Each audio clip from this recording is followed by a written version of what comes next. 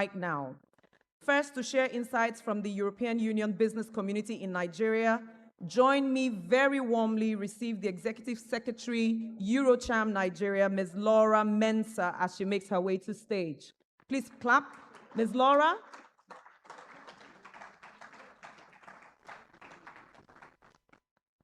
Appreciate her till she gets here, please. Thank you. Is this good? Yes, it's great. Thank you.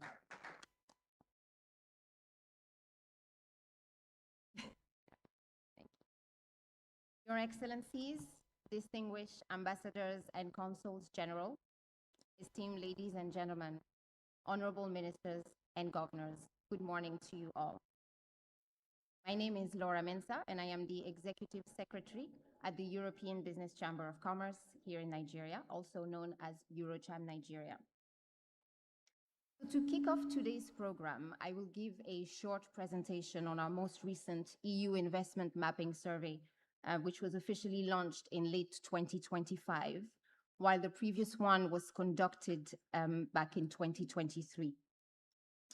Now, the aim of the exercise is to provide an evidence-based assessment on the economic contribution, the operating conditions, and on the investment intentions of European businesses here in Nigeria. The survey itself was funded by the European Union and was conducted by Forvis Mazars. It comprised of a set of 65 questions aiming to gather data across various thematic areas, some of which being business origins, geographical presence, and investment drivers. At a glance, we can see that a total of 113 valid responses have been recorded from 15 different countries, 82% of which from EU member states. We will note that the remainder were from the United Kingdom and Switzerland, which are non-EU European countries.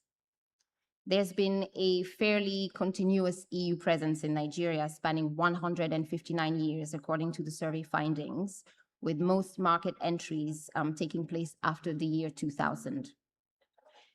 Now, taking a look at the graph on the right side, we can see the presence of these companies categorized by country, with France representing most of the responses gathered, followed by Germany, Switzerland, and the United Kingdom, while all other countries represented 5% of responses or less. The geographical reach of the companies who took part in the survey shows that operations actually span all 6 geopolitical zones, predominantly with 100% of operations in the Southwest, making it the universal anchor, if you will. The South-South and the North-Central region follow quite closely, while the rest represent 30% or less of operations. In terms of sector representation, the companies surveyed operate across 10 different industries, indicating that European businesses' activity here is quite diversified and spread across multiple areas of the economy, rather than just concentrated in a single industry. Industrial manufacturing accounts for the largest share at 27%, while financial services and oil and gas and energy combined account for 26% of responses. The market footprint and fiscal contribution data is also quite interesting, in that all participating companies account for a combined turnover of at least 1.5 billion euros annually. 36% report an annual turnover of about 50 million euros, and 31% are in the 20 to 50 million euros bracket. Essentially, 67% of respondents generate over 20 million euros annually in Nigeria, which suggests that the survey captured predominantly large and well-established multinationals. 97% of all respondents employ Nigerian nationals in their organizations, and 65% of respondents contribute 500,000 euros or above in tax to the Nigerian authorities annually. Gender parity, however, was not achieved in most firms, as 66% of respondents reported between 26 to 50% female employees only.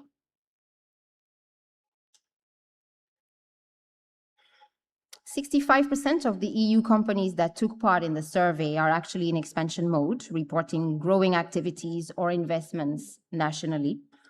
Only 1% of the responses report exit or reduction of presence, which is quite a strong signal of commitment to the Nigerian market, despite the microeconomic challenges that may be faced. The ranking of investment drivers shows that the growing consumer market is the leading factor at 85%, followed by product demand and market size at 74%. On financing, 77% of respondents said they reinvest profits, while 65% rely on parent company funds. Only 9% use DFI instruments, which suggests that development finance may not be widely used just as yet. Overall, the findings show that companies remain positive despite challenges linked to FX fluctuation and inflation, with 59% still seeing opportunity in the sector and expecting strong growth over the next 5 years. In terms of investments, past and future, the findings point to a strong level of commitment from European businesses in Nigeria. Over the last 5 years, more than 65% of respondents invested over €1 million in the country, with the largest share investing between 10 and 15 million euros. Looking ahead, companies are planning larger investments. The proportion of respondents expecting to invest more than 10 million over the next 5 years increased from 45% to nearly 58%.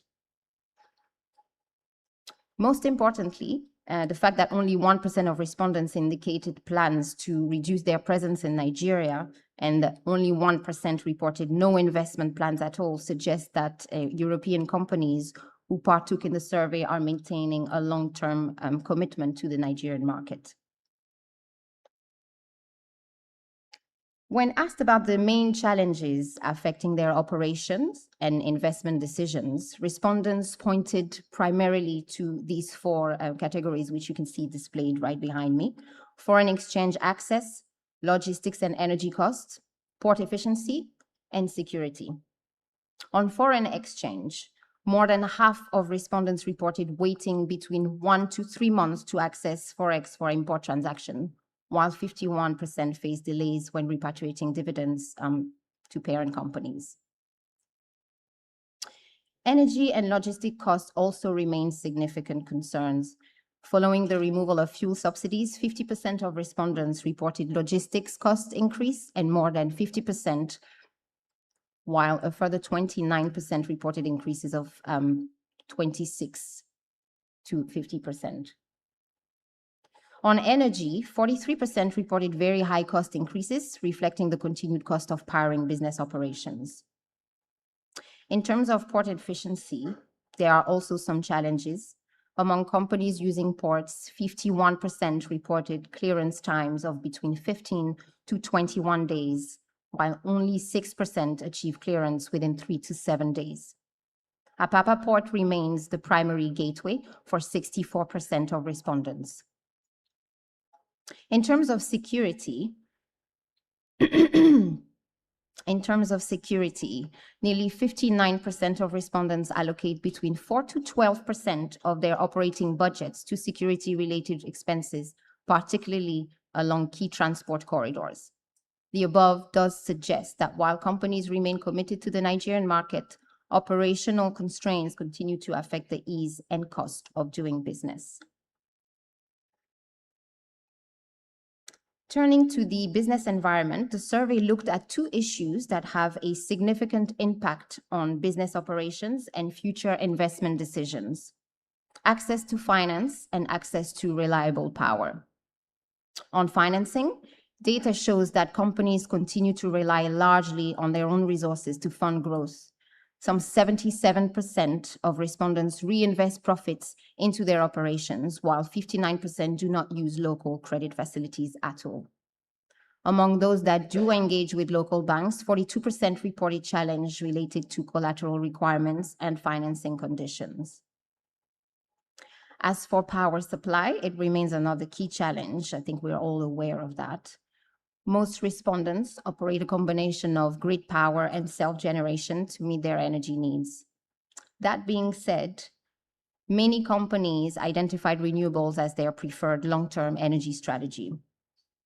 Meanwhile, the data also highlights that unreliable grid supply continues to create additional operating costs, which in turn requires for businesses to dedicate resources to power generation that could have otherwise been invested in growth and expansion. On the policy and regulatory front, the findings have shown that most companies view EU regulations as manageable and in many cases beneficial. Around 60% of respondents said EU policies create business and investment opportunities, while 56% reported increased reporting and due diligence requirements. Only 2% said these regulations have led to delays in investment decisions, and around 60% already have data protection officers in place. The survey also shows that European companies here in Nigeria actually serve a fairly wide range of markets, with just under 50% of respondents who identify the EU as their main trade market, and 54% said their primary business is with other markets. It also was found that out of the 113 companies who partook in the survey, there are only 11% currently making use of the African Continental Free Trade Area in terms of trade preferences, which does suggest that there is still some room to increase participation in regional African trade.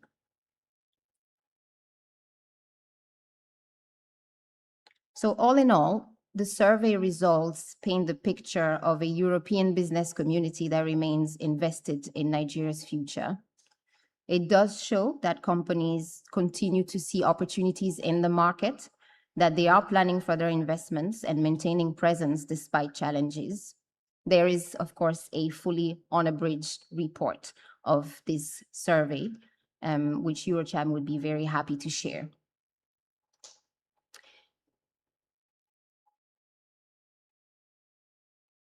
But it does look like my time is up. I know we have a very busy program for the day. Before I conclude, I'd like to also acknowledge and thank Forvis Mazars for conducting this survey on behalf of Eurocham Nigeria and for their valuable contribution to this important exercise. And thank you all very much indeed for your attention this early morning. Thank you. So, thank you very much, Ms. Mensah. Very detailed report on the European business community and what is happening here. I would like to welcome from the Nigerian Economic Summit Group, Head of Research and Development, Dr. Joseph Ogebe. He will be speaking to the insights from the Nigerian business perspective. Please welcome him with a very warm applause this morning.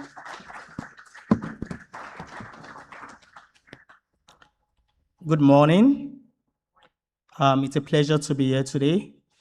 So today we'll be presenting, what we titled Beyond the Headlines, Insights from Nigerian Businesses. In the past 2 years, the Nigerian Economic Summit Group has consistently gone out to survey businesses every month to ask them what's their business sentiments, what do they think are the key challenges, and what are the success factors to drive growth. So I'm going to be presenting the findings from what we heard from businesses over time. So when we ask businesses, what's your sentiments about the Nigerian economy in 2026? This is what they told us, that business confidence is improving, but profitability remains under pressure. For instance, they cited things like business sentiments shifting, increased confidence, and investment intentions rising, but they also noted that businesses are cautious in investing. Also, in terms of growth, they told us that yes, growth is real, but margins remain squeezed, citing examples that margins remain compressed because of things like access to finance and high interest rates they face, and this affects their working capital. Also, winners are adopting very fast. So those businesses that are leading, they are the ones that they can actually adopt or adapt to the current business situation. To the right there, you see the charts in the last 1 year. We see improved sentiments. Even when we compare this with Stanbic IBTC PMI, it's the same trajectory. But the big question is, what is preventing firms from scaling, even when the confidence is high and profitability is also, improving? What's preventing firms from scaling?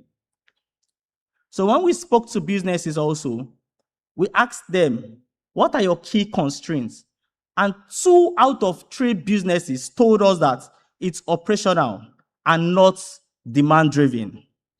Basically, they mentioned energy, and when we drill down, 3% of your annual sales loss goes to power outages. And also, they noted 70.7% of businesses depend on diesel generator. This adds to cost of production. Another key challenge is supply chains. They noted things like insecurity, moving goods from one place to the other, and sometimes you have road closures. Access to finance, we've heard this before. High interest rate constraints working capital and also business expansion. Operating costs, this is also what we see coming up recently. Rising rental costs and also inputs continues to erode firms' margin. But despite all these constraints, some sectors are still growing, they are still outperforming. We asked the question, why? And this is the results. We try to present what we call the Nigerian growth playbook. Why are firms winning and what are they doing? Basically, the story is this. Top performing firms share 4 key traits: strong value chains, talent investment, localized production, and market expansion. The key sectors that are winning are agri-business. And in this, businesses talked about integration. How to integrate or control the critical part of your value chain. Digital finance is also another sector. And yet, the businesses told us we need to invest and retain world-class talents. Talent migration is a key problem in this sector. Manufacturing clusters, we need to localize and also reduce import dependence. That's what winning firms are doing in those sectors. Then regional trade, we need to expand and leverage on our competitiveness across markets, both in Nigeria and outside the country. These issues together, as we see, they are not market determined. They are operational reasons. They are operational issues. So it deals with execution. And what are we saying? What do we really need to do?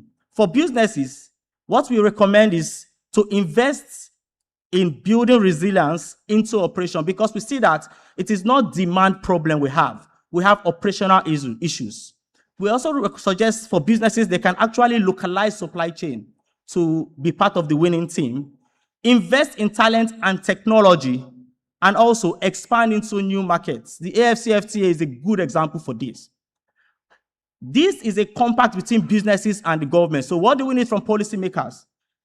Reliable power. Power is also part of what we experience as a constraint. Reliable power or energy. They should remove logistic corridors. Expand access to finance. Create new source of financing. And also ease the high cost of financing for businesses. Then also sustain policy predictability. This is also key. In conclusion, Nigeria remains a key destination for investment and long-term growth in Africa.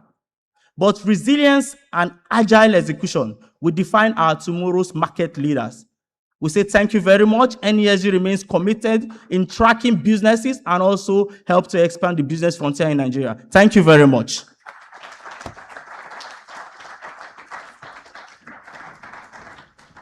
Thank you so much, Dr. Joseph Ogebe, for giving us the overview of the expectations and where we are. And I'm sure we'll discuss more in the course of the day.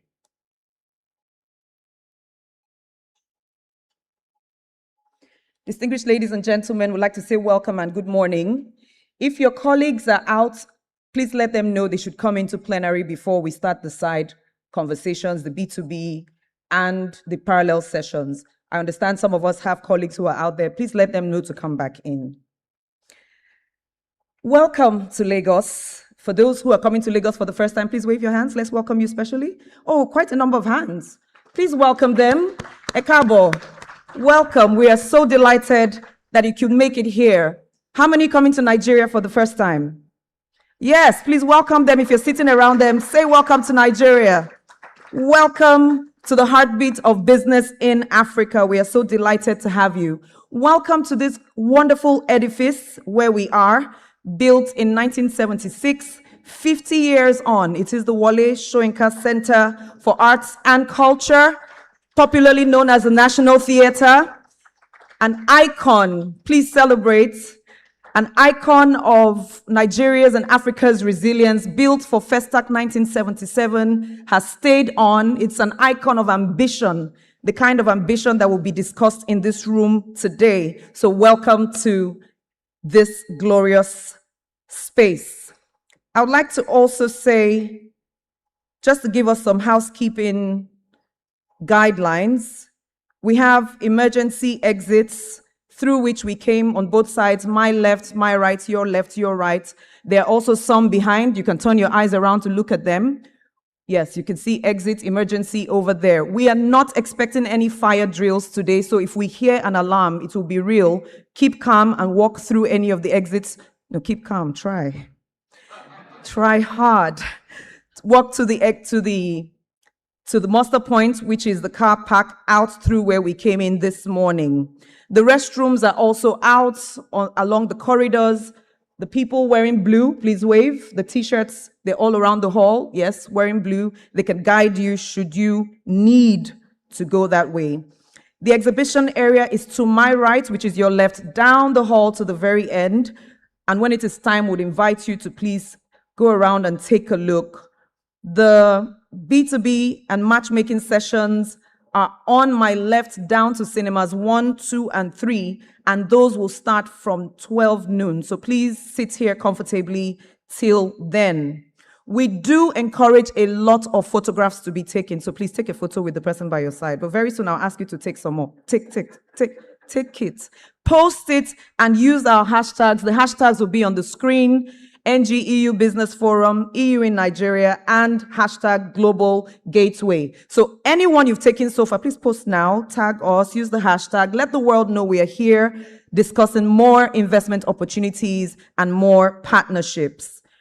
Your mobile phones should be working for photos, but please check that they are silent as well so that they don't interrupt the sessions. There are spaces, there's a space at the end that has tea and coffee, and it is set up at any time you need to get something warm. Please quietly, gently walk over there and help yourself. The Wi-Fi is complimentary. The code and the login details will be on the screen every now and again for those of us who need to connect. Please do so. The agenda is also available virtually. The QR code will be on the screen shortly. Please scan it if you haven't already so you can follow very quickly the proceedings for the day. Some of us were able to scan it at the registration desk. In a short while, it will be on the screen. Let the world know Nigeria and the European Union are exploring more investments, more opportunities, shaping the future. So please take more photographs. I'll keep saying this all day, and use our hashtags. Thank you so much. I would like to do what in Nigeria we call establishing protocol. For those who don't know, now you will know it. And for those who would speak afterwards, please adopt the protocol for time's sake, and we implore you to follow as is set. His Excellency, the Vice President of the Federal Republic of Nigeria, Senator Kashim Shettima, GCON, ably represented by the Director General, Presidential Enabling Business Environment Council, PBEC, Princess Zara Mustafa Audu. Please say good morning and welcome. His Excellency, the Governor of Lagos State, Mr. Babajide Sanwo-Olu, ably represented by the Honorable Commissioner, Commerce, Cooperatives, Trade and Investment, Mrs. Folashade Ambrose Medebem. Good morning. The Deputy Director General for Transport and Mobility, DG Move, European Commission, Ms. Maya Bakran Marshish. Good morning and welcome. Thank you for bringing us together. Our host, and what in Nigeria we might call my Oga at the top. His Excellency, the Ambassador of the European Union to Nigeria and ECOWAS, Ambassador Gauthier Mignot. Good morning, sir. His Excellency, ECOWAS Commission President, Dr. Omar Aliu Toure, who is ably represented by Director for Trade, Mr. Kola Shofola. Good morning, sir, and welcome. The Honorable Minister of Industry, Trade and Investment, Dr. Jumoke Oduwole, MFR, comfortably seated. Good morning, ma'am. The Honorable Minister of Budget and Economic Planning, Senator Abubakar Atiku Bagudu, ably represented by the Honorable Minister of State, Dr. Doris Uzoka Anite, CFA. Good morning, ma'am. The Honorable Minister of Livestock Development, Honorable ID Mukhtar Maiha. Good morning, sir, and I know he will join us shortly. From the European Investment Bank, we have Mr. Loic Laurier. Good morning, sir, and welcome. Distinguished members of the diplomatic corps here present, particularly the European Union ambassadors, consuls, and other participants from the member states, we acknowledge you and we thank you for your continued commitment. Good morning and welcome. Heads of delegations and delegations from across the states in Nigeria. I'm told we have delegations from Delta State, Enugu State, Abia, Anambra, Bauchi, Kano, Lagos, and maybe a few more. Please wave and let's say good morning to you. Welcome. Thank you so much. Heads of ministries, departments, and agencies here present, good morning. Esteemed leaders of business, industry, and finance, particularly the president of Eurocham Nigeria, Mr. Jan Gilbert, who is here. Good morning, sir. The national president of NASIMA, Nigeria Chamber of Commerce, Industry, Mines, and Agriculture, Dr. Jani Ibrahim, good morning. The Nigerian Economic Summit Group, leaders, and all members of the Nigerian European business community in attendance, welcome and good morning. Distinguished members of the expert panels, the panel session moderators, the panel speakers, quite a retinue of you, good morning, and thank you for honoring us with your presence. The Youth Sounding Board, good morning and welcome. Our development finance partners, many of you who are already here and have been, we say thank you and good morning. To the members of the Fourth Estate of the Realm, our media partners and journalists here present, good morning. Please tell the world everything that's going on here. Thank you. Every delegate, every business leader, every investor, every innovator, every entrepreneur, invited guests, those who are joining us online, we say good morning and welcome. To the leadership of the National Theatre, thank you for hosting us today. Please join me, give a round of applause very warmly for everyone who is here. My name is Joyce Daniels, Queen of Talk, Global Master of Ceremonies, Communication Strategist, Executive Coach. Over 18 years, I've done what I love every day on extraordinary stages like this. I am honored to be Master of Ceremonies here today. And if you clap for me, I'll be so glad. Thank you very much.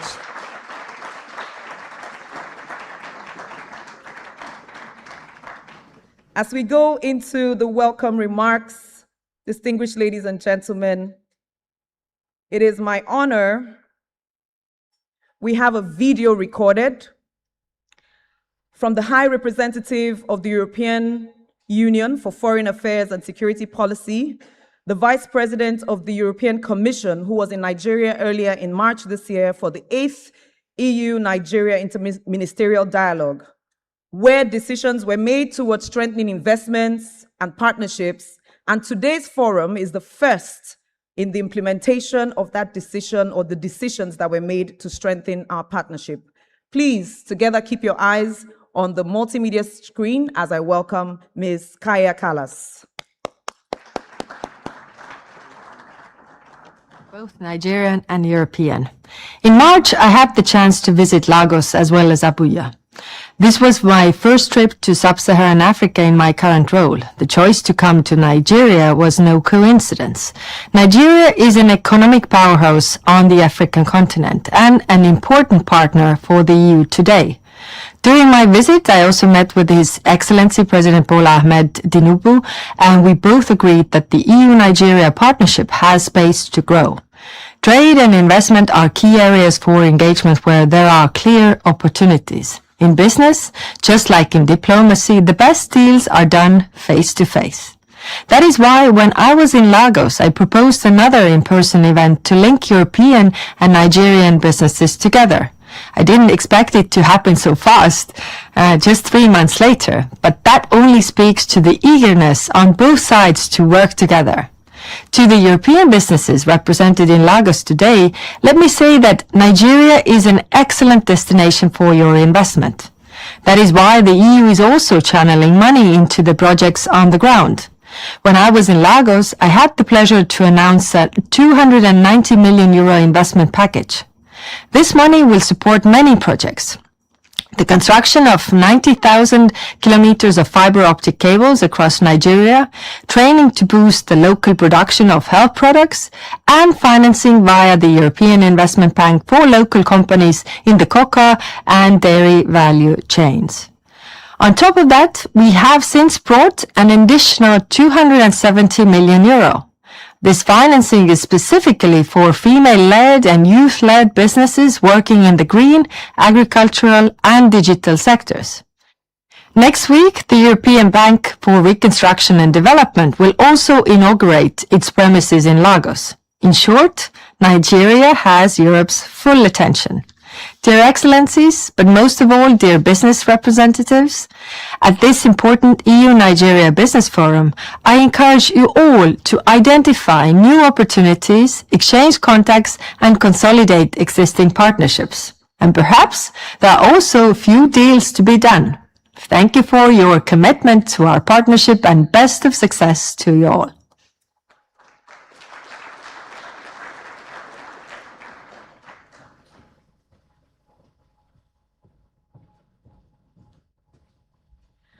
To Ms. Kaya Kallas, we say thank you for your intervention. Thank you to the entirety of the European Union for believing in Nigeria and putting your money where your mouth and your hearts are. So please once again appreciate our High Representative, Ms. Kaya Kallas.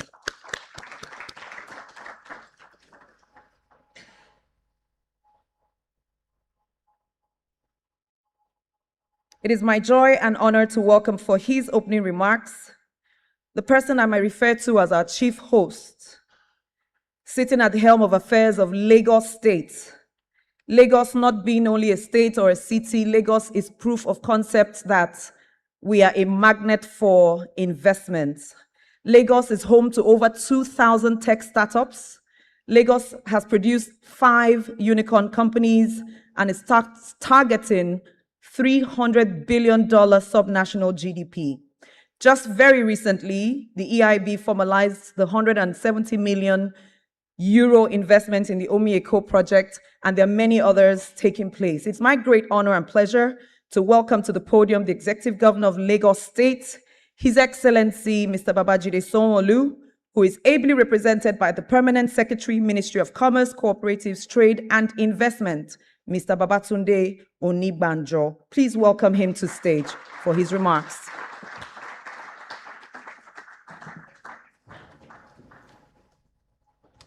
Welcome, sir. You can adjust the mic to suit. Okay, thank you. Thank you very much. Thank you.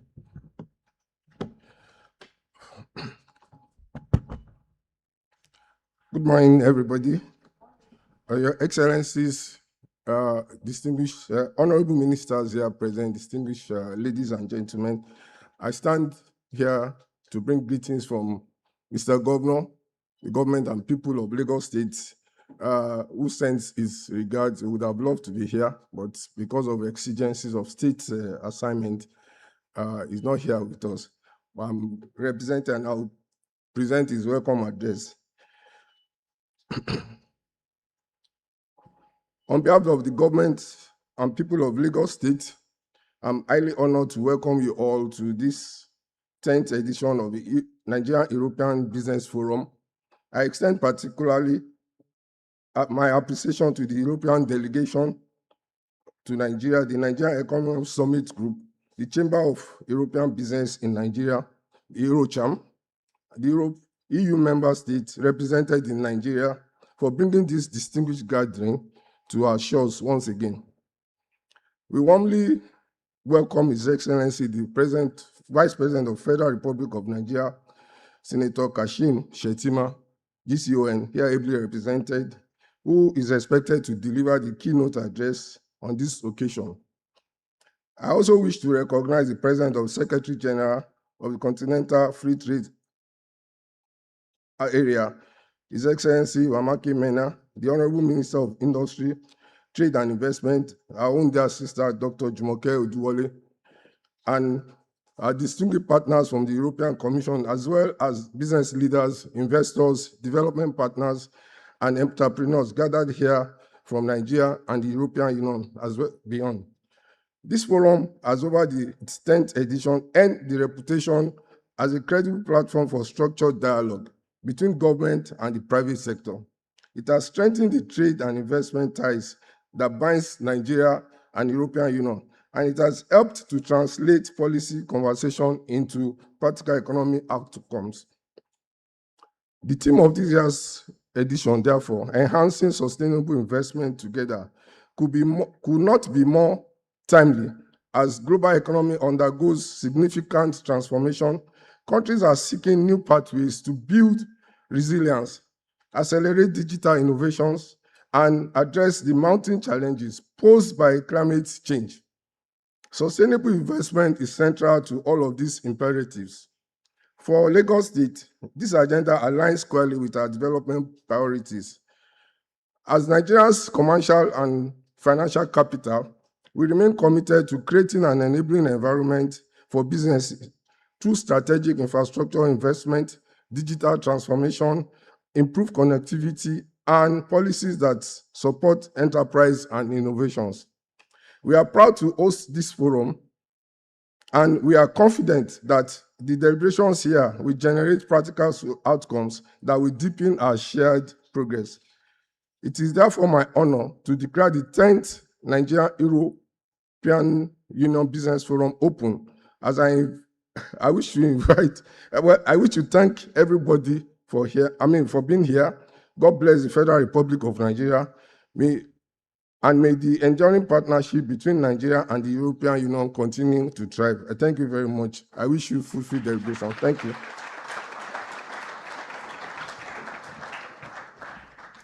Thank you, Your Excellency, sir. Thank you for your intervention. Thank you for your partnership. Thank you for your support. And thank you for making Lagos what it is today. Once again, please appreciate His Excellency, the Governor of Lagos State. Our next speaker has, under his leadership, announced the $290 million Euro Global Gateway Expansion Package for Nigeria. He signed the landmark healthcare and agri-business facilities with the Bank of Industry, championed Nigeria's emergence as the European Investment Bank's largest country of operations in Nigeria, the kind of partnership that is actually building the nation. He's a career diplomat over 26 years in the French Foreign Service, a distinguished record as EU ambassador to Mexico before coming into Nigeria. He arrived here in 2024 September and wasted absolutely no time deepening one of Africa's most important bilateral partnerships. Please, very loudly and warmly, welcome to the microphone His Excellency, the Ambassador of the European Union to Nigeria and ECOWAS, Ambassador Gauthier Mignon.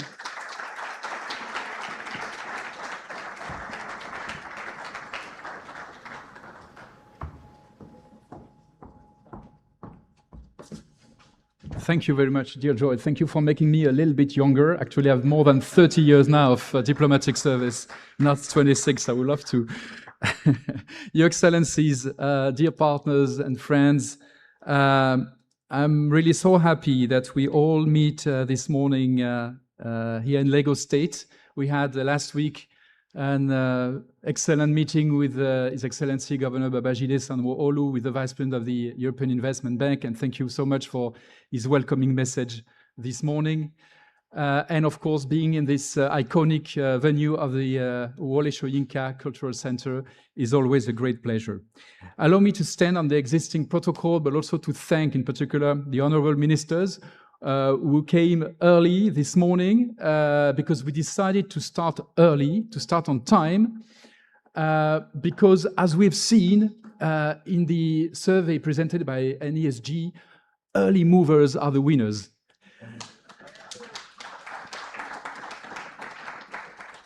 And also because in a fast evolving and growingly challenging global context, we must also move fast and decisively.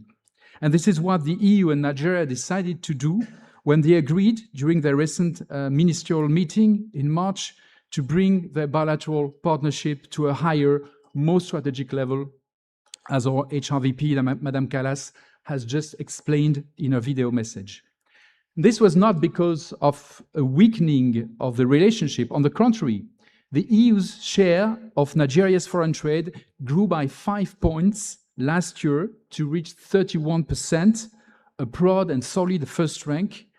And the same is true for the stock of foreign direct investment from Europe. So it was rather the fruit of a growing awareness on both sides that there is a wide, untapped potential which it is in the interest of both parties to unlock. Today's Business Forum is the first concrete illustration of this common purpose.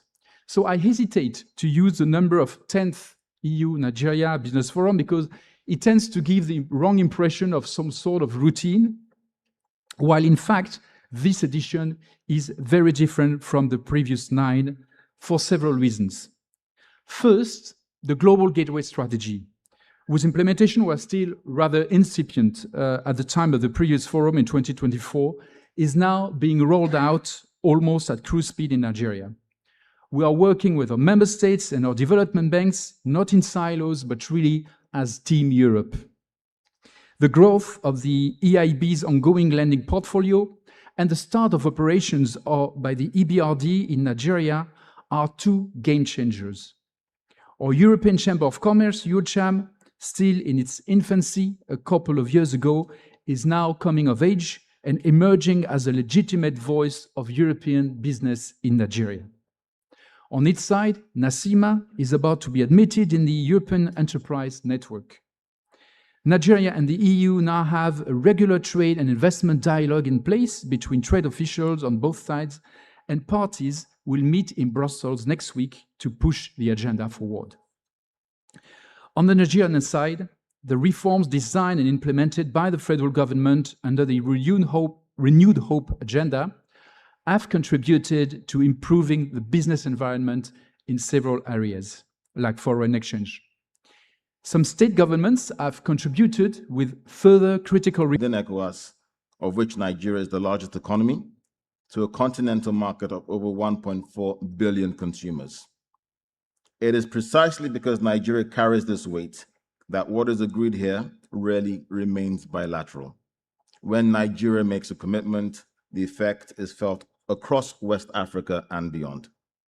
Your Excellencies, ladies and gentlemen, ECOWAS's relationship with the European Union has, over time, shifted from development cooperation towards business and private investment, with growing EU support for regional infrastructure and trade facilitation, a partnership the ECOWAS Commission is committed to deepening further.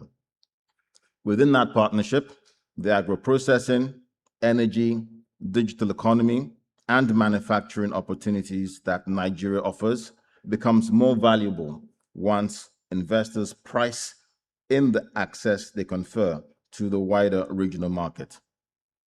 We would like to invite investors gathered here to regard Lagos not only as a destination, but a platform to a wider regional and continental market. On financing, the ECOWAS Commission recognizes that West Africa's infrastructure needs cannot be met by public budgets alone, and we welcome the European Union's continued support through blended finance and guarantee instruments that crowd in rather than displace domestic and regional capital. Yet none of this will be of true consequence unless it reaches the women and the young entrepreneurs who constitute the majority of West Africa's enterprises. The ECOWAS Commission regards that inclusion is a key measure of whether this growth is genuinely shared. On regulatory reform, investors place a premium upon predictability of rules and speed of their administration.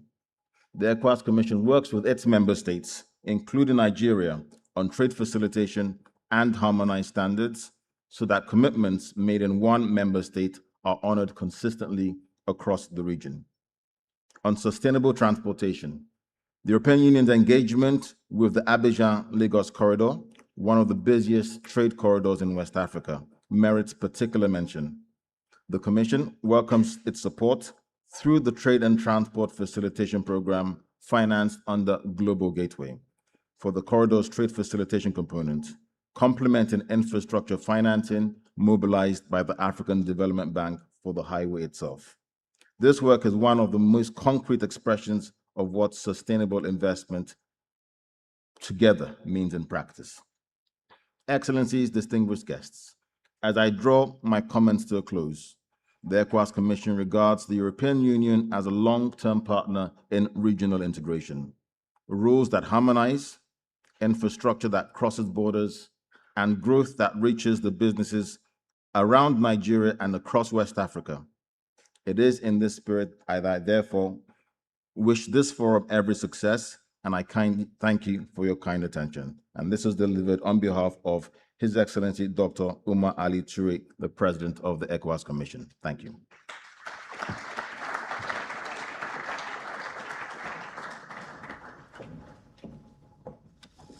Thank you so much to Mr. Kola Shofola for being the voice of ECOWAS here today.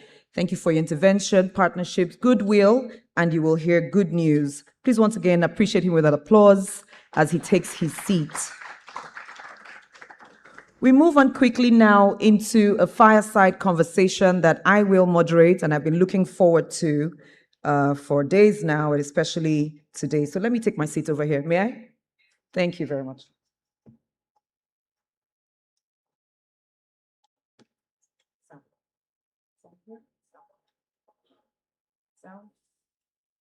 Sound here. Thank you. Thank you very much. Sound. All right. Sound. Thank you. Thank you. Thank you. All right. Thank you. Please give sound to all of us up here. Thank you very much. I am delighted to welcome from the Ministry of Industry, Trade and Investment, Special Assistant Investments to the Honorable Minister. Please welcome Efe Baba as they come on stage.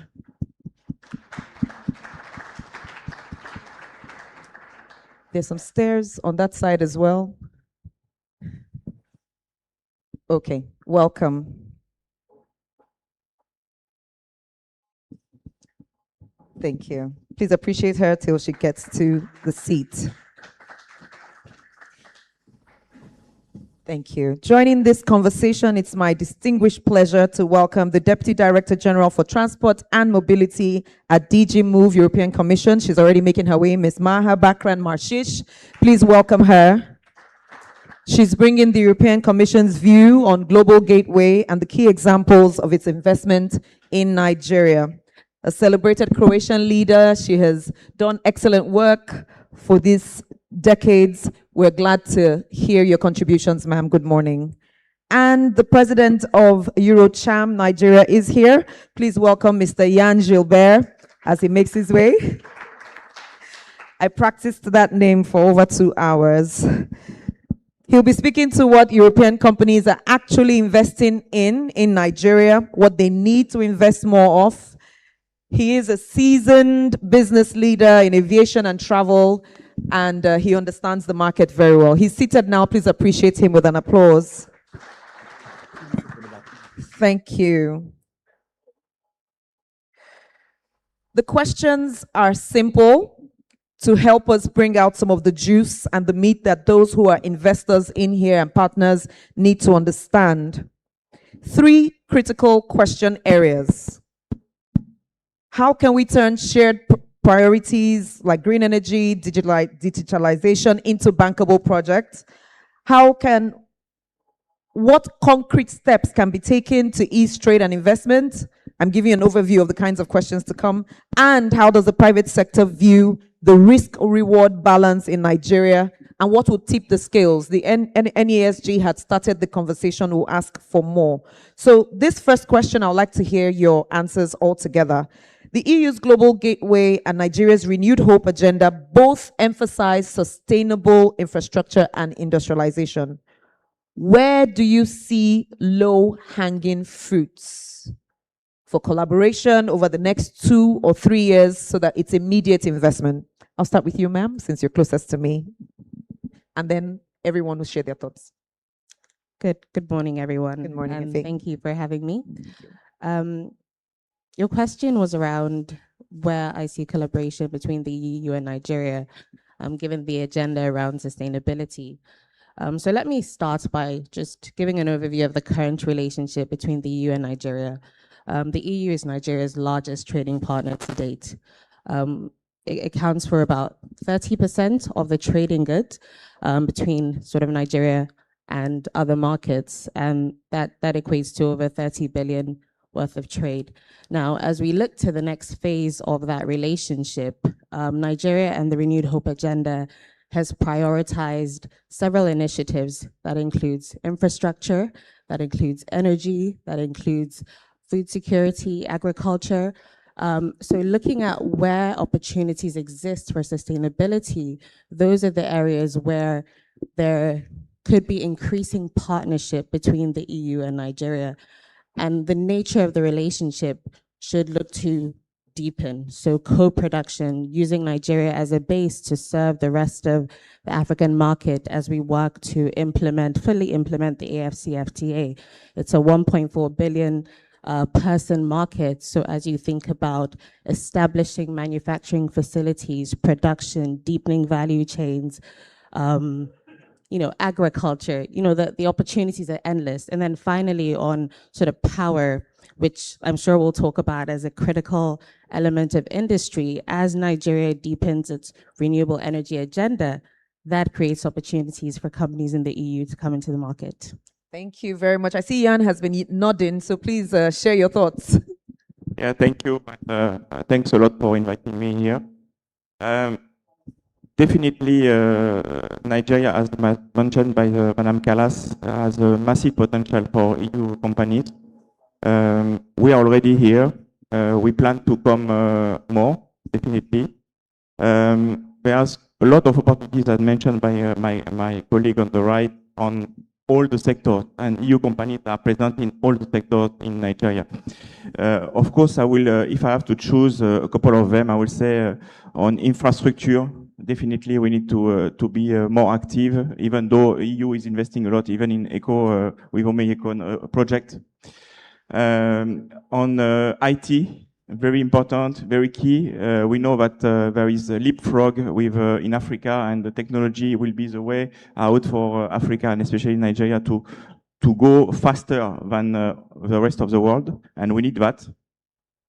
And finally, if I have to choose only three, I would say education or upskilling of talent, because you have a massive availability of talents in Nigeria, and we have this potential that is recognized by international players that we can tap into to make it better, but this needs to be upskilled and trained. And I think EU and Nigeria can work together to make it happen. Thank you very much. Infrastructure, IT, and human capital development, top three amongst the group. Ma'am, what would your thoughts be on this? Thank you very much. If you allow me, just a few thoughts first, and then I'll move on and try to pick the low-hanging fruit. First of all, really, it's impressive to be here as we have started the event. Look around yourselves. The room is absolutely full. An applause, please. Thank you. Thank you, everybody, for showing interest, for confirming what everybody here in this room and beyond knows. We really share a strong interest. We really, all of us, want to deepen our relationship to really establish a firm partnership. After all, we all want the same things: growth, quality jobs, and long-term resilience. We've heard already a few times a very important fact, so let me repeat it again. EU is Nigeria's leading trade and investment partner. around 30%. It's actually 31.7% of Nigeria's total trade goes to the EU. 31.7. Let me also mention there is a very strong place because the next Nigeria's partner is India with 11, China 8, US 6.5, not to go further. So incredible number that also is reciprocated in investment. Our priorities align. This is, as the ambassador was saying in his introductory speech, what Global Gateway is about. Let's also not forget, and we hope to continue proving to you the quality of EU investment.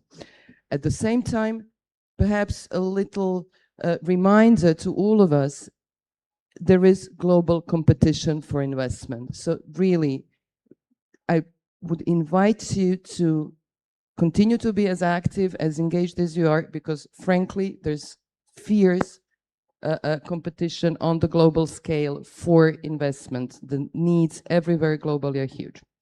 Now, let me speed up now. Coming to low-hanging fruits, we believe we should look at the areas where we have strategic alignment, mature projects. Some of them were repeated already many times this morning, also on the panel, digital fintech, energy. Just yesterday, we inaugurated another important milestone when it comes to energy.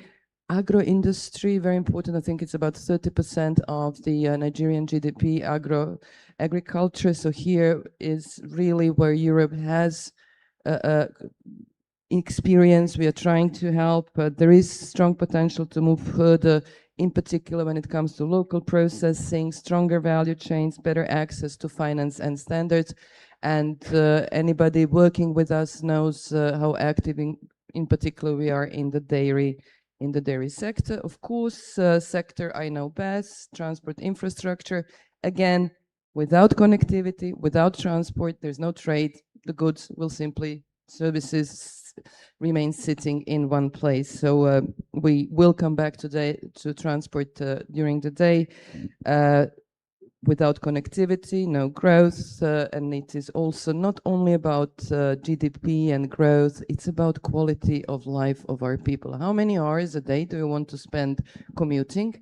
I don't think anybody wants that at all. So let's see what we can do. And also, as we are reminded by the current global situation, geopolitical situation, once or when you have connectivity, you're resilient. If there is a disruption, if you manage to still stay connected, you manage to survive, you manage to become, to stay resilient. Another important element here that will really try to boost our relationship to a completely different, even higher level is the new trade and investment dialogue. We will try, and as it was already mentioned, it's really being launched in a matter of weeks. What we'll try to do is identify shared priorities and strengthen the business environment. So with Team Europe, with Global Gateways, we do have the tools. Let's do it together. Let me also finish by mentioning one very important area, and that's the regulatory environment. We really need to work together on the openness on the markets. We would really like to already salute some of the important reforms really taking place in the country, and we are really ready to walk with you together. Thank you. Thank you so much, ma'am. You ended on the... Please put your hands together. I know you want to. Thank you. Regulatory environment. So that leads me to my very next question, which is about barriers and enablers for foreign direct investment.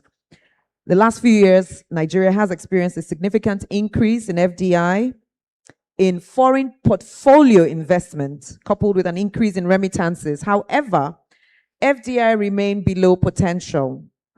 According to the Nigeria Bureau of Statistics, in the first quarter of this year, we recorded $135 million inflow in FDI, or about 1.3% of total capital importation. So from your vantage points as the leaders on stage, share with us one or two top obstacles to deeper EU investments and prefer the policy or practical fixes that we should expect or we should make happen?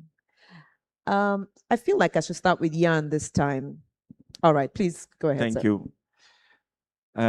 Indeed, we are far below the potential of what Nigeria can achieve in terms of FDI. You know, when you are a foreign company or a businessman, you want to invest, you are not investing for 1 year or 2 years. No. So you need a clear visibility on the medium long term. You cannot expect that the country policy changes in the next 3-4 years. You need visibility, you need sustainability of the process. That's the first point. Secondly, you really need to facilitate the business and not to put constraints on the existing business as well. I speak about, for example, taxes. I speak about getting work permits. It's a lot of burden that create fearness to my people from Europe to come into Nigeria because they are afraid of all these barriers that can happen or can change at any time, and that creates a lot of resistance or fear to invest into Nigeria, and that's a pity. Definitely, he has improved a lot, definitely, but we can still do much better. And if I have one last request, and I'm sure I'm not going to make a lot of friends today, it's both to Nigeria and to EU countries, is to improve the visa process, to make it more smooth, more fast, Somebody and better. feels like clapping to that. I could hear it in my head. And I think that's all. I had my 2 points. Thank you very much. Thank you. Yes, please, Afe. No, thank you very much, Jens. And I'll sort of piggyback off what he has said. When you think of FDI, it's a lagging indicator. Essentially, FPI comes first. We've seen an uptick in FPI in terms of the macroeconomic adjustments that the administration has done. So we've seen sort of the fuel subsidy removal, we've seen the tax reforms, a lot of work in terms of digitization of our import and export processes. But investors value policy consistency, certainty. So as we see that stability in the reforms that have happened, there will be gradual increase in FDI. In addition to that, there's a lot of work, like Jens has said, in terms of the ease of doing business, sort of facilitating companies, addressing regulatory bottlenecks, red tape, and that's slow and steady work. I think finally, one thing that is often spoken about in terms of FDI is really concrete and bankable projects. Enabling that sort of data availability, removing the information asymmetry. And I can say that's something that the Federal Ministry of Trade and Investment, under the leadership of the Honorable Minister, has been working very actively on. We're working on an investment portal that's going to address some of the issues that you've spoken about, giving sort of real-time information around what agencies, what the process looks like. In addition to that, a virtual deal room, so you're able to identify credible investors, are able to identify bankable projects. And I think these sorts of initiatives are what make it easier for investors to come in, and then the hand-holding ensues. So it's slow and steady work, but it's begun, and we continue that work. Thank you so much. Bankable projects being guided, handheld. Please clap to that. The Ministry of Trade is already working on it, and I'm sure in the deal rooms today we would see some of the handshakes take place. Ms. Moshish? Thank you very much. Indeed, $1 million question. How do we turn the interest that is visible, that is there, that is confirmed every day into durable, bankable projects? Of course, we work closely with our colleagues here on the ground, but also from our own conversations with the businesses. 3 issues seem to come up most often, at least as we see them. One is predictability. Investors can work in complex environments. There's no doubt about that. But they need clarity and consistency in regulation, in administrative procedures, as well as consistency is in administrative procedures, and the application of rules. So this is really something that pops up in our conversations. And here it is really crucial to continue and even speed up with the reforms such as the Business Facilitation Act. These are really important signals and they help reduce bottlenecks and improve the business environments. And for sure, this type of reforms, and looking at the minister and her team, is behind the figure that we've just heard in the analysis of the Eurocham, where 65% of companies, European companies, are in expansion. So let's continue on this path. Second, again, also mentioned a few times before this morning, microfinancial confidence. Again, long-term, even medium-term investors need to know that they can plan with confidence, that they will operate in a stable environment and work under clear and transparent conditions. And then thirdly, of course, like everywhere else in the world, what we need is a broader investment ecosystem. We need policy reform. We need enabling infrastructure. We will be coming back to that: infrastructure, connectivity, energy, transport, digital. So this certainly will remain key to attracting and sustaining investment. And this is exactly where Team Europe can be, is already, but can become even stronger strategic partner through policy dialogue, technical assistance, and certainly our financial instruments. Once again, let me repeat, there Sound. Okay, maybe I did something. There's fierce global competition for investment from the EU budget, from our member states. Everybody is fully aware of the high quality of the investment we can bring, but there is fierce competition. So please keep being as agile and active, and you will be able to continue attracting this investment. One other thing, and I will finish here, just to illustrate how much benefit it can bring to the country. Again, coming back to the excellent analysis of Eurochamber, if you noticed another important element in there, all these European companies who come here, who invest, who work, employ 96.7% Nigerians. It's incredible number. So we need more of that. Thank you so much. We do need more of that, more employment uptake, meaning we're going back to more human capital development, because if the workforce is not ready for the jobs, then the jobs can't be taken. Thank you. I'd like to ask a question about sustainability, because it is still kind of like a buzzword in Nigeria, and unfortunately, many businesses still don't understand what sustainability really translates to.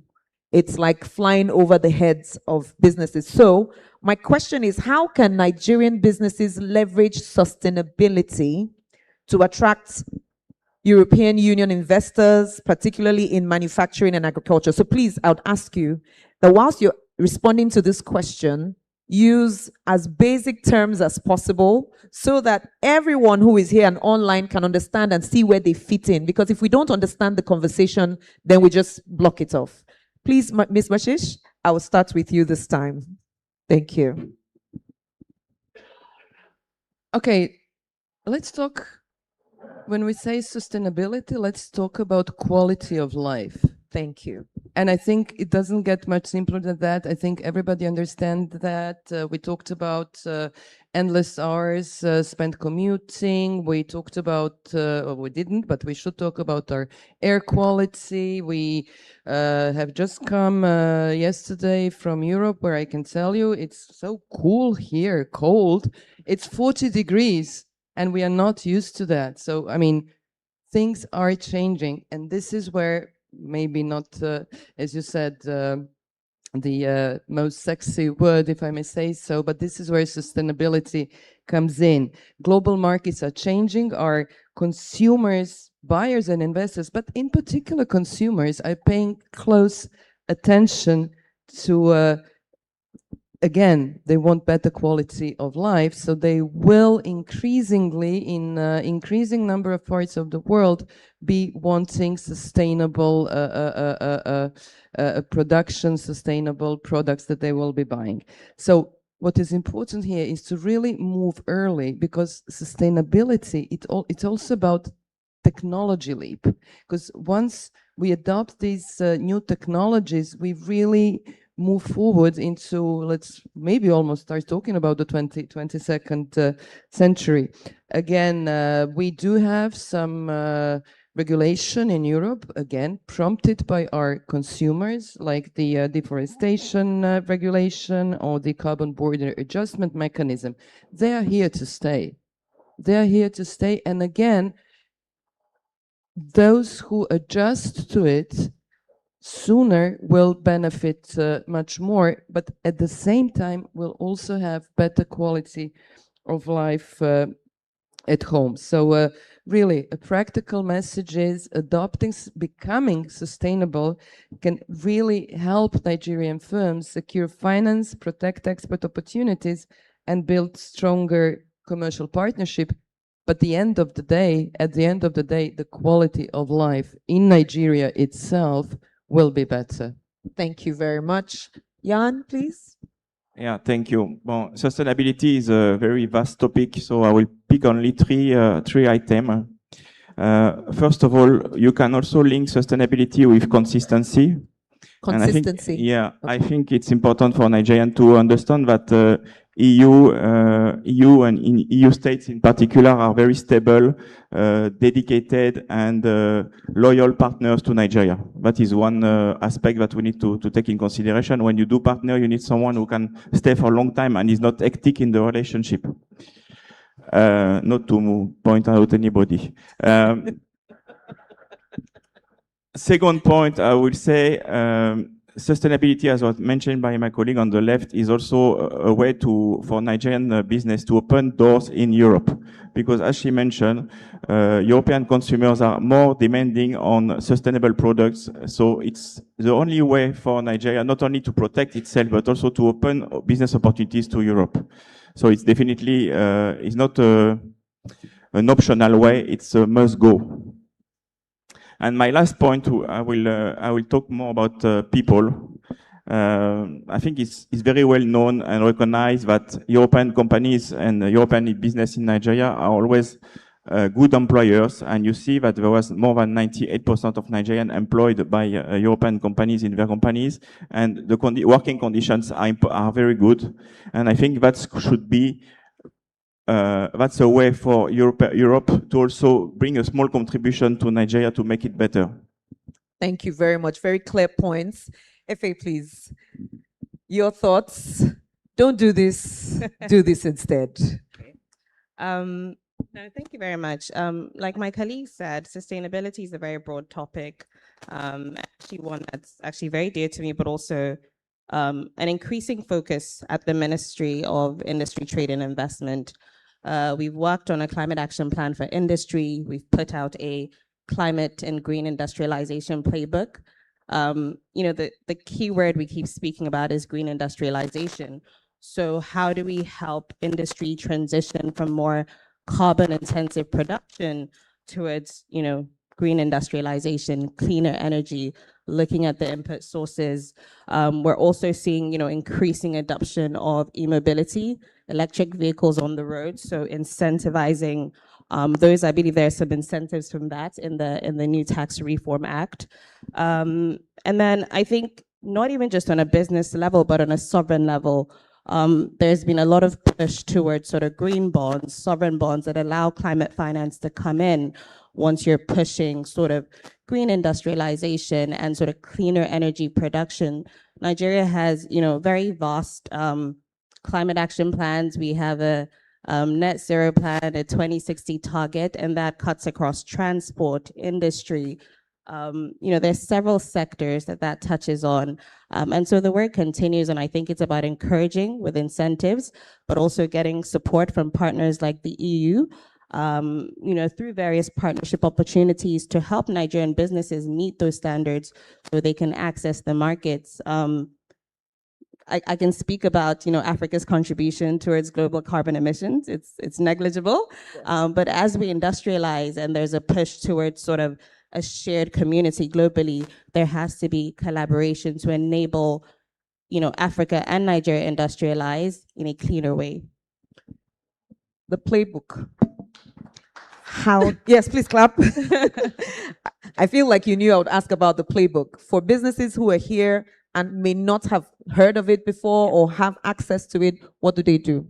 Yes, so you can access it on the website of the Federal Ministry of Industry, Trade and Investment. It's actually one of 4 investment playbooks that we have. There's climate and green industrialization. There's others that may be of interest of the digital economy, the creative industry, as well as solid minerals and industrial value chains. So somebody has done the hard work to put the playbook together. You should just plug and play. How many of us have accessed any of these playbooks before? Okay, I see only one hand. Wow, wow, woo. Okay, can I ask you for the next question, which is, what is the website of the... It's fmiti.gov.ng. Is what? fmiti.gov.ng. You don't need to ask your other guy at the top. What? Say it again, please, please. fmiti.gov.ng. Did you hear?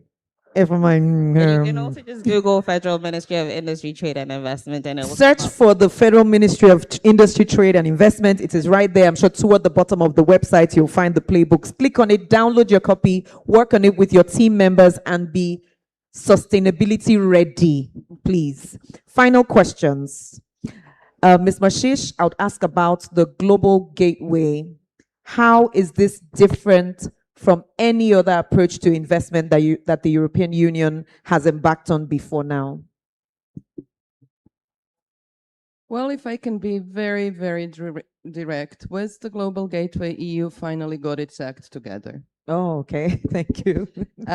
It's really the emphasis. I mean, first of all, the Team Europe approach. We've been doing that for decades, of course, but now it's really hand in hand with our member states who are, don't you forget, we talk about the EU, but of course, it's the member states who are the major investors. So we do sit together. We have sometimes very long debates, but the results are visible on the ground. So we really put emphasis on high environmental and social standards, transparency and good governance, partnerships. And this is what really completely distinguishes Global Gateways, if I may say so, from many, many, many other potential investment coming from other sides. We really put an emphasis on partnerships, on equal cooperation with our partner countries, and whoever did, in terms of national authorities, any Global Gateways work, they realized that it is really about equal footing and partnership. What you tell us what you want, then we see together where we can go together. And then we all measure it by the results that need to bring long-term benefits for local communities and economies. So it's really collective, bringing EU member states, EU institutions, crucially financial institutions, together with the authorities in our partners. And again, we are really happy to have a number of really good projects, some of them already mentioned here today in digital economy package, OMI-ECO project. So we will be doing much more. We have a very, very dedicated and fantastic team in the delegation here. They're all over the country, so always ready. Please get in touch, push them. There's a number of other European representatives, so we are here to really build via the Global Gateway right conditions for long-term and sustainable information in both of our interests and also in both of our hearts. Thank you. Thank you very much. Partnerships will be the major difference right now. Please appreciate Ms. Marshish for her interventions. Jan, very quickly, the question is, are there any policies that you've seen work in any other countries of operation that you believe we should adapt and adopt here immediately, from your experience? I was not prepared for that one. Um, honestly, I think facilitating the access to Nigeria is definitely key and urgent. I didn't get that. Facilitating the access to Nigeria is key and urgent. When you want to go to, I don't want to mention any name, but a neighboring country of Nigeria, you just fill a small questionnaire, you click, and in less than 2 minutes, you get your access to the country. And that makes a lot of difference. You don't have the stress and the costs and everything. So please fix that in the interest of the business. Thank you. Thank you very much. If the helper needs help, then there is a big problem. If we're trying to partner and the partners can't gain access to the partnership, then the partnership remains unpartnered. Thank you. Finally, for the Ministry of Investment, Industry, Trade and Investment, tell us something about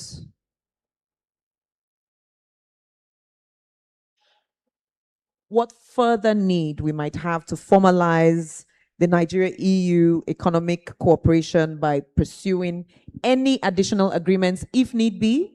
But if you think we're in a great place, then tell us that we're in a great place.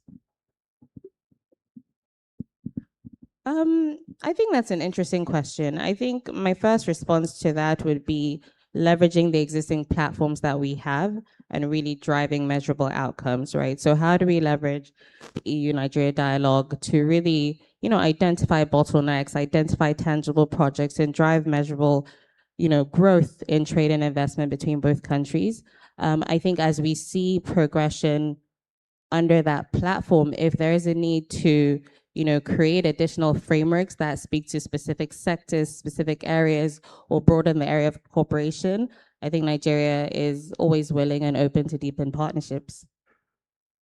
Thank you very much. Nigeria is ready. Nigeria is open to deeper partnerships. I thank you so much for your contributions, your interventions. Thank you all for listening. We're also grateful. Please put your hands together for my distinguished panelists. We'll rise for a group photograph and then we'll take our seats. We'll rise for a group photograph over here. Where do we stand?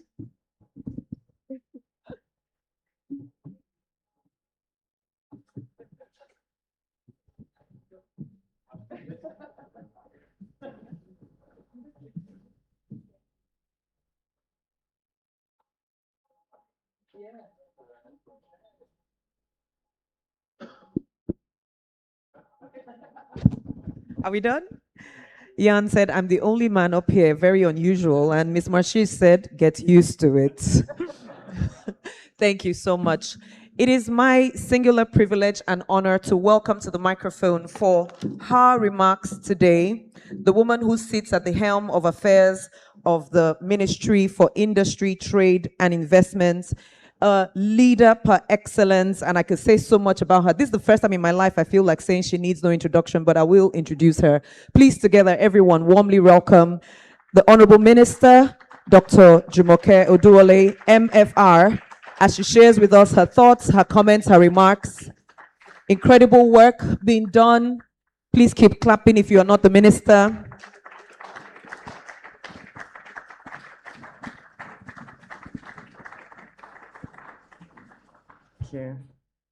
Good morning, everyone. I will be obedient and compliant and stand on the extremely well adumbrated protocols. Very well done. In Abuja, we like our protocols, but in the interest of time, I will restrain myself and say a very warm welcome and good morning to everyone. On behalf of His Excellency the Vice President, who is interested in this relationship and interested in this event. Indeed, he has at least 2 senior special assistants in the room as we speak. Nasser Mahama is somewhere around, and Dr. Akubo is also somewhere around. The Office of the Vice President is pivotal in such relationships. I used to be a member of that office myself, and I used to head the Presidential Enabling Business Environment Council. So working with Eurocham and several partners in the room is not a strange activity to me. As the Honorable Minister responsible for industry, trade, and investment for Nigeria, my special advisor, Mrs. Efe Baba, has said a lot about what the ministry is doing with the EU, with various partners, with various relationships, individually, collectively. Just last week, I was with the Peace and Security for Women agenda with the Honorable Minister of Women Affairs, hosted by the ambassador and ambassador to Norway. But coming to today and what we have discussed here, I was really very delighted to hear Ms. Farron reference some of the work that we've done, and also Mr. Gilbert. Your interventions show me that EU is paying attention to Nigeria. I also listened to the parts that I was able to catch of the presentations on the survey by Eurocham and by NESG. And that data, I've already asked His Excellency the Ambassador whether I can have copies of those presentations. Our work here as government is simple: to listen, to partner, to further our collaborative interventions. His Excellency President Bola Ahmed Tinubu has been the first and foremost trade and investment champion for the Nigerian economy. In the last 3 years, even the toughest critics will agree that this administration has been able to stabilize this economy at a macro level. We've taken several tough decisions. Mr. President has had the courage to take several tough steps that needed to be taken. And we continue to appreciate and thank the people of Nigeria for the sacrifice and belief in the administration and being with us on the journey. Nigerian economy for new investments coming into Nigeria. And so we continue to welcome, charge, like our Honorable Minister just said, charge the path toward the $1 trillion economy for 2030. He has continued to and consistently championed the cause. As chair of the National Economic Council, he has been steady, aligning federal ambition with state-level reality. I'm speaking of no other person but the Vice President of the Federal Republic of Nigeria, His Excellency Senator Kashim Shettima, GCON. This morning, he is very ably represented by the Director General of the Presidential Enabling Business Environment Council, PABEC. Please welcome very warmly Princess Zara Audu as she comes to stage to speak on behalf of His Excellency. If your hands are not tired or not too cold, and if they're cold, all the more reason you should clap even louder to get some warmth in as she makes her way here. Welcome, ma'am. You can adjust the mic. Thank you.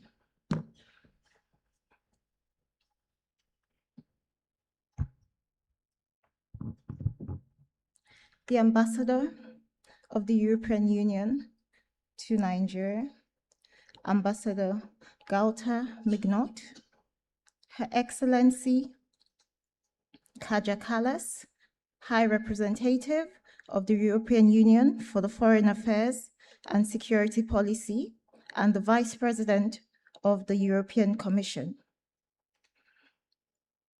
His Excellency Babajide Sanwo-Olu, Governor of Lagos State, Honorable Ministers, distinguished ambassadors and the diplomatic corps, captains of industries, development partners, distinguished guests, ladies and gentlemen. I'm sorry, I literally got off my flight and rushed here, so forgive me. It is a great honor and privilege to address this distinguished gathering on the 10th Nigerian European Union Business Forum on behalf of His Excellency, the Vice President, Senator Kashim Shettima, GCON, my boss.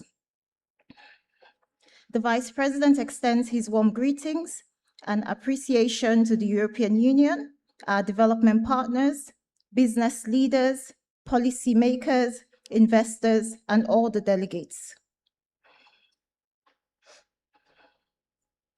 His Excellency places immense value on this forum because it embodies a principle that increasingly defines success in the 21st century and sustainable prosperity through partnership. I will now proceed with reading his speech. Over the last 10 years, the Nigerian European Union Business Forum has evolved beyond the dialogue platform. It has become an important vehicle for translating shared aspirations into investments, commercial partnerships, policy reforms, and development outcomes. It has helped strengthen economic ties between Nigeria and Europe while creating opportunities for businesses and citizens on both sides. Ladies and gentlemen, the Nigerian-European Union partnership is not merely a bilateral relationship. It is a strategic economic alliance with profound implication for trade, industrial development, technological advancements, and energy transition and sustainable growth. Today, the European Union remains one of Nigeria's most important economic and strategic partners. Trade in goods between Nigeria and European Union exceeds 35 billion euros, while European Union's foreign direct investment stock in Nigeria stands at about 26 billion euros. More than 200 European companies operate across key sectors of our economy, accounting for over 130,000 direct jobs and many more through domestic supply chains and auxiliary industries. These figures tell an important story. They demonstrate the relationship between Nigeria and Europe is not merely diplomatic, it is economic, strategic, technological, and increasingly people-centered. It facilitates capital flows, supports industrial growth, strengthens value chains, transfers knowledge and technology, and creates opportunities for millions of people. At a time when the global economy is undergoing, the engagement reaffirmed our commitment to deepen cooperation across trade, investment, energy transition, digital transformation, security, and sustainable development. Today's forum represents the practical continuation of commitment. It is where policy meets enterprise, where dialogue meets execution, and where opportunities are transformed into investments. Under the able leadership of His Excellency President Bola Ahmed Tinubu GCFR, Nigeria has embarked upon one of the most consequential programs of economic reforms in its recent history. The reforms are not isolated policy measures. They form part of a comprehensive strategy to strengthen macroeconomic stability, improve market efficiency, restore investor confidence, and position Nigeria as Africa's preferred destination for productive investment. The liberalization and unification of the foreign exchange market, the removal of the fuel subsidies, ongoing fiscal reforms, and the recapitalization of the banking sector are all designed to strengthen economic resilience, improve resource allocation, and create the foundation for long-term growth. The objective is clear: to build a more transparent, competitive, and predictable economy capable of supporting industrial expansion, export growth, infrastructure development, and private sector-led jobs. Encouragingly, early indicators suggest that these reforms are beginning to yield results. Nigeria recorded a balance of payment surplus of approximately $6.8 billion in 2024, reversing deficits recorded in previous years. Non-oil exports have expanded significantly, reflecting the increasing diversification of our economy and the growing contribution of non-traditional sectors to national output and foreign exchange earnings.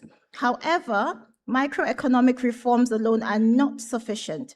Global investors evaluate economies through a broader lens. They assess policy consistency, regulatory predictability, institutional effectiveness, infrastructure quality, logistics, efficiency, access to finance, dispute resolution mechanisms, digital readiness, and overall the cost of doing business. This understanding continues to shape the reform agenda of the federal government.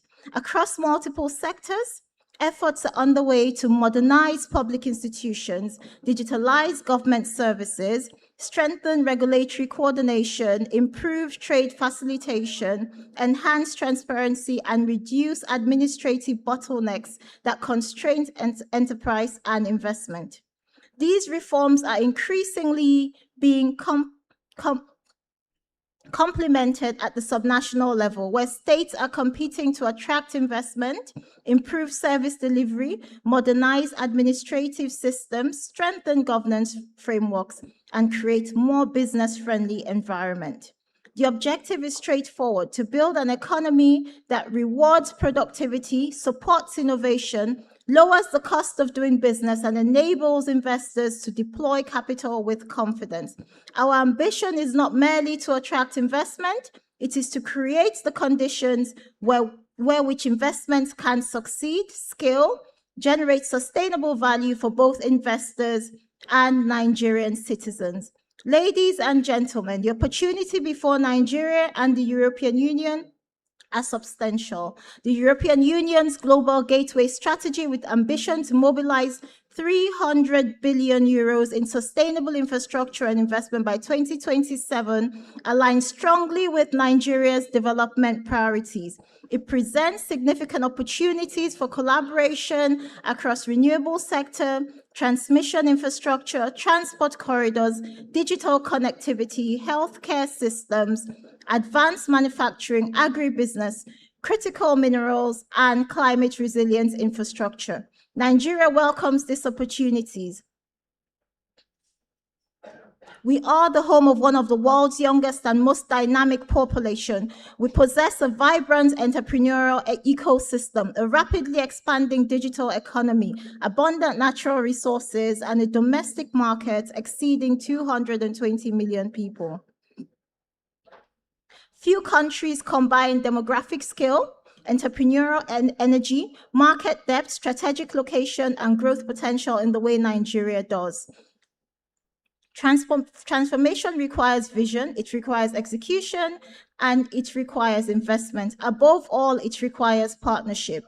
Our responsibility as partners, as leaders, is therefore clear. We must continue to strengthen institutions, modernize infrastructure, and expand access to finance. As we celebrate the 10th edition of the forum, we must define the ambition of the next decade. The future of Nigeria-European Union relation will not be measured solely by communiques or declaration. It will be measured by the infrastructure we build, the industries we develop, and the technologies we deploy.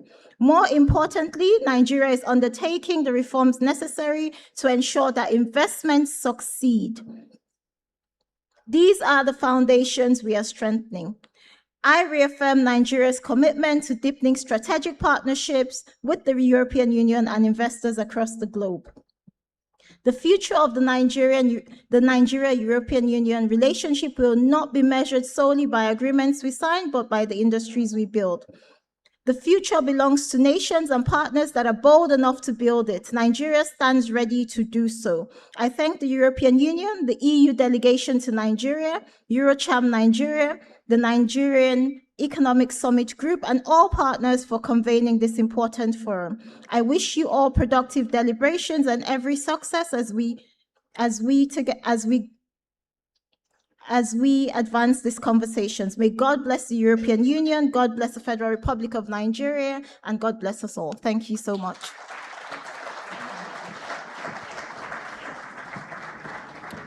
Our profound appreciation to Your Excellency, the Vice President of the Federal Republic of Nigeria. Thank you so much for your intervention, your commitment, your partnership. Once again, please appreciate His Excellency, Senator Kashim Shettima, GCON, very ably represented by the Director General of PBEC. Thank you so much. Distinguished guests, I have a very quick ask of all of us before we go into the immediate next thing. If you've been here since the start, you've been sitting for almost 2 hours, so I'd ask you to please stand and stretch your legs for just, don't leave your seat, just stand. and let the blood flow. Okay, stand. You've been sitting since 9 a.m. Thank you so much. So now, whilst you're standing, please bring out your phones. Yes. Thank you. Bring it out.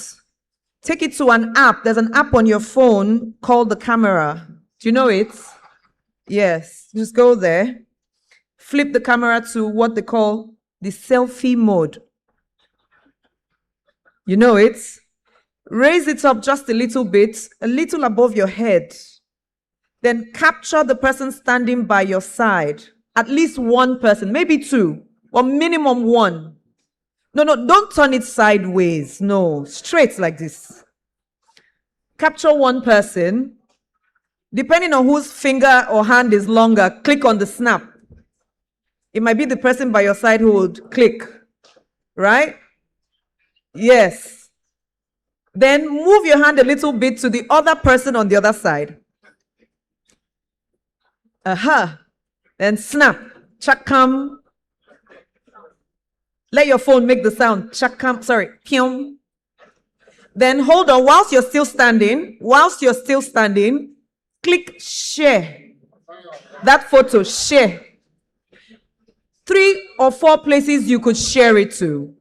Share it to your WhatsApp status and say, I am here deepening partnerships for investment at the 10th Nigeria EU Business Forum. You can share it to your WhatsApp status, to X, to Instagram, to LinkedIn, to Facebook, and please use the hashtags on the screen. The hashtags we put up on the screen right now. Hashtag NGEU Business Forum, hashtag EU in Nigeria, hashtag Global Gateway. Give you time to write. Your legs are still stretching. If you're sitting down, you should be standing. Are you typing? Yes. Thank you. You're all such wonderful people. Type it. You're sharing it, and you're using these hashtags on social media platforms. Share. Yes. Fantastic. Yes.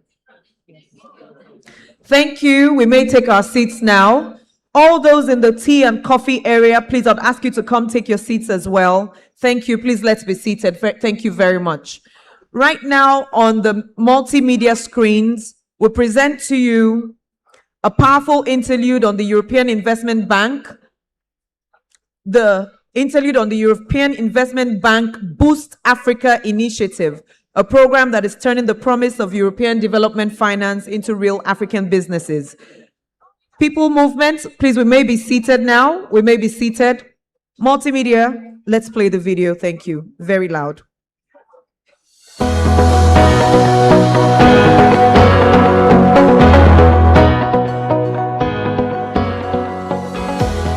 I'm very extremely excited about the work that Boost Africa has done across all of Africa, from Nigeria to Kenya to Ghana to Cote d'Ivoire, by funding entrepreneurs that actually want to build businesses.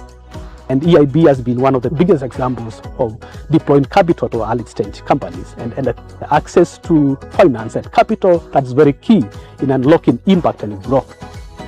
Before knowing Shamba Pride, I had a lot of challenges in running this business. Getting to know Shamba Pride, they usually drop my product up to here, so I don't have to pay for transport. Yeah, so there is a lot of change.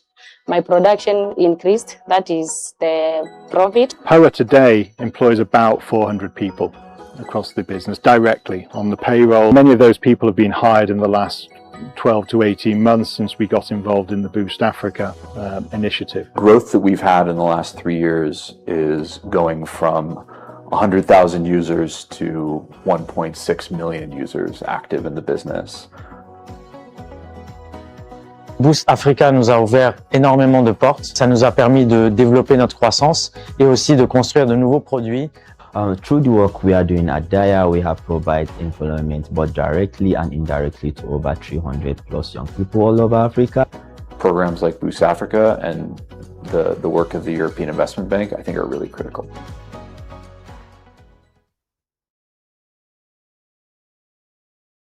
So I'm basically Gen Z, and I don't know how to do the protocols thing very well. So I spent a lot of time researching with ChatGPT so I can dazzle you guys, but I can't use the knowledge anymore. Good morning, everyone. All protocols duly observed. I'm Aleph, co-founder and CEO of Daya, stablecoin banking solution for Africa. The disconnect Africans feel from the global money order is a problem that has been deeply personal for me. My seminal experience was in 2014 as a fresh university graduate who just started work as a software engineer at Microsoft. I was ready to live the Nigerian immigrant dream, graduate college, get a nice job, send money back home to family. I attempted different solutions. I even used Western Union. The fees were ridiculous, and it took me almost 2 weeks to get the money back home. My dad actually thought I was lying, and I had no intention of sending the money. This drove me to start exploring other solutions. I started looking at Bitcoin, and I used it to send money. It was so much better. The fees were a lot lower, and my parents received the money a couple of hours later. I was genuinely impressed, and this became my go-to solution. Yet I understood that it was a deeply and convoluted process. It was built for developers and nerds like myself, not for everyday people like my parents. And so I took a bet. I quit my job in 2018, and I decided to move fully into crypto. I moved back to Nigeria, and I started my first company. I was trying to understand how this technology could become useful and accessible to everyday people across Africa. So I started how I knew, building and tinkering. Today, my company, Daya, is a culmination of this decade of experience I've amassed. Daya is focused on solving this pernicious problem. We are building the financial engine to enable Africans make cross-border payments. We help businesses pay suppliers all over the world. We receive money on behalf of young African freelancers working in the age of AI. We help parents pay their children's school fees abroad.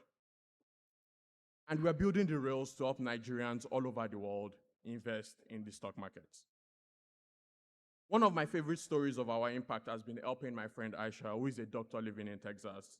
She needed to send money back home for an urgent surgery for her mom. And it took all of 15 minutes, going from a bank account in the US to payment being made in Nigeria. I was indeed very proud. Daya is building a one-stop shop for everything that has to do with plugging Africans to the rest of the world. Our vision is that sending money within Africa and between Africa and all the countries in the world would feel as seamless as sending an email is today. That is truly possible. Yet none of the work we do would be possible without strong believers like Boost Africa, who have given us a platform, a voice, and a chance to build. The opportunity to bring our vision to life. Boost Africa is a joint initiative between the African Development Bank and the European Investment Bank, with a goal of helping achieve the Sustainable Development Goals through venture capital and technical assistance for young businesses. But what does that mean? So let me contextualize the value of EIB's Boost program. If you're a young African trying to start a tech startup, the stories of builders you come across often seem like the story of the sole superhuman efforts of people like Mark Zuckerberg hacking away in a dorm room in Harvard to build Facebook. But Daya's story is different. Daya is built on the back of giants. The story of Daya is the story of Ayodeji, who graduated from the Federal University of Technology, Akure, and became our founding engineer. It is the story of the late nights that Chisom pulls, leading our customer support team to ensure all customers are attended to within 5 minutes. Daya's story is the story of the EIB's Boost program, which has been phenomenal, providing us with capital to bootstrap and offering advice on how to find our first customers and doing even more intros for us to get even more. My engagement with Boost Africa started via Django, one of the fund managers under the Boost program. It started with a capital investment in Daya, with them coming on as one of our earliest backers and believers. To put in context, Africa accounts for 20% of the world population, Yet only 1 to 2% of the venture funds and investments go into Africa. Initiatives like EIB's Boost Africa program are giving young entrepreneurs like myself a fighting chance in the world. Yet Boost value to the founders is not just with the provision of capital, it is also with being a thoughtful brainstorming partner, a source of network, and a funnel for customer introductions. The Boost investment in Daya serves two purposes. It is an investment in the founders and the founding team, young Africans building the financial infrastructure that transforms the continent. It is also an indirect investment in our customers who would ordinarily be disconnected from participating in trade with the rest of the world. Customers like the 1897, a burgeoning art consultancy who before Daya could not service foreign customers looking to invest in Nigerian arts. Today, there is one more Nigerian artist who can pursue their ambitions because of this infrastructure that we're building. The story of Africa is one of Ubuntu. It takes a village to raise a community. It takes the efforts of Boost Africa and Django and the European Investment Bank and everyone who has parented us for Daya to be the type of child that excels enough to impact the lives of transformative businesses on the continent. At Daya, our North Star is giving businesses in Africa the ability to interface securely, reliably, and quickly with the global financial infrastructure. And all of this is possible thanks to the European Investment Bank via Boost Africa's leadership, support, and vision. We are proud to be a team making this type of impact. We are honored to be the vessel for all this support. And it's clear evidence that the future of Africa is bright. Thank you. Congratulations, Tomiwa. Thank you to EIB for making this possible and so many more who couldn't speak here today. Thank you and well done on the work done at Daya.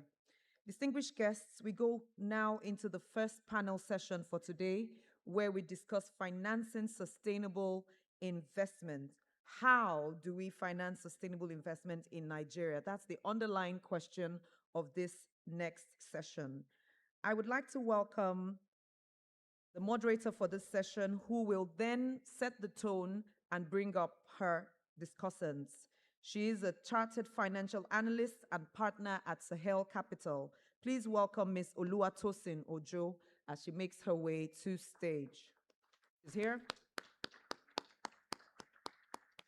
To those who are at the tea and coffee area, we respectfully ask that when you take your tea, you take your seats as well. And People Movement would ask that we help them move right back so that it doesn't become a networking area whilst we're in session. Thank you so much. Welcome, ma'am. Thank you. Yes. Thank you for having me. Good morning, everyone. I will be standing on the established protocols, so in the interest of time.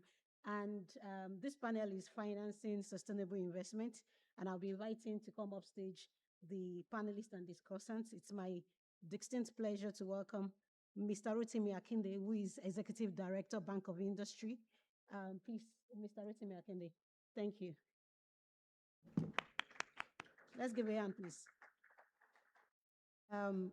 Dr. Abdul Mukhtar, National Coordinator, Presidential Initiative for Unlocking the Healthcare Value Chain, PVAC. Dr. Mukhtar, welcome. Mr. Lohic Loruya, Senior Investment Officer, Corporate Division, European Investment Bank. You're welcome. Ms. Chantel Abdul, CEO, Mojek, and also board member, non-executive director of the Ministry of Finance Incorporated. She around? Okay, and Mr. Michael Invenso, Director, Nigeria Climate Change Council. Here. Okay, looks like it will just be, okay. All right then. And Mr. Pradeep Pusani, CEO, Connexa. Welcome. Thank you, everyone. So we'll get right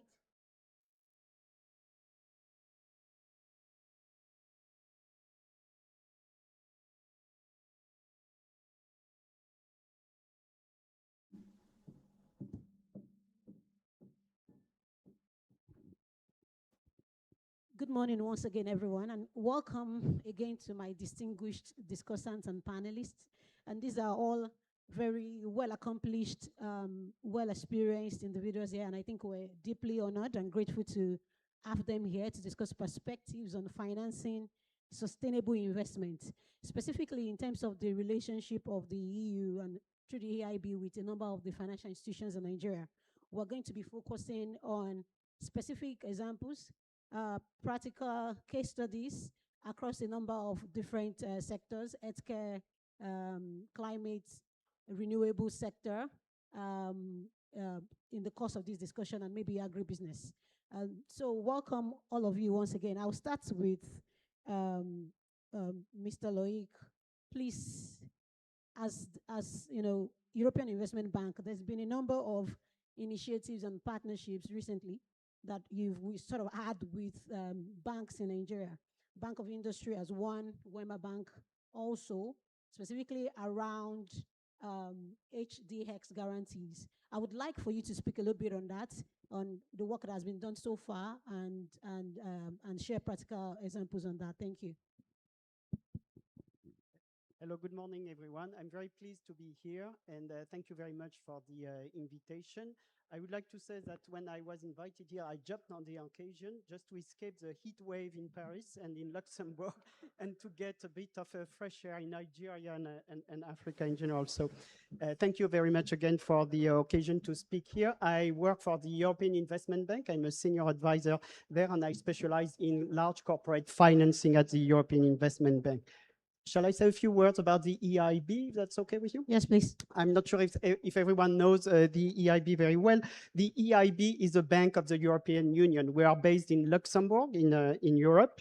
We have about 4,000 staff, and we do about 100 billion euros of financing every year. 90% of it goes to projects located in the EU, and 10% of it, which is still 10 billion a year, going to a project outside of the EU, which is about 3.1 billion in Africa per year, and in particular last year. So we do investment in Africa, in Caribbean countries, Pacific countries, Latin American countries, as well as what we call the Eastern European countries and Northern African countries. The aim of the EIB is to finance projects which are under what we call our eligibilities, and we can come back to what eligibilities means a bit later on, under favorable terms, be it favorable interest rates or longer maturities or other flexible terms, as well as technical assistance. We typically work outside of the European Union and even in the European Union with guarantees from the European Commission, as well as technical assistance grants from the European Commission. In Nigeria, we have financed over the past 5 years 1.3 billion euros of financing in key priority sectors.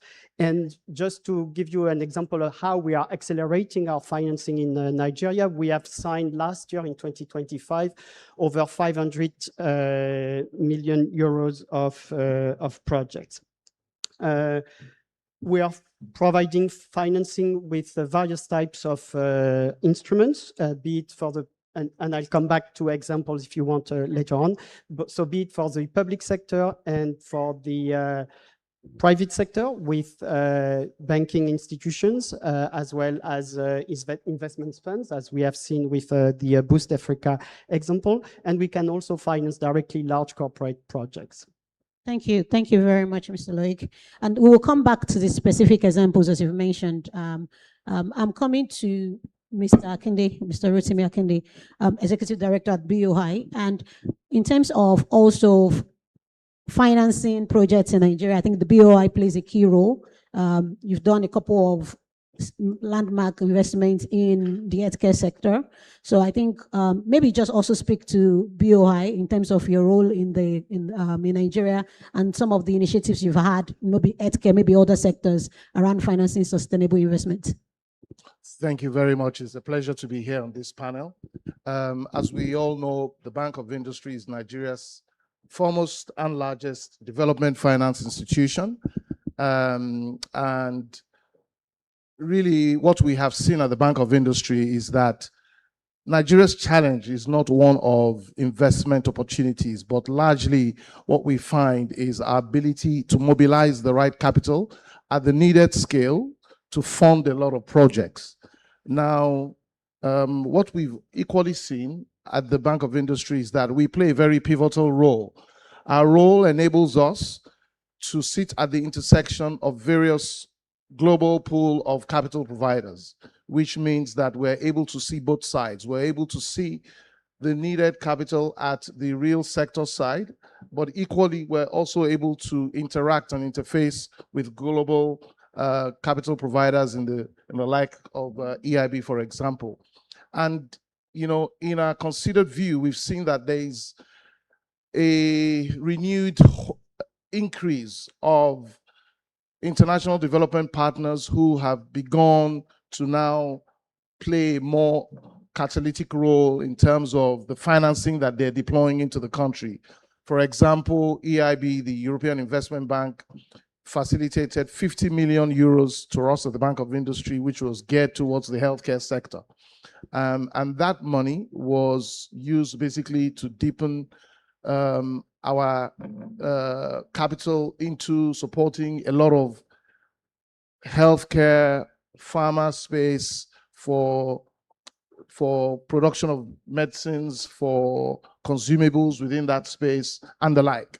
And, you know, it's interesting to also see that that financing equally ties very closely into what my brother sitting beside me, Dr. Abdul, is doing with the PVAC, the Presidential Initiative to Unlock Healthcare Value Chain. And so we see that there is a very close nexus between what a lot of global partners do with us at the Bank of Industry and how we then go ahead to disburse that liquidity to the real sector. Last year at the Bank of Industry, the healthcare and pharma space accounted for, ranked number 5 in terms of our disbursements in 2025. And I think that that again signals the fact that partnerships with European institutions have come a long way in supporting the Nigerian economy. But that said, 50 million euros, quite frankly, whilst it's a significant amount, is barely scratching the surface of what we see as a pent-up demand within the healthcare ecosystem. We think we need a whole lot more than that. And so I was pleasantly surprised when you said you had disbursed 1.3 billion into Nigeria and you only gave us a paltry amount of 50 million euros. We're going to come for more. But beyond the healthcare space, we have equally had partnerships with the like of the French Development Agency, who've supported us with 100 million euros to support climate adaptation, climate mitigation type of projects. Again, they did this under what we call the Transforming Financial Systems for Climate, TFSC. And basically, it's the whole idea is to strengthen businesses again, so that these businesses have significant resilience against climate risks. And so we've seen a lot of disbursements go into renewable energy projects that have basically helped support mini grids, solarize households, and also deliver capital to support commercial and industrial solar related type of projects. So that's another one in question, the AFD facility that has gone to that. And you know, when we look at that space, we see that we've made a lot of impact because we've seen many companies come to the BOI to access capital on climate mitigation, climate adaptation, on a climate adaptation basis, and that has really helped. Equally, we're beginning to now engage guarantees because for us, bankability of the projects is very important. We need to safeguard our capital because ultimately they on-lend to us, we on-lend to the real sector, but the money has to come back so that the bank's reputation remains intact. And so we've engaged the likes of the Africa Guarantee Fund, for example, who've equally supported us on a risk-sharing basis, where they provide some second loss guarantee to support the MSME space, because we believe the MSME space is quite fragile and they do need those interventions. They've equally helped with some form of technical assistance. And so largely, we see that these partnerships deliver significant outcomes for us in the economy.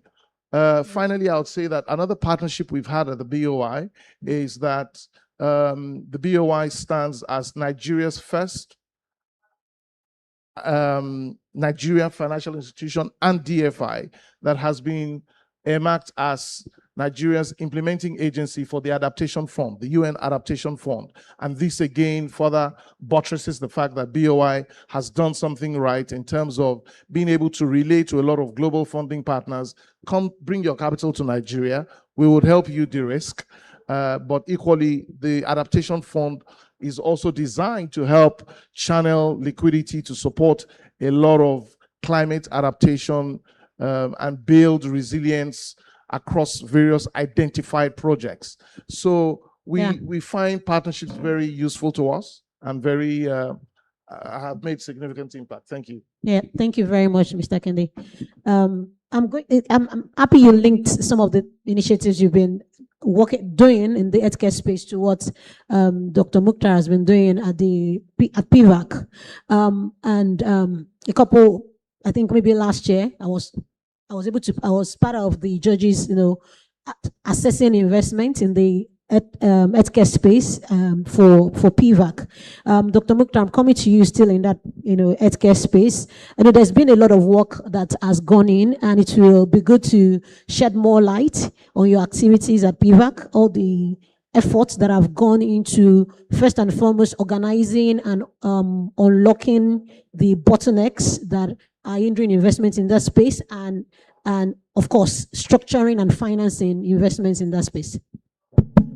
Thank you, Tosin. How many hours do I have? In 3 minutes. 3 minutes. Well, that's really a hard one. So look, there's going to be a panel this afternoon on the healthcare sector. And I invite all of you to go so that we can go into depth into what we're doing in healthcare financing. But essentially, in PVAC is a presidential initiative, was established in 2023 by His Excellency President Bola Ahmed Tinubu to basically unlock the healthcare value chain, to bring about medical industrialization. People make the mistake, they look at healthcare. Yes, it's a mission-driven sector. So people look at it as a social sector. They don't see the investment case there. But there is actually a huge investment case in the healthcare sector. As a percentage of GDP, healthcare is about 3 to 4% in Nigeria. So there's a huge room for growth. When you're looking to diversify your economy, that's one area you should look at. The life sciences sector itself in Nigeria is about 4 to 6 billion US dollars. We project that by 2030, it can get to 15 to 20 billion dollars. There are 200 manufacturers of essential medicines and other healthcare commodities.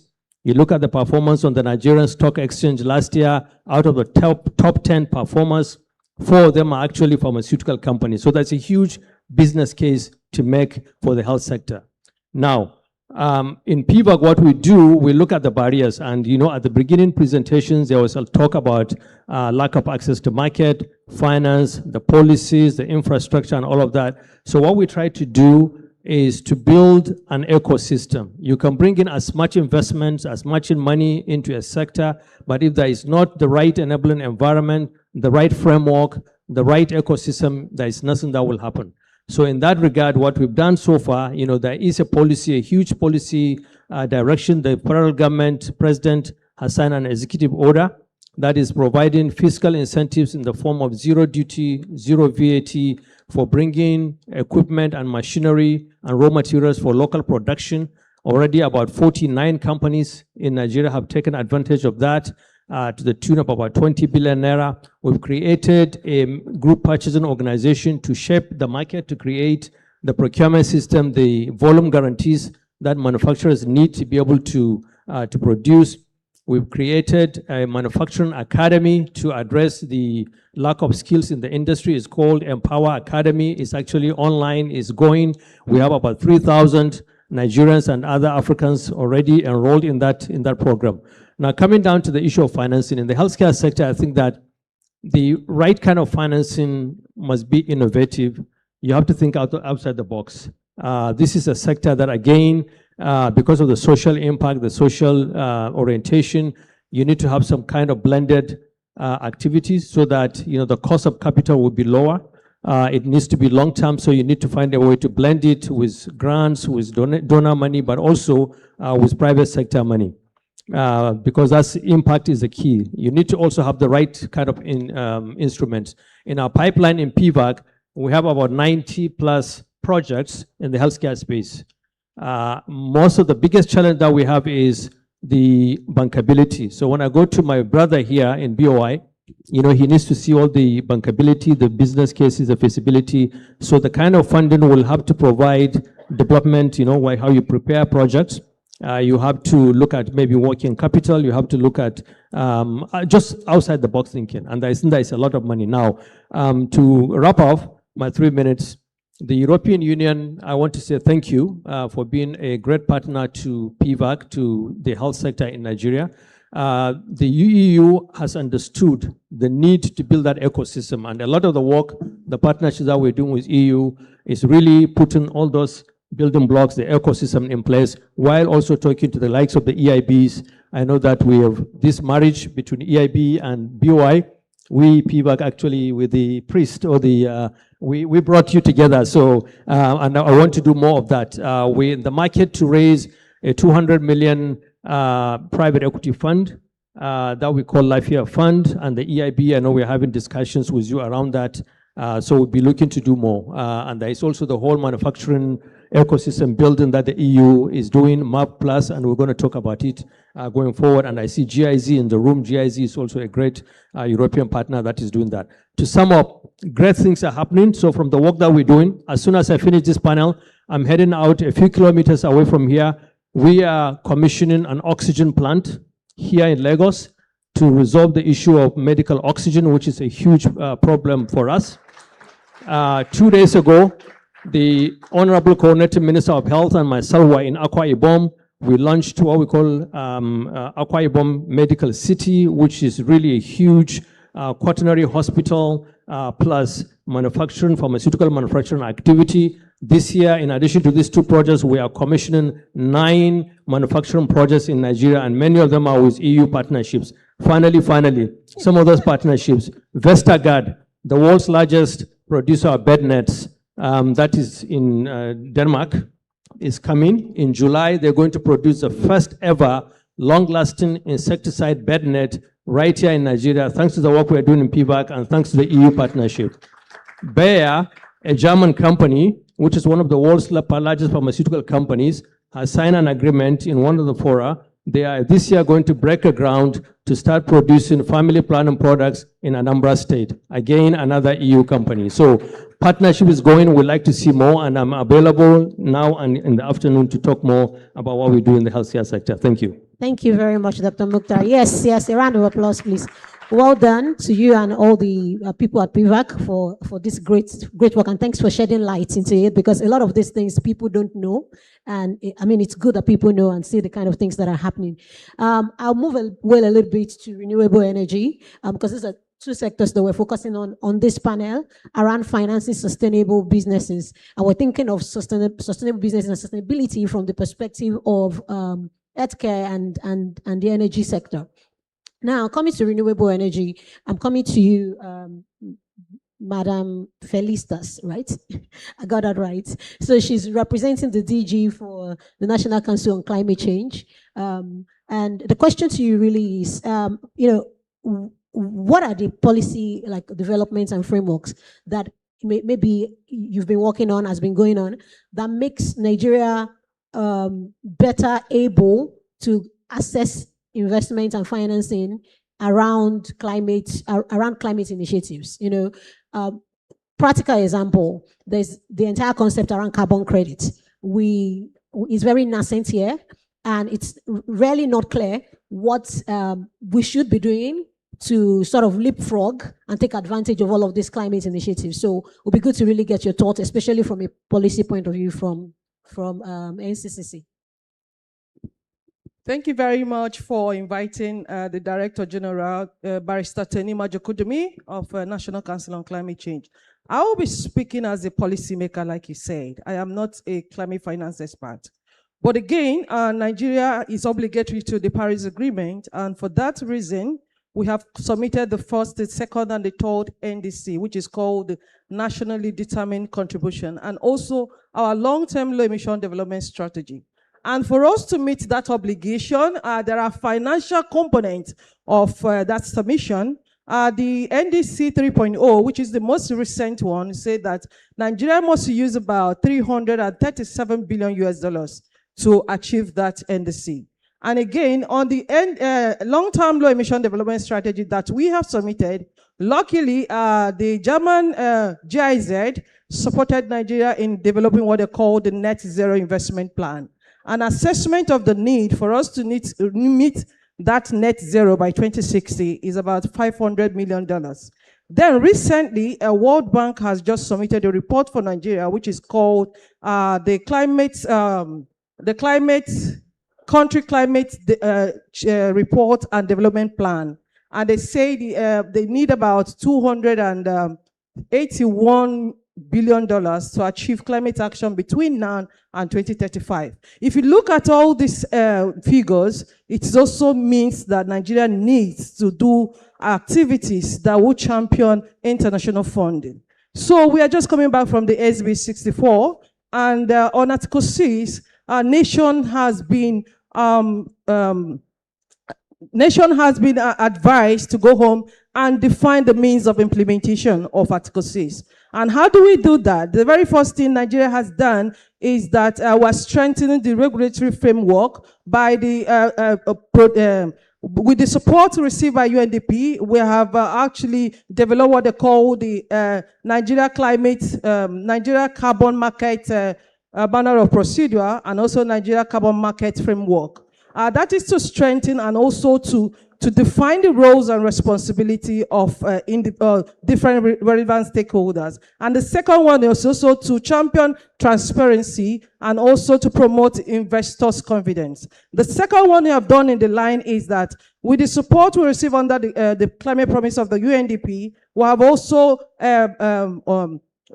yet to be operationalized, develop what they call the National Carbon Registry, and that is also to champion transparency and to make sure there's a void of double counting in terms of carbon issues. And we are going to be operationalizing that carbon registry as soon as possible. The launching is on the corner, and its operationalization is also very, very close. And again, to strengthen investors' confidence again, we are also enhancing what they call the monitoring, reporting, and MRV system for Nigeria. And luckily, in 2020 to 2025, European Union delegation supported Nigeria with €8 million to be able to do what they call the development of sectoral MRV system for Nigeria, and also the institutional MRV system for Nigeria. And we're waiting its operationalization, which also has been done again by ICAT, supported that obligation as well. One thing we found very, very important again is that we must be able to strengthen synergies between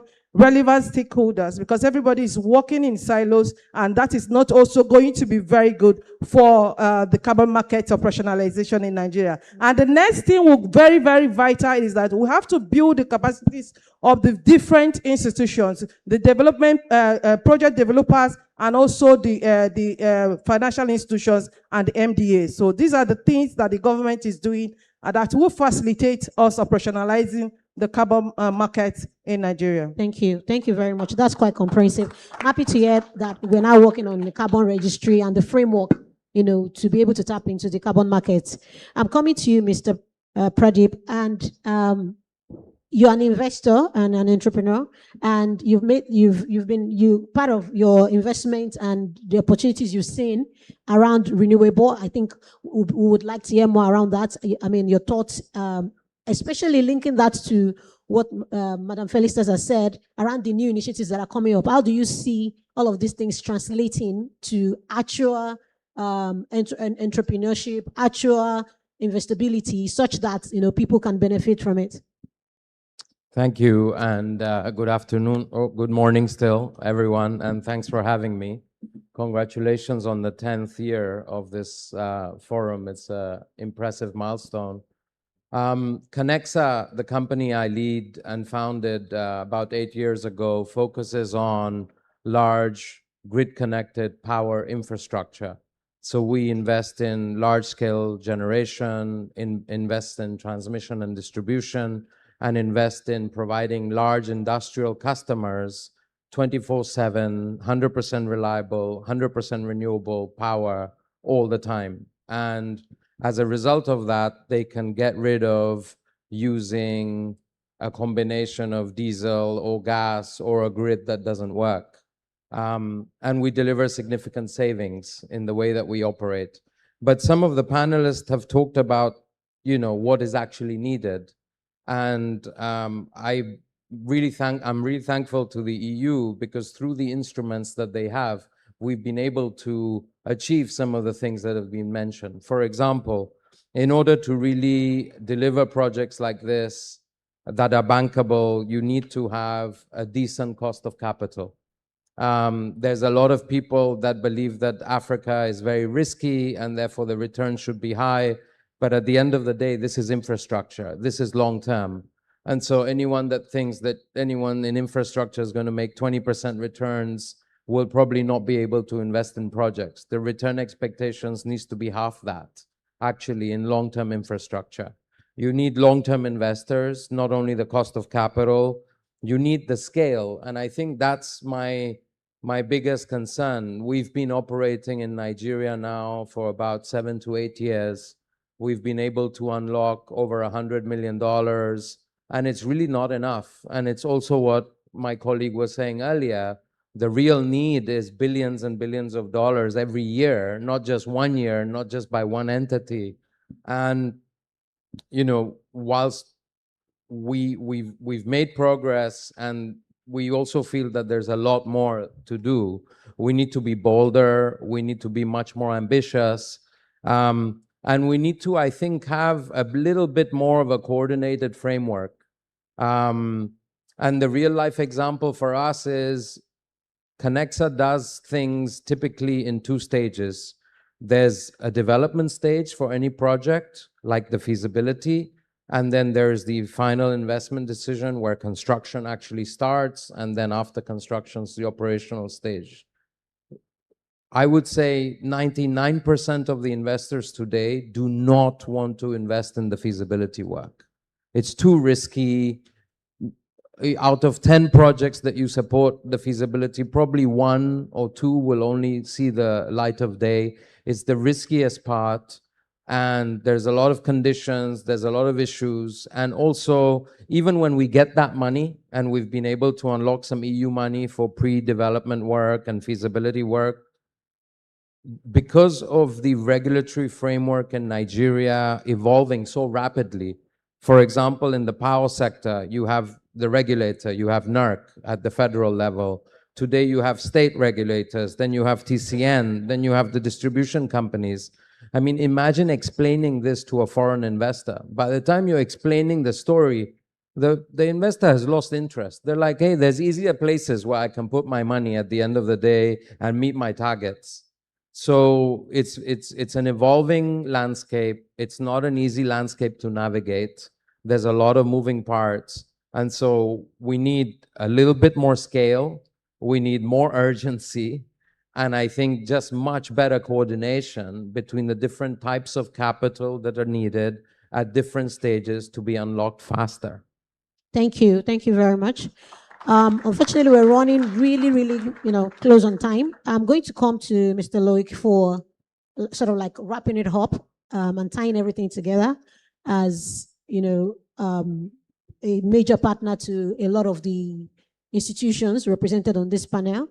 I think one question which you were going to answer in the follow-on round previously is to give some specific examples of the things that you have done, especially around addressing some of the problems that have been highlighted on the panel, around bankability, around coordination, whether there are guarantees that you've provided. It would be good to just give a few examples of those things as the final closing remark to tie the conversation of the panel together. Sure. Thank you very much. And after I've made that presentation, I'll be available and I'll be around all day. So, if people want to speak to me, I'd be delighted to do so and to explain further what the EIB is doing and what the EIB can do and cannot do, because we cannot finance everything. So Just a few examples. I mentioned the public sector. One of the recent projects that we have signed with the public sector here in Nigeria is the Lagos Nigeria Waterways that we signed in December 25 for 170 million euros, which is a project financing boats, ferries around Lagos in order to improve mobility and improve clean mobility in the city of Lagos. Then we have been very, very active in the finance sector. We have financed a few projects. One of them is intermediated lending to the DBN, which is a sovereign loan to the government of Nigeria, and lends then to the Development Bank of Nigeria for 200 million euros. And that project is actually to finance 50% projects supported by women and 50% projects supported by young people in the green economy as well as the innovation, which are the two key themes and priorities for investment for the European Investment Bank. And we have also provided some technical assistance to help get the projects ready. Again, in the financial sector, we have signed in October 2025 a 50 million loan to Wema Bank, dedicated to women and young entrepreneurs as well, together with some technical assistance. Bank of Industry, you mentioned the line of credit, is signed in December 2025 for the healthcare manufacturing project, and that was in the frame of the Human Development Accelerator Program, which is HDX program, which is a program backed by guarantees from the European Union, implemented by the EIB and in partnerships with the Gates Foundation, which is providing grants to those projects. So that's a very good example of what we call blended finance, which means blending grant guarantees and loans from the EIB. With the Bank of Industry, we signed in December 2025 an 85 million loan, mostly to the cocoa industry and to the dairy industry, to provide loan to small farmers and to improve their capacity as well as the compliance of production with EU deforestation and other regulation, and also to increase the value added in the value chain of agriculture, together with some technical assistance. So this is one, a few of the examples, and I know that more are coming in the pipeline.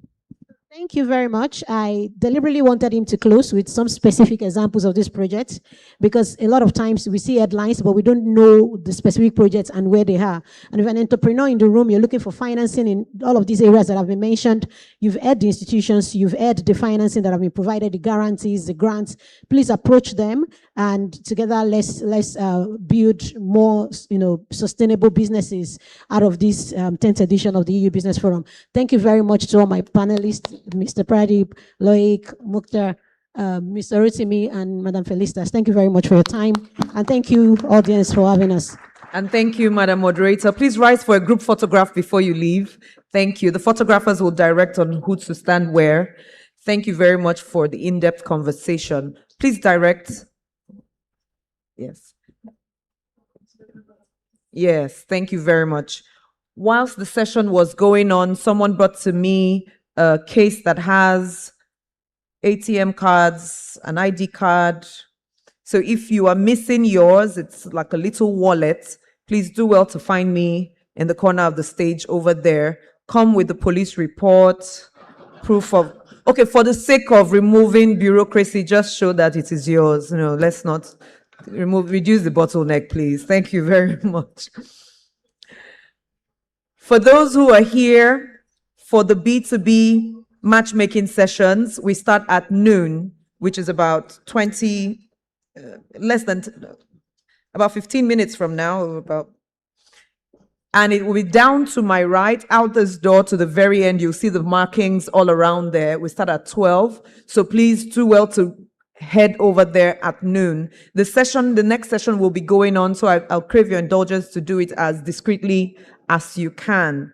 This next panel session takes a sector-specific lens, drilling into 3 areas of extraordinary opportunity: agriculture, dairy, transport, digital.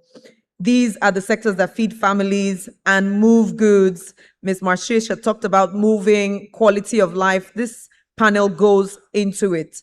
Moderating this session, I am delighted to welcome Special Advisor on International Relations to the National President of NACIMA, Ambassador Janet Olisa. Please welcome her as she makes her way to stage. If your hands are free, your hands are strong, ready for partnerships and more investments, please celebrate her very warmly as she comes forward. She will set the tone and welcome her panelists to be here on stage. Thank you so much.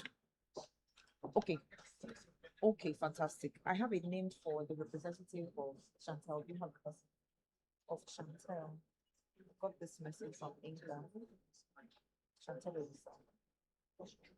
Okay, that's fine. Thank you. You can sit on any of the edges, any of the sides, either that or this, and then we'll add more. Thank you, ma'am.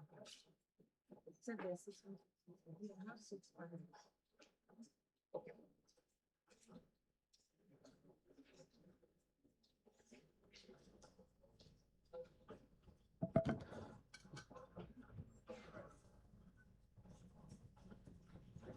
Good morning.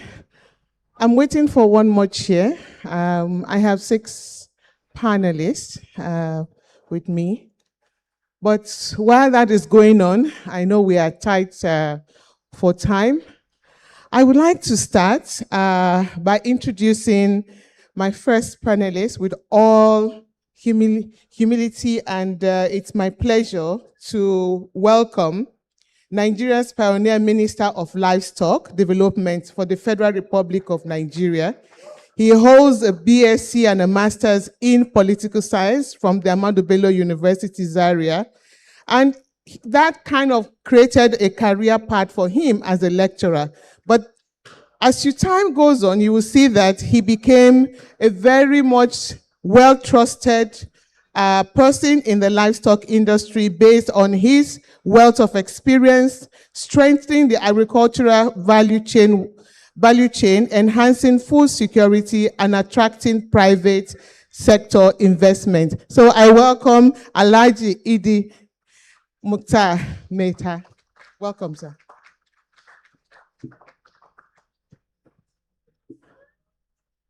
Next on my list, and again, a very sound round, and I've been listening to her discussion since, and that is the Deputy Director General of the European Commission, of the Directorate General of Mobility and Transport. I like the acronym, DG Move. And she's on the move. As she comes in, I'm talking about no other than Maya Bakran Maric. Welcome. And I found it very interesting when I looked at her career path. A Croatian career diplomat who has built her wealth of experience in European affairs through senior roles. But what was so striking was the fact that her first degree was in biological engineering, and her master's in human genetics. And we are talking about DG Move. Well, that's a very interesting conversation coming. Welcome. Next, I have the Director General for the Infrastructure Concession Regulatory Commission, ICRC, Dr. Jobson Esedion Ewalefo. I hope I got that right. He is the Director General of ICRC, and before becoming the Director General, he served as Director of Public-Private Partnership Resource Department. Again, I found a very wealthy officer who has served Nigeria in many roles. Welcome. I'm representing him. My name is Dr. Amanze Okere. I'm a director in ICRC. Okay. He's being represented by Dr. Amanze Okere. Welcome. Thank you.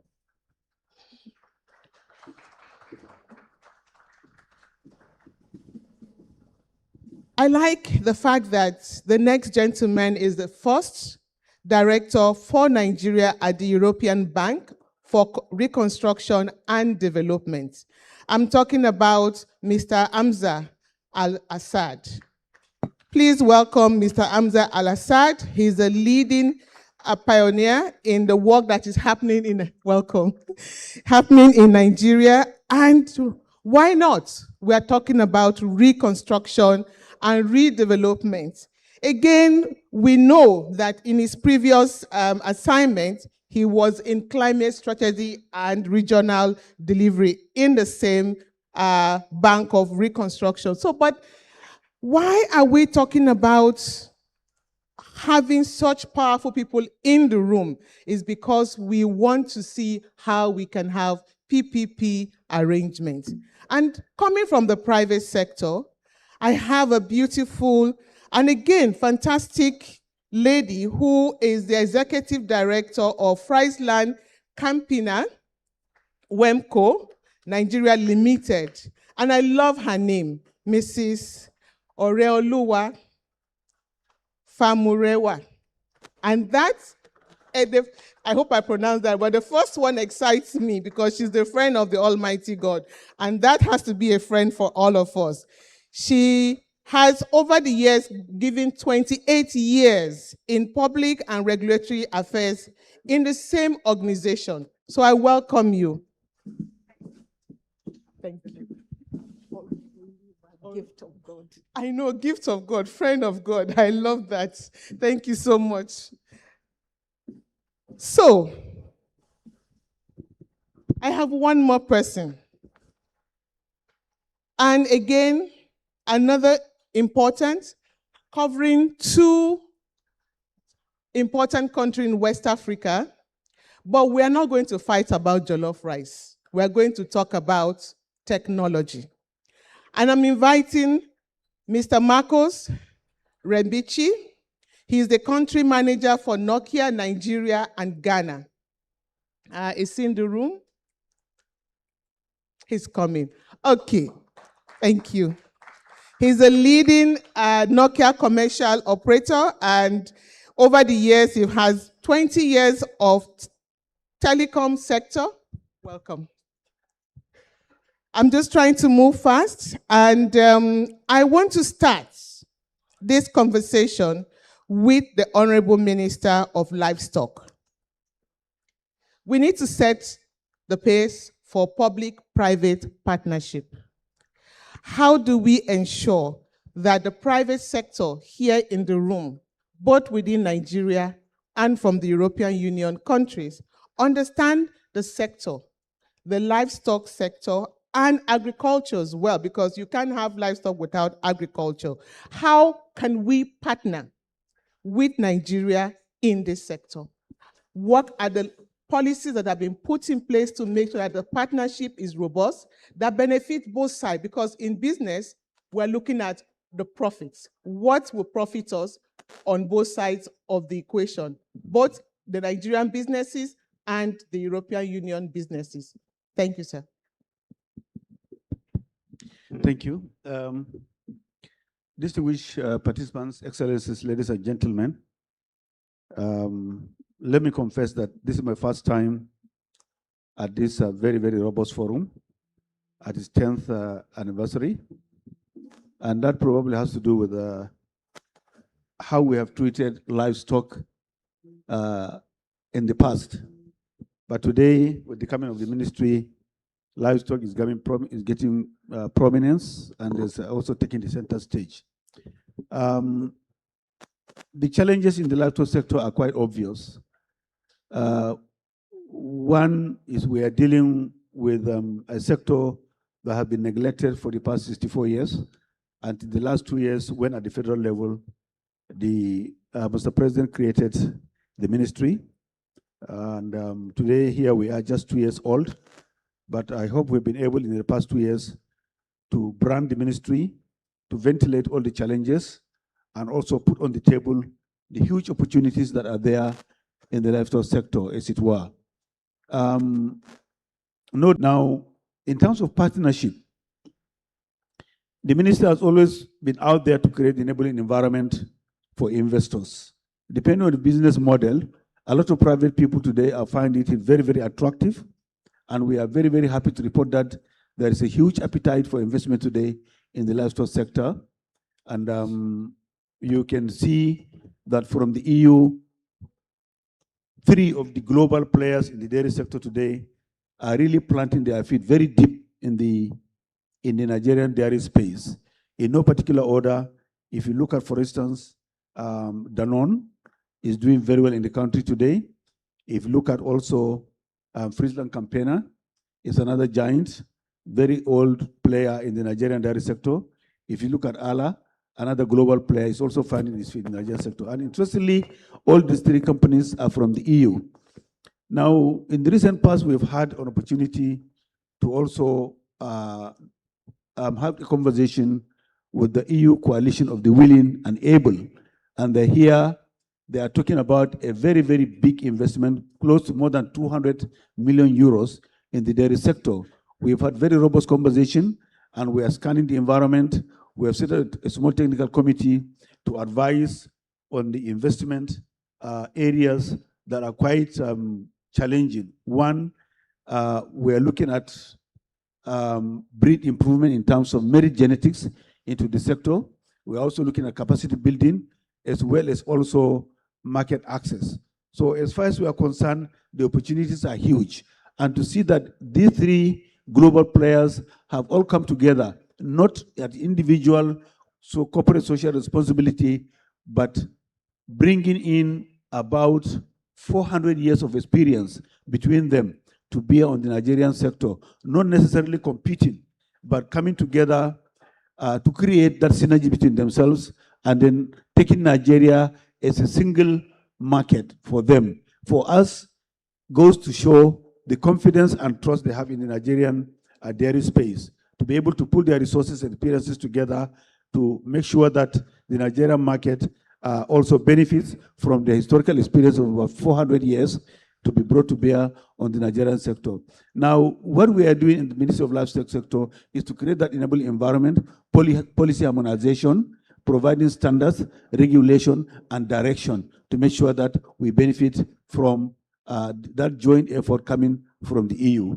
$200 million into the dairy sector is a huge amount of investment by any standard, and we are very happy to be part of that. And we do believe that as we move ahead, the huge opportunities again will also be unlocked by the demonstration of what these 3 EU companies are doing. Thank you. Thank you very much, Honorable Minister. I'll be coming back to you with certain questions to follow up, but I would like to go to Maya, if I may. DG Move, how are we going to move the collaboration in terms of the partnership in respect to transportation? Because we're talking about transportation, digital, and the dairy products. In your earlier submission here, you said it's not proper for us to spend so much time commuting, which is true.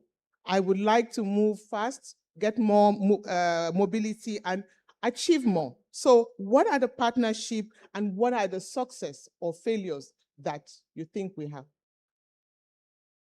Thank you very much. How do we move? We try to move faster, we try to move together, but it will go step by step. Good news and fantastic basis is that we all here, European Union, our member states in Nigeria, we really share strong interest. We've just heard about strong investment in many areas and about the growth and further potential for growth. But all this really will require connectivity, will require infrastructure. And here, distinguished colleague talked about 200 million investment in a dairy industry as a big project. Indeed it is. But in transport, I'm afraid we are talking almost always in billions. Yes. So where does all this money, investment money come from? It will never be possible.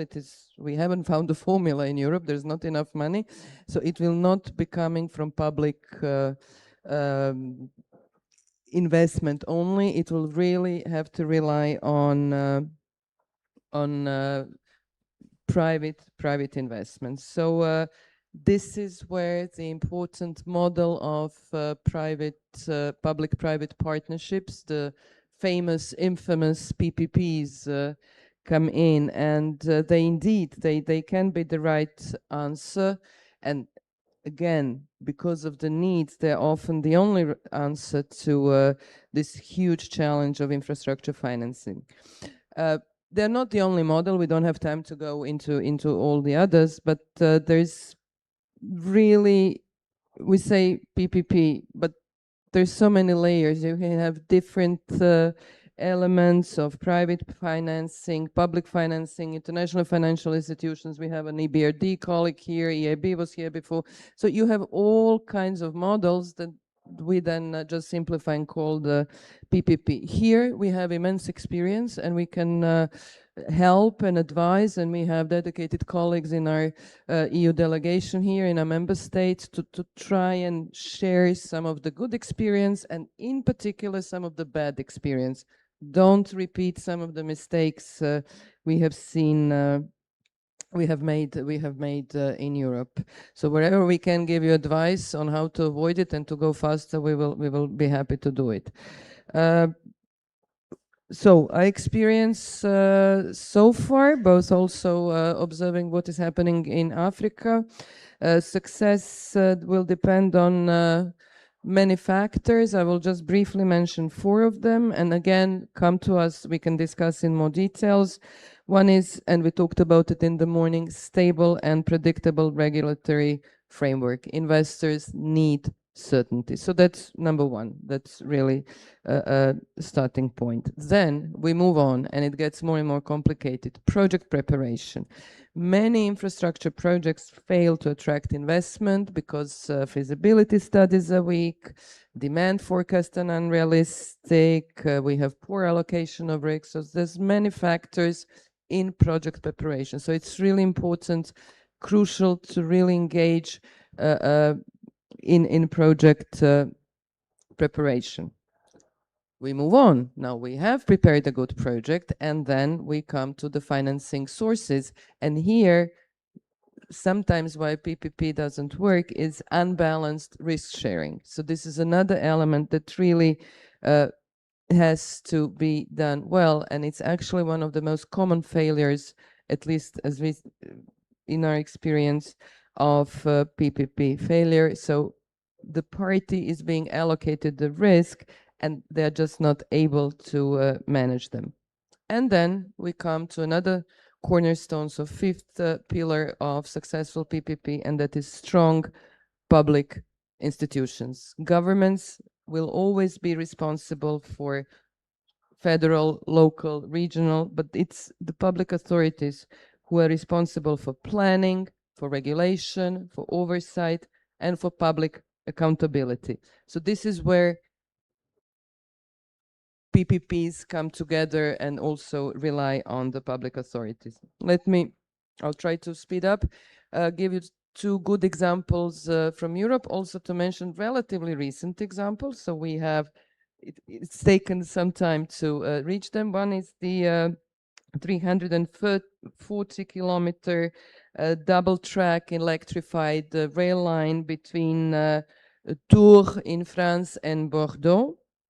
They are operating since 2017, and the concession is, I think, on 35 years. The total investment is 7.8 billion. So this is where I come to billions. So 340 kilometers investment, 7.8 billion. And it's backed by a state guarantee and recorded on the state's balance sheets. Another example, we move a little bit southwest from France. We arrive to a beautiful member state, Portugal, and we have Porto Lisbon, so really important backbone for the country. High-speed rail, 290 kilometers long, double track, estimated cost 4.5 billion. So 290 kilometers, 4.5 billion, and the works started just recently with the signature of a 30-year PPP connection. In addition to these very concrete projects of successful PPPs, I would also like to mention something where we can see good value of PPPs is urban transport, and probably again, one of the areas, certainly as we sit here in Lagos, that could be quite interesting to you, as it is exactly in urban transport, urban mobility, that we have many examples from European cities that have successfully combined public investment and private sector. So again, let me finish, but just saying the failures, what we learned from transport PPPs when they come into difficulties, different reasons. We have unrealistic traffic projections. We have changing political support. We have governments and private investors entering into partnerships with different expectations, regarding demand, revenues, and risk allocation. So the result of all this, and unfortunately we witnessed quite a few of those, was delays, renegotiation, or even cancellation of the project. So lesson is clear: successful PPPs are built on realism, transparency, and trust, and we'll do everything we can, sharing our bad and good experiences so you can do better. Thank you. Thank you so much, Maya. DG Move have talked about 5 major things that they would not like to see repeat, but they would like to see done. So ICRC has this framework that you've been putting together for the concession, and within your belt, you have done quite a lot.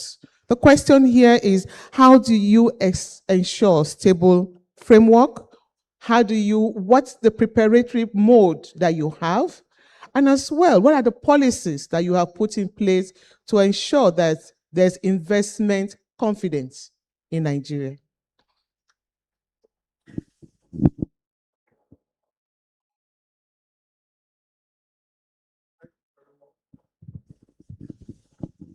Sorry, it's working. Okay. Thank you very much. Good afternoon, Honorable Minister and panelists. Let me start by appreciating the Honorable Minister for his humility. He's a very quiet person, but I want to say this as ICRC. Last year in December, he mobilized all the heads of agencies in the Ministry of Livestock and so many of the staff, about 120 of them or so, to a training program in December, which we facilitated in ICRC for them somewhere in Wuye, Abuja. Honorable Minister, you will remember, I was the one that gave you certificate that day. Yes. We want to appreciate anybody, public officer, that leads from the front. And that is what the Honorable Minister is doing. Permit me to recognize the team from Abia State, the DG, PPP, and the SA to the governor, who've also gone to Abia State on their invitation to train Abia State workers on public-private partnerships. So now, why do we do this as Infrastructure Concession Regulatory Commission? Because all of us in public service, we know that by the National Integrated Infrastructure Master Plan, Nigeria has a deficit of 2.3 trillion to bring our infrastructure stock to 70%, which is the global benchmark. Now, this is, if you translate it over 23 years investment, 2.3 trillion works out to about 100 billion annually, not in naira, but in dollars. Then when you convert it to our local currency, you will be seeing something like around 140 trillion naira. Now you ask yourself, is government able to do this, as well as pay salaries, as well as do other things? You see that the gap is so huge. So government is not able to do this. And that is why in ICRC, we make the environment very, very clear for investments by the private sector. And we have improved so much over the recent years that most of the fears Madam explained here, we have actually taken on them. That as of today, we have over 100 PPP projects currently running smoothly in the country. And the few of them from 2023 to date, massive projects. You see that Lekki has a deep sea port, which is the biggest in West Africa. You see that we have a 40 megawatt Kashimbila hydropower dam in Taraba State, but not just for the hydropower component. ICRC worked with them to bring up the water component, bring up the farming, agricultural component, and then translate it with aviation. So there's an aviation PPP project coming up so that when farmers plant in Taraba, their product could leave that same day out of Taraba. And this is what ICRC is doing 2 days ago in Abuja, because we know that cash is a coward. Investments go where they're protected. There's this issue of always having misunderstanding about legal framework. So ICRC partnered with the Federal Minister of Justice, and we launched a model PPP agreement for practitioners in Nigeria. So that if you are doing PPP in the country, that model PPP agreement will guide you. And all you need to do is look at the checklist, and we know that projects differ by scope, by cost, but it will not deviate massively from that. Now, also last year in August 2025, to be precise, we published a set of guides to make it easier for those who find it difficult to understand and appreciate our act. We have so many guidelines we've issued: outline business case, full business case, financial modeling, different things, Swiss challenge, so that you can invest in Nigeria without problem. And investors are coming in, and we want to continue to make the environment very, very safe for them. So we've also improved on things like the framework, the issue about risk identification, risk analysis, risk allocation, making sure that the party that is best able to manage it is allocated to that risk, and putting in place mitigation steps. We've improved on stakeholder management. We've improved on competitive tendering programs. We've also looked at issues of arbitration so that it will be very, very fair, because you know that PPP projects are long-lasting. You don't know what a PPP project of the next 30 years will turn up.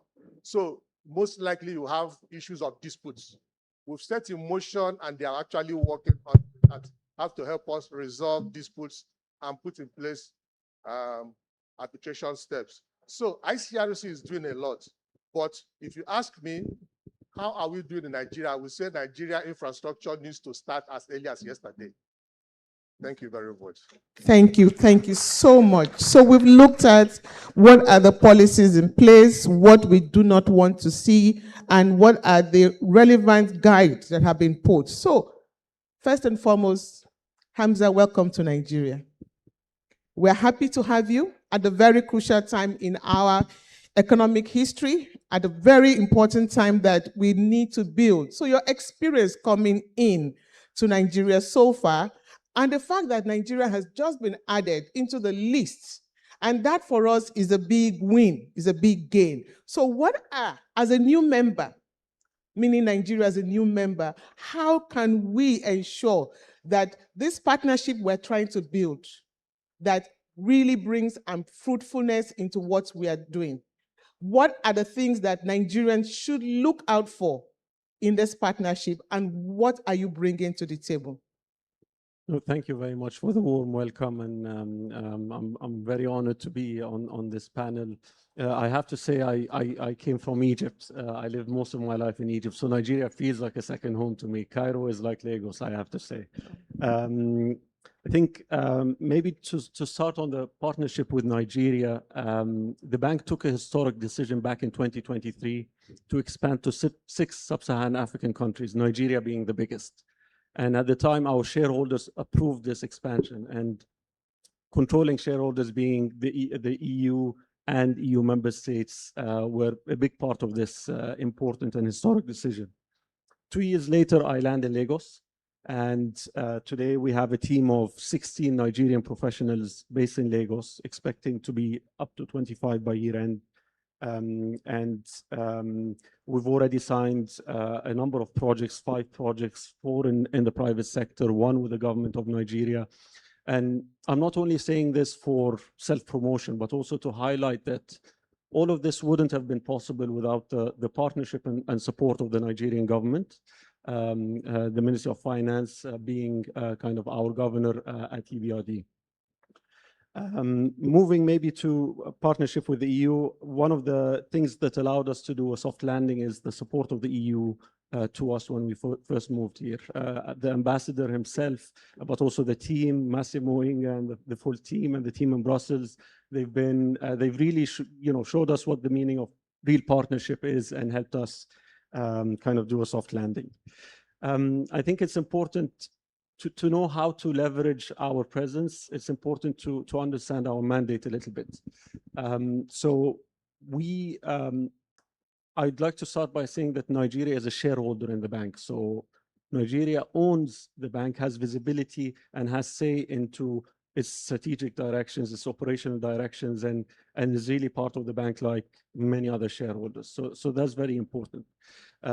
Once a member becomes a shareholder in a country of operation, it can have access to the full scope of products and support that EBRD does. We predominantly focus on the private sector. 80% of our business globally is to fund private sector across really all sectors of the economy, including financial institutions, private equity funds, but also the real sectors, corporate industry, and infrastructure, of course. But we also have a unique ability to engage with the government. So we can lend the government on a sovereign basis. We can work with state-owned entities with or without sovereign guarantees. And this puts us in a very unique position where eventually we're still learning a lot. We're still new here, but eventually we can provide policy advice to try and bridge the gap between the government, the public sector, and the private sector. And I think maybe one practical example, and I'll end there, is Project Bridge.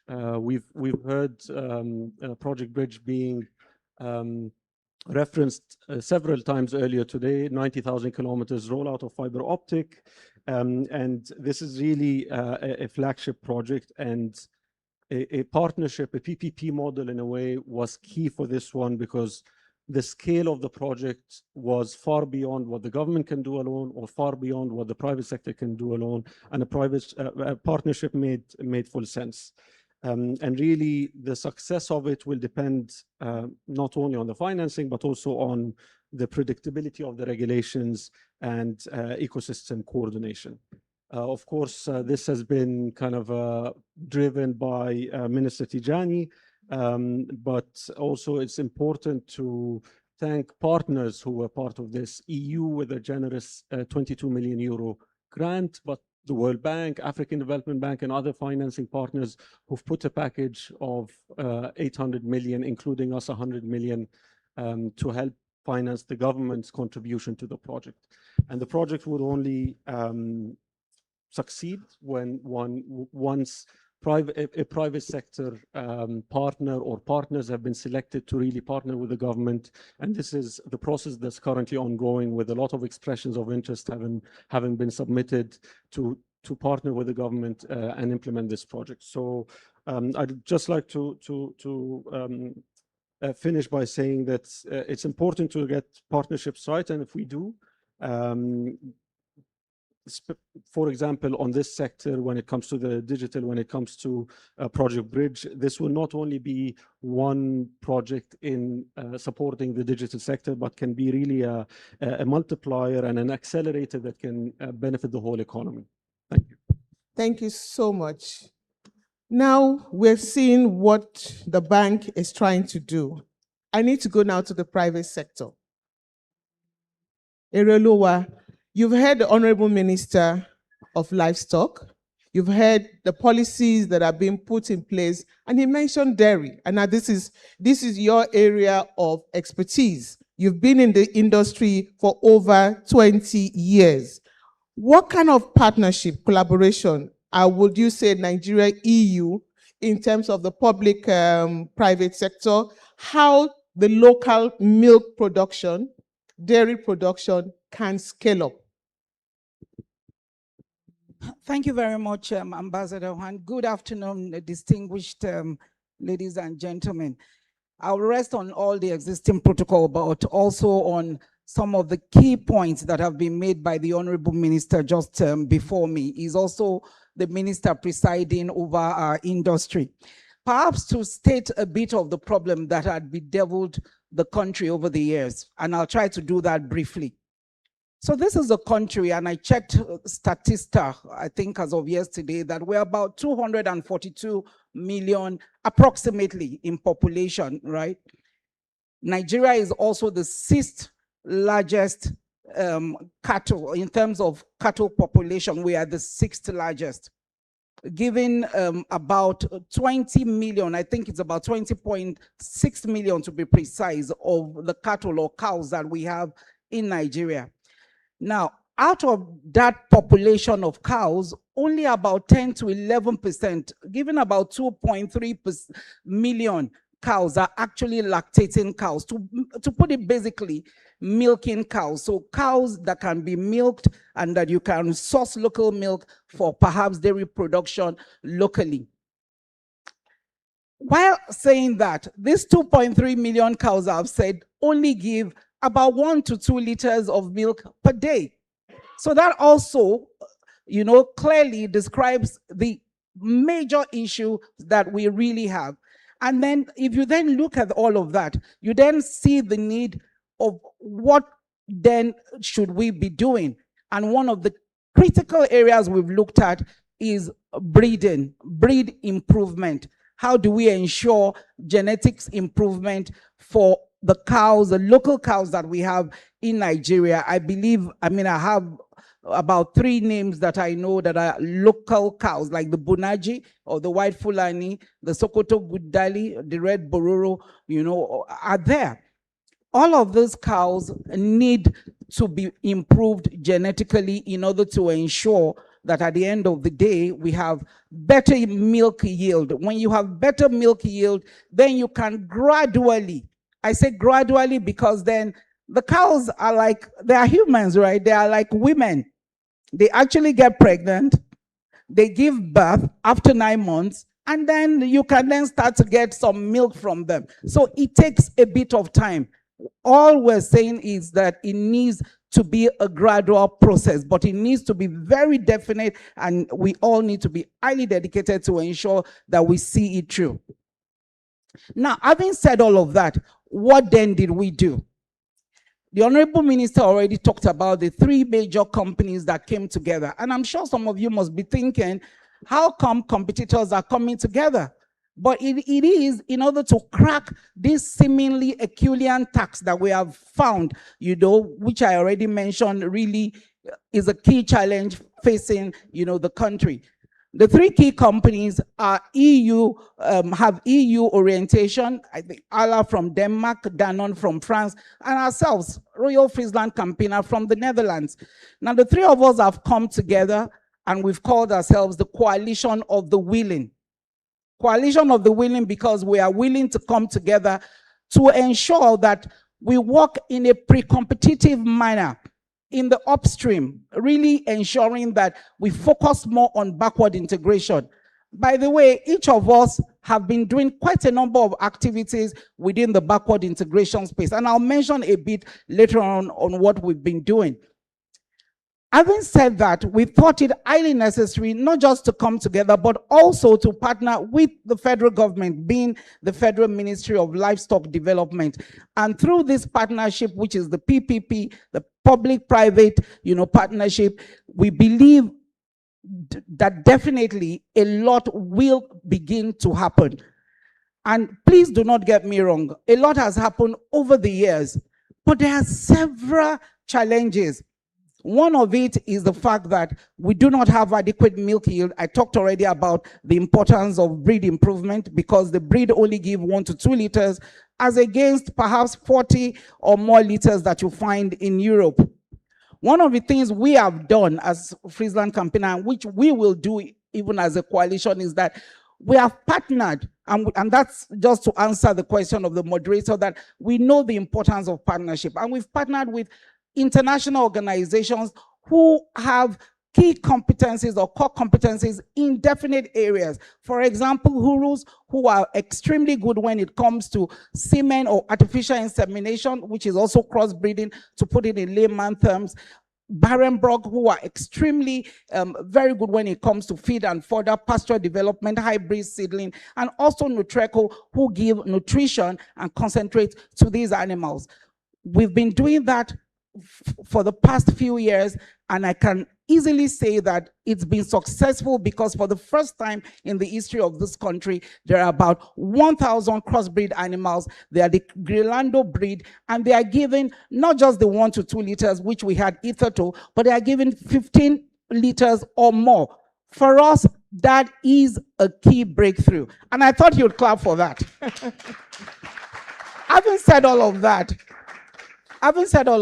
the Dairy Coalition has a sole goal, and that goal is basically to ensure that we unlock productivity, we create, a working ecosystem within the country to ensure that at the end of the day, and I said gradual, I still maintain gradual because it cannot happen immediately. But for me, slowly but surely, it can happen. We can ensure a sustainable ecosystem within the dairy sector through the robust partnership that we're bringing together.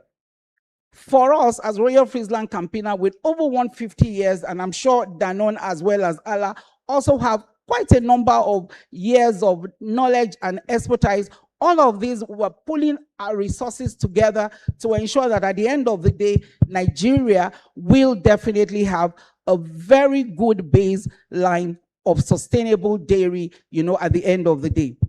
Thank you very much. Thank you. Thank you so much. It's good news. I can see that we have started the collaboration, which is the best part of partnership where there's collaboration. Marcus, like I said earlier, we're not talking about jollof rice. We're talking about the youth. You are one of the sectors that employs youth a lot. And you're also one of the sectors where the youth engage, digital. Nokia has been a household name for us. And you've been in the sector and you're talking about commercial, operational. What's new?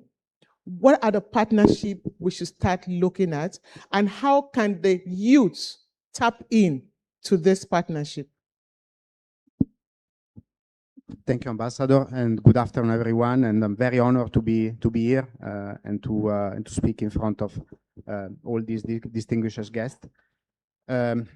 I was not expecting the question on the jollof rice, so I will take this one aside, but I have an answer.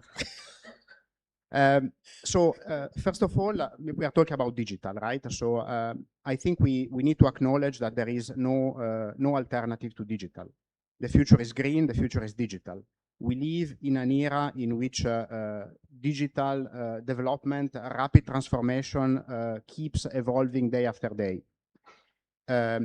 On one side, and we need to use this transformation to make sure that we are bringing economic growth, we are bringing sustainable development, we are bringing social inclusion.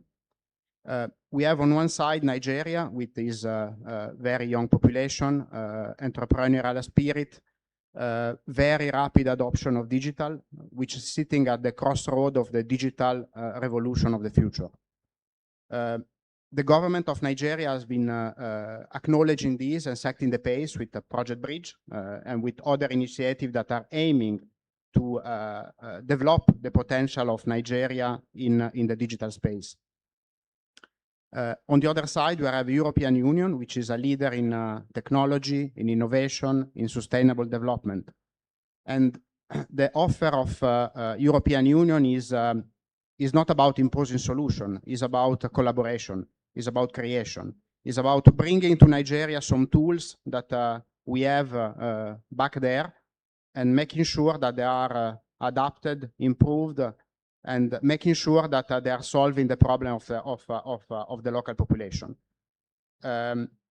We see basically, I would say, 3 pillars in terms of offering. The first one is the one that we are, as Nokia, we are very active into it, is the connectivity, the digital infrastructure. So there is no digital without proper digital infrastructure. This is the basis to talk about any future digital space.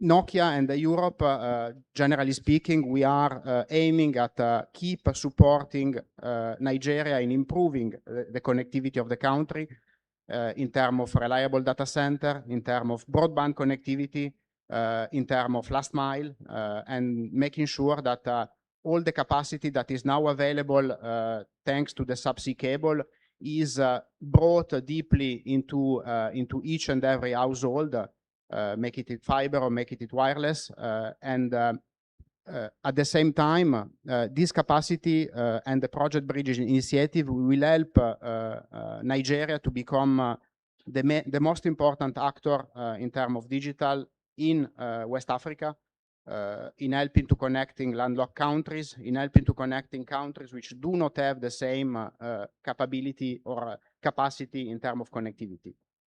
So this is very important, and we are absolutely looking forward to keep cooperating with the government on the Project Bridge, as we have been doing with all the private sector in the last 20 years. Second pillar, you are also touching about that, is digital skills. At the end of the day, technology is defined by the way that the user are making use of the technology. So definitely, Europe wants to focus on training of the population, training of the youth.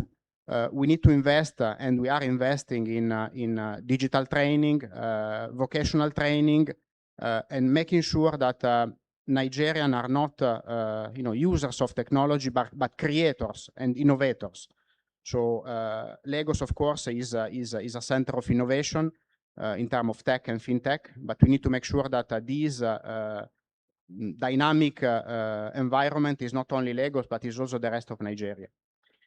One example in which EU and also Nokia are supporting on that is, I will bring up one example, is the Nigeria Jubilee Fellowship Program, which is an investment of European Union to support youth with 12 months employment in local and international companies in Nigeria. As Nokia, we have also been using that, and we make sure that we use this tool to produce talents that can be used in the ecosystem. We also have a cooperation with the ministry and with the regulator, with NCC, to provide the training in the telecom space, and also to make sure that we are not training people only for us, but we are training for the full ecosystem. The third pillar, which I think is also important, is related to cybersecurity and e-governance. We live, as the world is becoming more and more digital, we need to make sure that this digital space is safe and secure. So cybersecurity is definitely a topic, and we need to make sure that we are evolving in that sector. And we are, at the moment, as European Union, supporting the Nigerian Data Exchange Program, which is a tool, a program which is helping government agency to exchange data in a simple and reliable matter without requesting multiple times the same personal data. So all in all, these are the most important partnerships that I see in the digital space. Thank you so much. I love the word vocational training, because hands-on, getting to know, because our youths are very intelligent, they're very hands-on, but we need special skills, and which I'm happy that is already ongoing. I would like to give 2 questions. Questions, not comments, and not an epistle. Straight questions directed at my distinguished panelists. 2, and I want to be biased. I have to have a balance, gender friendly. So I have a gentleman over there. And so now a lady. Yes, you have the floor. Question. Good afternoon, everyone. Good afternoon. My name is Martin Tomei. So I want to ask my question directed to Nokia. So, sir, you talked about supporting the youths in the area of digital training. Is there any support for startups by youths, maybe in the area of investment, especially grants? No.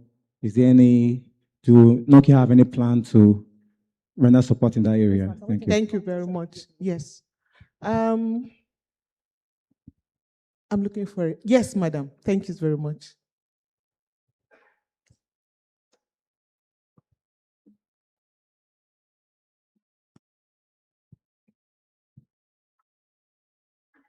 Thank you. Yes, my question is directed to the Minister of Livestock and my lady, Mrs. Famrewa.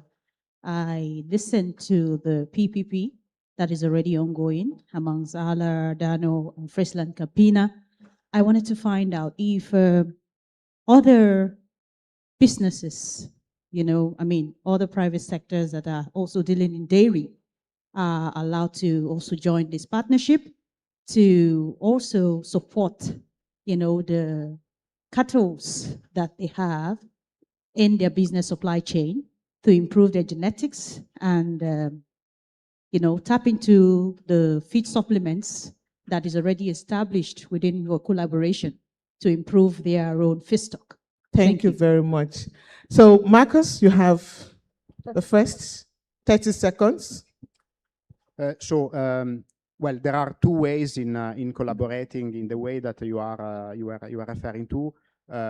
Nokia is support. We have a corporate social responsibility program, and a part of it on every year there are some projects which are chosen in Africa, in particular, to invest and develop in various support for training and the digital enablement. So this is one of the things.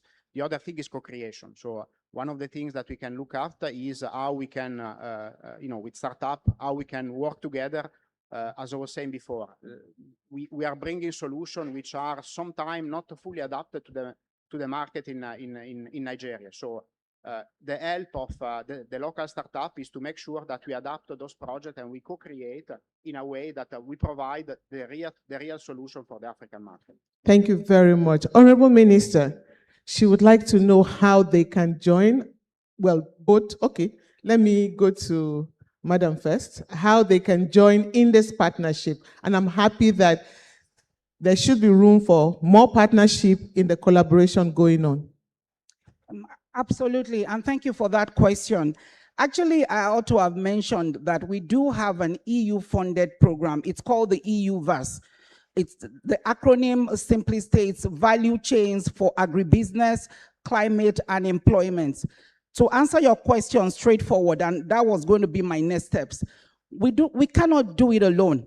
As the word says, no man is an island. So we need more people. We need more indigenous companies that are also committed to the same goal, to join us. So to be honest, we need as many as the indigenous local dairy industries who would like to join the 3 key multinationals that I had mentioned earlier. So you are definitely welcome. And we have a dairy room. So we cannot say all of it here. There are quite a lot of things that we want to say. There's a dairy room in the afternoon, so please join there because we will have an in-depth discussion on dairy. Thank you. Thank you so much.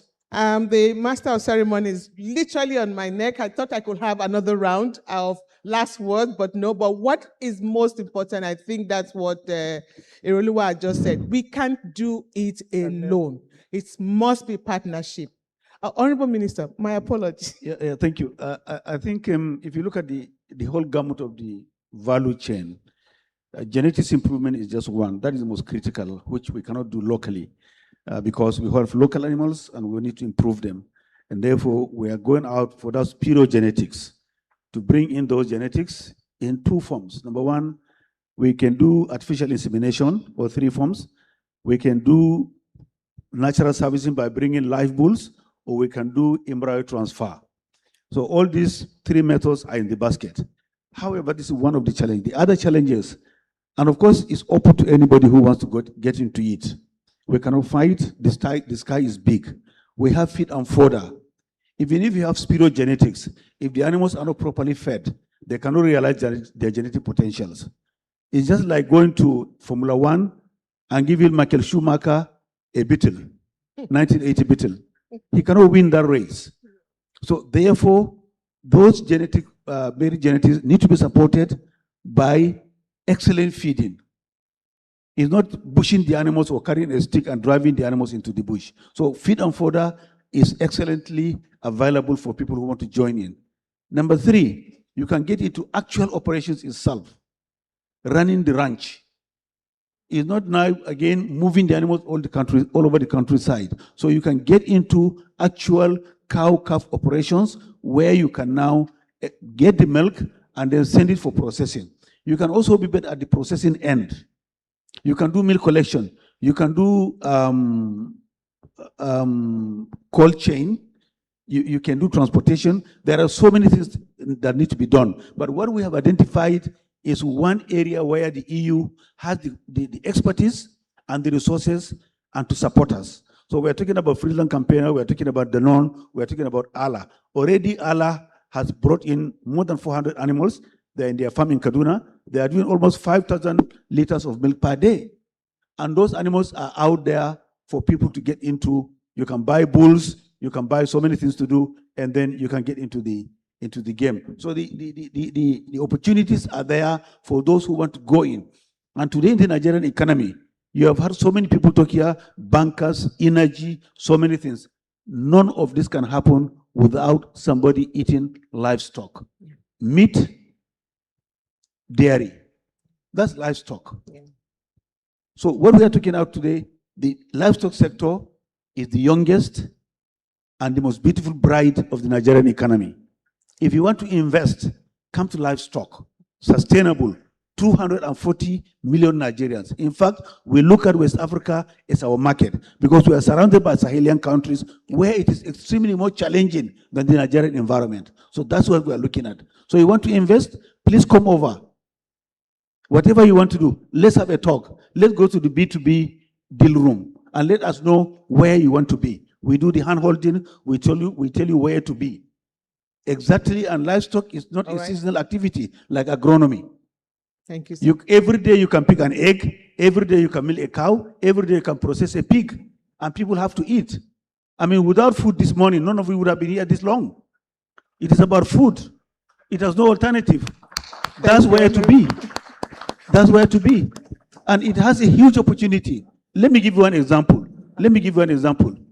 By 2024 statistics, this country had 33 million primary school going children. 33 million primary school going children. If there's a policy today that each primary school child will eat one egg, how many eggs? If they are going to take half a liter, how many million liters? If they are going to take 2 sausages in the morning, how many pigs, how many cows, how many goats, how many sheep are you going to slaughter? There is no other economy today that has that absorptive capacity than the livestock sector. You are welcome. Thank you very much. Thank you. And one little addition, Minister, you will need to also move all these eggs and Yes. meat and milk. So we need to connect. So we fully agree. This is the investment areas. Thank you very much. So we are moving the conversation to the deal rooms, and it's important for us to notice that all of them, all the panelists are ready to continue this conversation when they all step down from the stage. This is not the end. I want to thank all of you. And also from NASIMA, we are the organized private sector lead, and we're the apex part of it. And we want to make sure that all the businesses have the best deal, and that's why we're in the room as well. Thank you very much, Honorable Minister. DG Move, she's on the move, and all my other dear panelists, thank you so much. Thank you, Ambassador Janet Olisa, for steering the conversation so deeply. We'll take a group photograph in front right here before we proceed. Photographers, please guide the arrangement. Distinguished guests, for those who would be in the deal room, it's to my right, to the very extreme. The parallel sessions will start at 2:30 in cinemas 1, 2, and 3. If you've downloaded the program for the day, the agenda, then it tells you what is happening in the different sessions. Before I bring up the panel for the third panel for today, just to remind us that later on this afternoon, immediately after this next panel, there will be the announcements of financial facilities that have been signed and available for private sector investment projects in Nigeria. The Honorable Minister of State for Finance will handle that segment. It's not immediately, it will be after the next panel. Please stay on for that. I would like us to keep our eyes on the multimedia screen.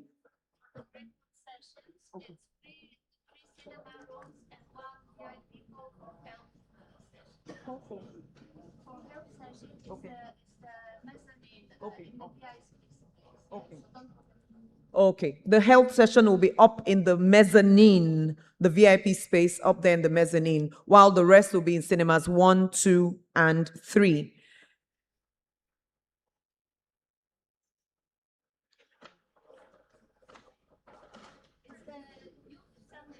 Yes. The Youth Sounding Board is an advisory body to the EU delegation in Nigeria that brings perspectives from the youth angle. And we have a video to play right now. Please start it from scratch and make it quite loud. Thank you.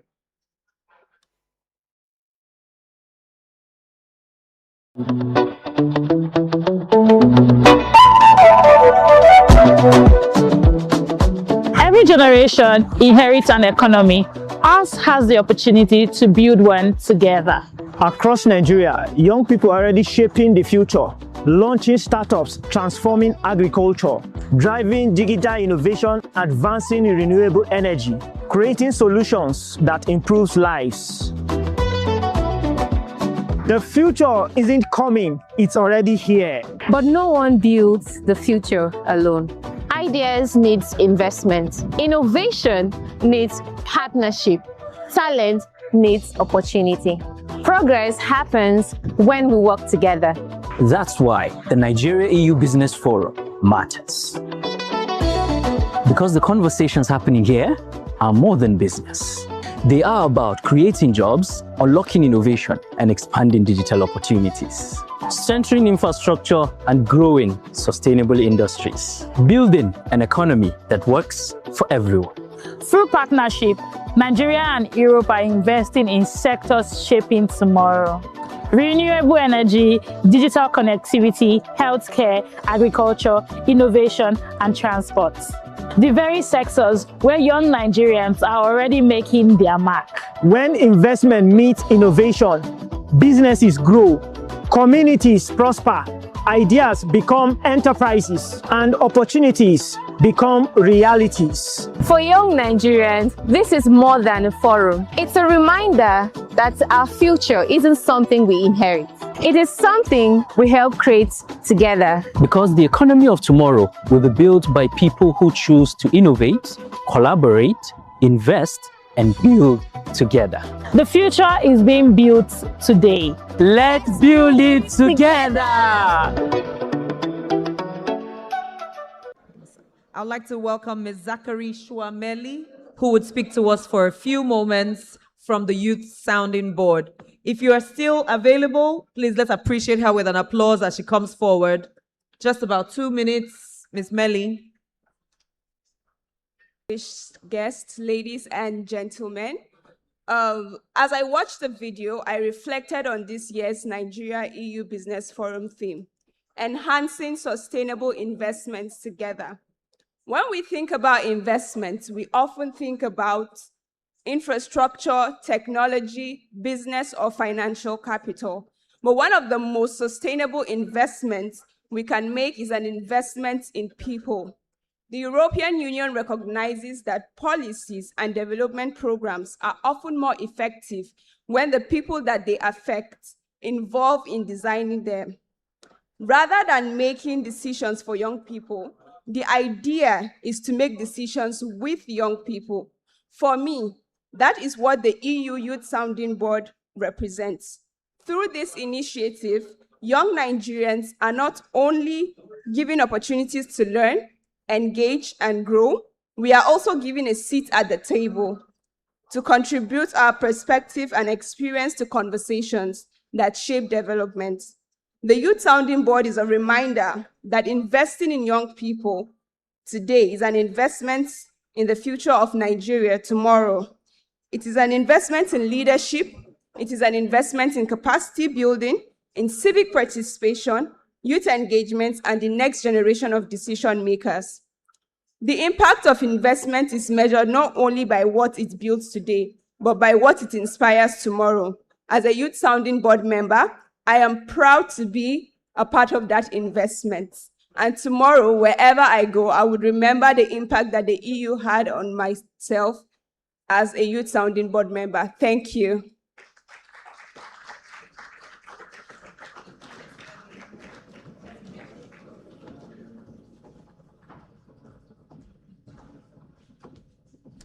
Thank you very much, Ms. Melly, and to the entire team at the Youth Sounding Board.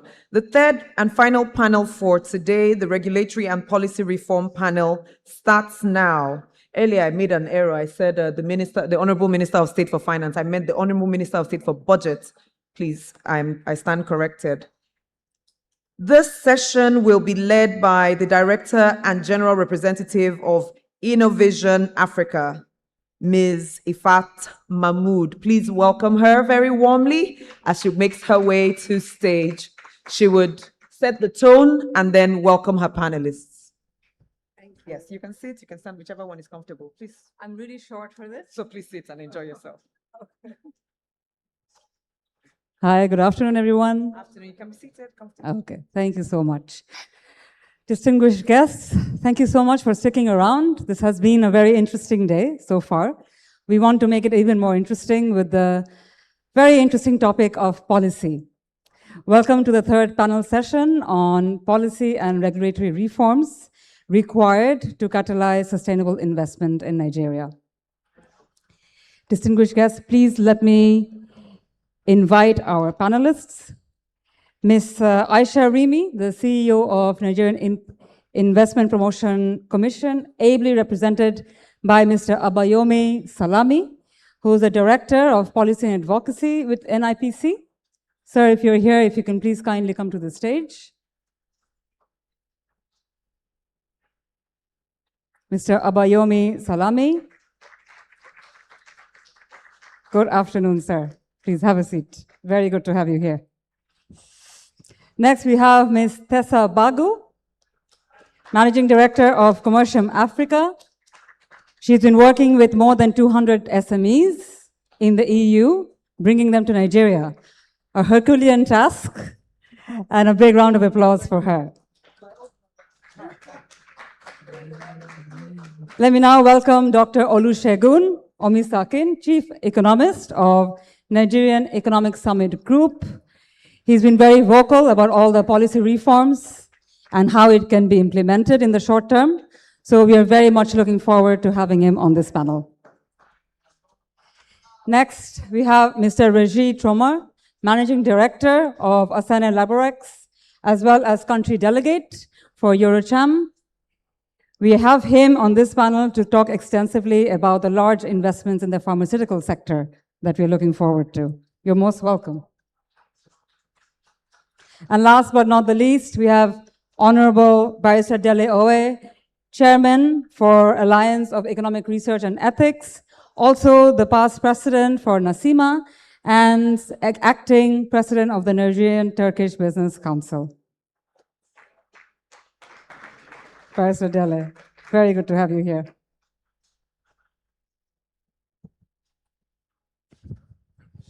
Yes, thank you so much. Thank you. Sorry, I took the higher seat because I'm the shortest here, so I needed to be able to see. Thank you so much for attending, and thank you again, guests. In this session, we are going to have a very, very positive outlook.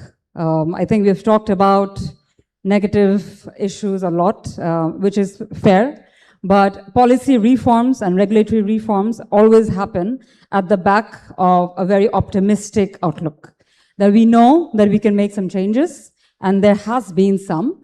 So we are here to talk about what are those bright spots that we can look at, given all the policy reforms in the recent years. I will start with some general questions, and I'll welcome any of the panelists to answer. The first one is really about the policies that we have. So we have the Business Facilitation Act of 2023. We have the National Single Window that was launched this year. We also have the One-Stop Investment Center. All of these are very good policies and frameworks that we have at the moment. What will it take to materialize them in the short run? I would actually invite everyone on the panel to answer this question. Mr. Abayomi, if you could start us off.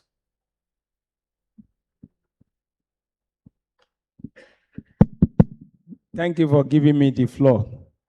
Let me start by saying the Business Facilitation Act of 2023 was actually introduced by the federal government of Nigeria to streamline the business processes and One of which is to consolidate on what Nigerian Investment Promotion Commission put in place in 2006 with the establishment of one-stop investment center for the purpose of facilitating investment and easing the process for the registration of companies and approval of obtaining necessary approvals for the investors, which led to the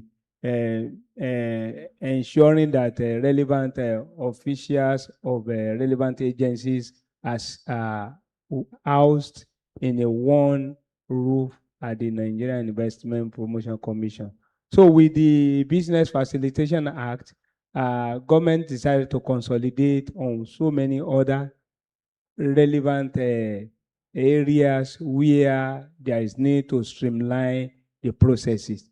Talking about the visa on arrival, talking about the registration of businesses, talking about the ports, using the port system and so many. I think that's what I can just mention for now. Thank you. Thank you. Thank you. And I hope it's clear for everyone that it's more for facilitating and bringing everything together, right? So there are not so many fragmented processes. Tessa, what does that mean for the SMEs that you're working with in the EU?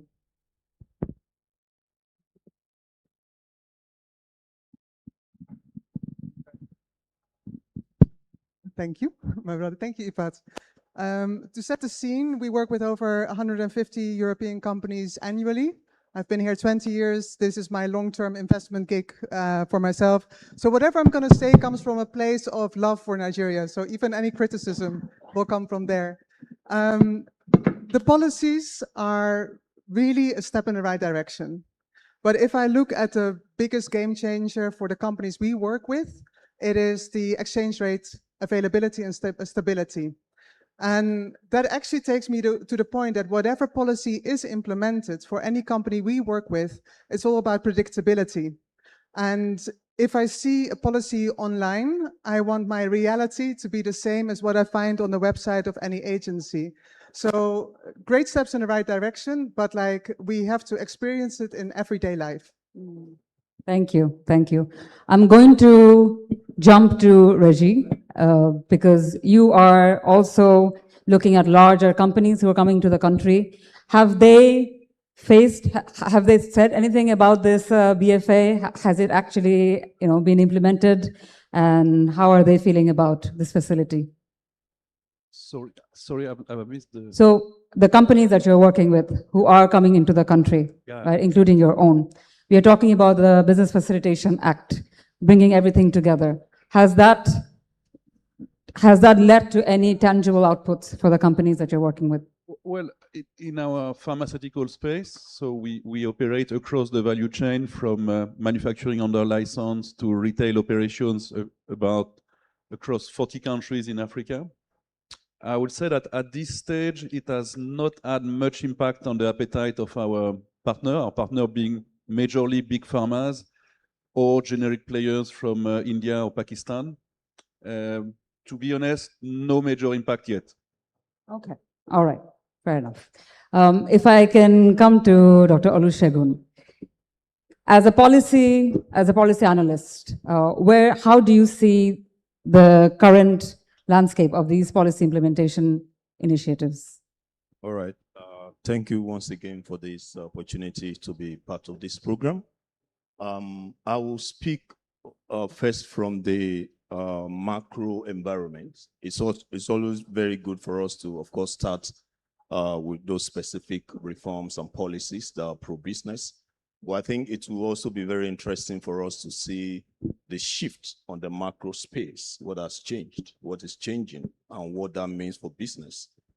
You remember the current administration has been on the forefront of changing the investment narratives. Now we have from the national philosophy of economic development to industrialization to economic agenda, all these towards making sure that we have an environment that is conducive for business.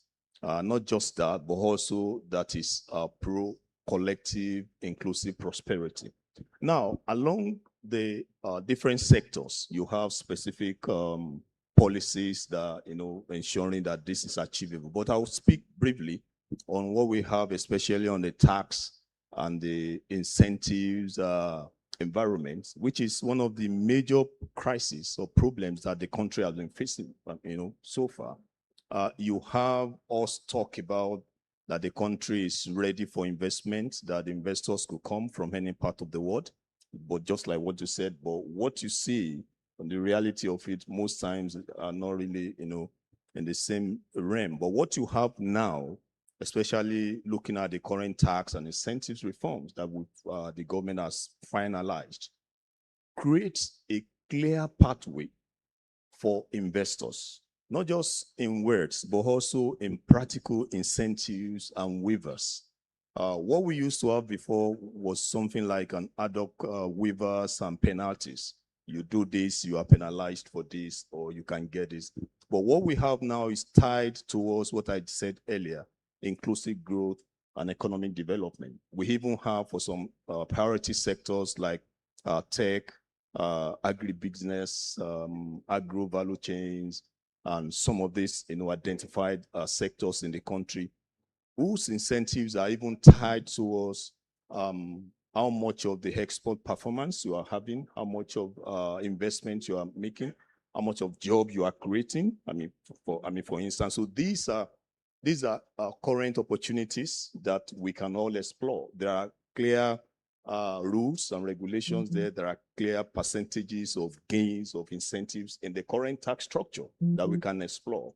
And I think we can look at this instead of waiting to have a finalized deal across the board. We can identify some of these sectors and go with them. Yes, some sectors, we may say have some of these initial challenges with them, but overall, we have a clearer pathway as to what it means for you to come to Nigeria, to register your company, to finalize or identify the deal, the project, to finalize that, and to also identify where you are likely going to get some incentives clearly now.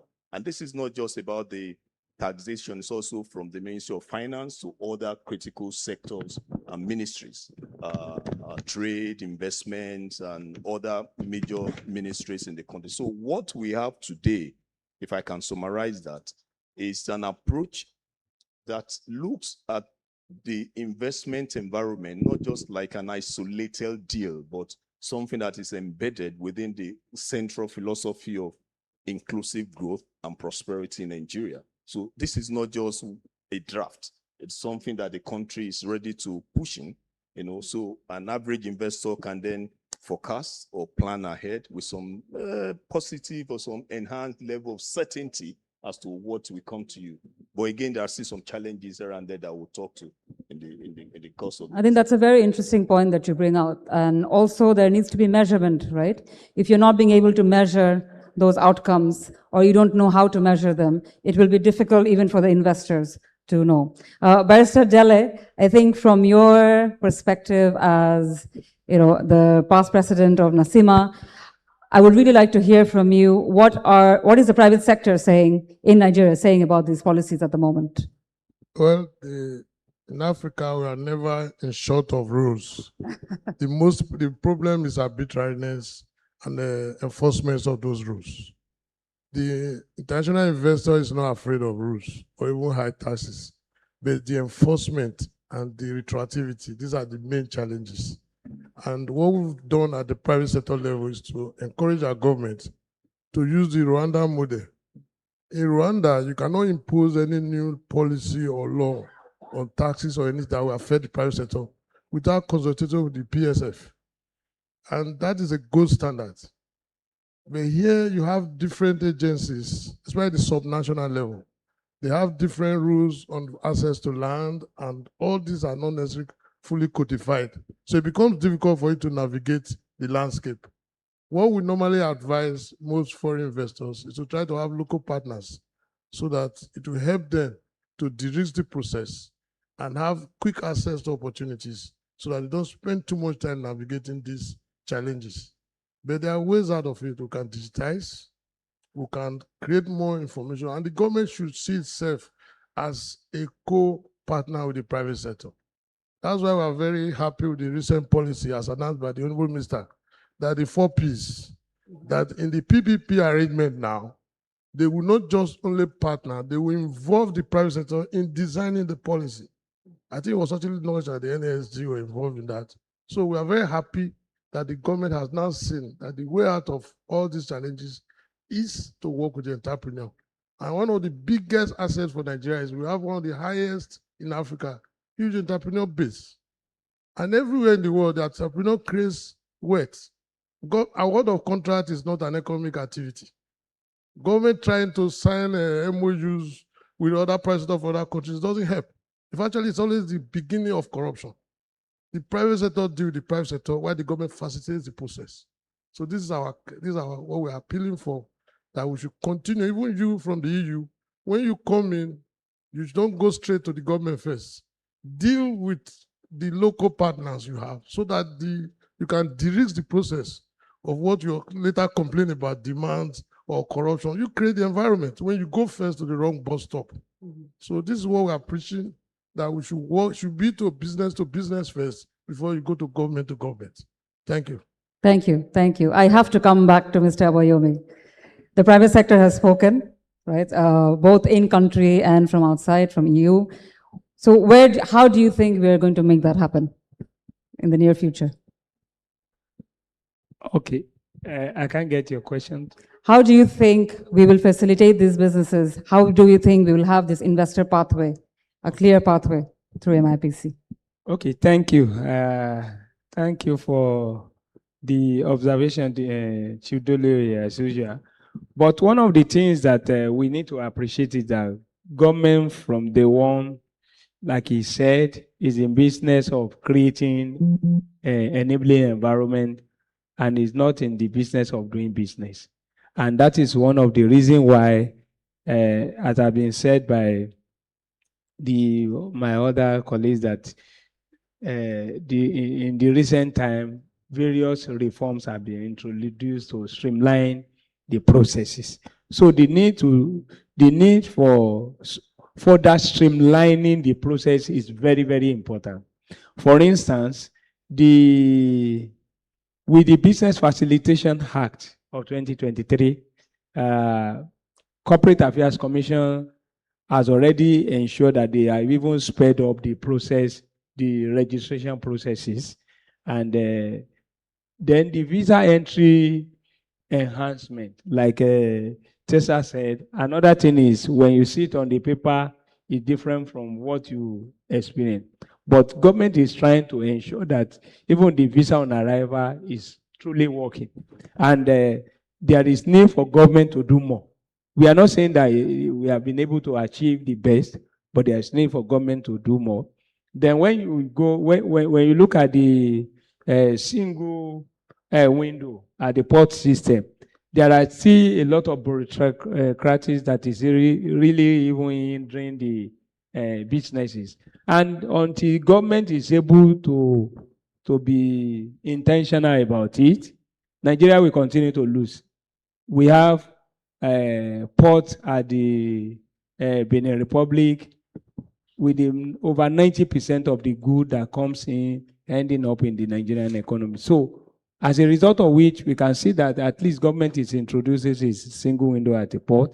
These are the realistic, practical approach that needs to be, and is commendable. There's need to be for government to be commended, and there's need to continue to make forums like this to make a lot of suggestions so that government will be able to be on its toe to do the needful. And if we look at the foreign exchange constraint, what this current government inherited was so huge. And they have been able to introduce a reform that has unified the processes, and they have been able to even pay up the backlog. This is another commended effort of the government to streamline the process. Then when you look at the Nigerian Investment Promotion Commission, the portal that has been opened for the registration of business is on now with the one-stop investment center. An investor can sit anywhere in the world, fill the form online, and submit and get its form registered. Because we have the Corporate Affairs Commission desk officer seated at the one-stop center. So there are certain commendable things that have been put in place that needs to even be appreciated. But government still need to do more so that we can be able to maximize the benefit and the opportunity. I think that's what I have to say now. Thank you. Thank you. I think there's fair acknowledgement that there needs to be more activities, especially to engage the private sector, to make more clear investor pathways, so that next time Reggie and Tessa can say that, yes, we have some tangible outputs that we are seeing. Let me add, okay, I'm very sorry, I forgot the aspect of engaging the private sector. Nigerian Investment Promotion Commission, for instance, we are neither fully government nor fully private. We are like in between. So we engage private sector from time to time in so many things that we are doing. And thank God, being the former chairman of NASIMA, Chief Delio even even stated that government is more involving the private sector in most of the things that they are doing now. So there is need to do more. That is what I'm just trying to say. But we, as an agency, I can talk on behalf of my CEO, that we are always engaging the private sectors in everything that we are doing. And the government of today, too, is really, really doing so much in that regard. Thanks. Thank you. Thank you. We are going to move on to another topic about technology and skills. This is something that we have heard over and over again, particularly from international companies. When they come into Nigeria, the opportunity is vast, but oftentimes they are not meeting the right skill sets and the technology in country. So there needs to be, and there's an opportunity for skills and technology transfer. What is your take on it, and what is being done at the moment that you know of, and what more can be done in that particular sector? Tessa, I'd like to start with you.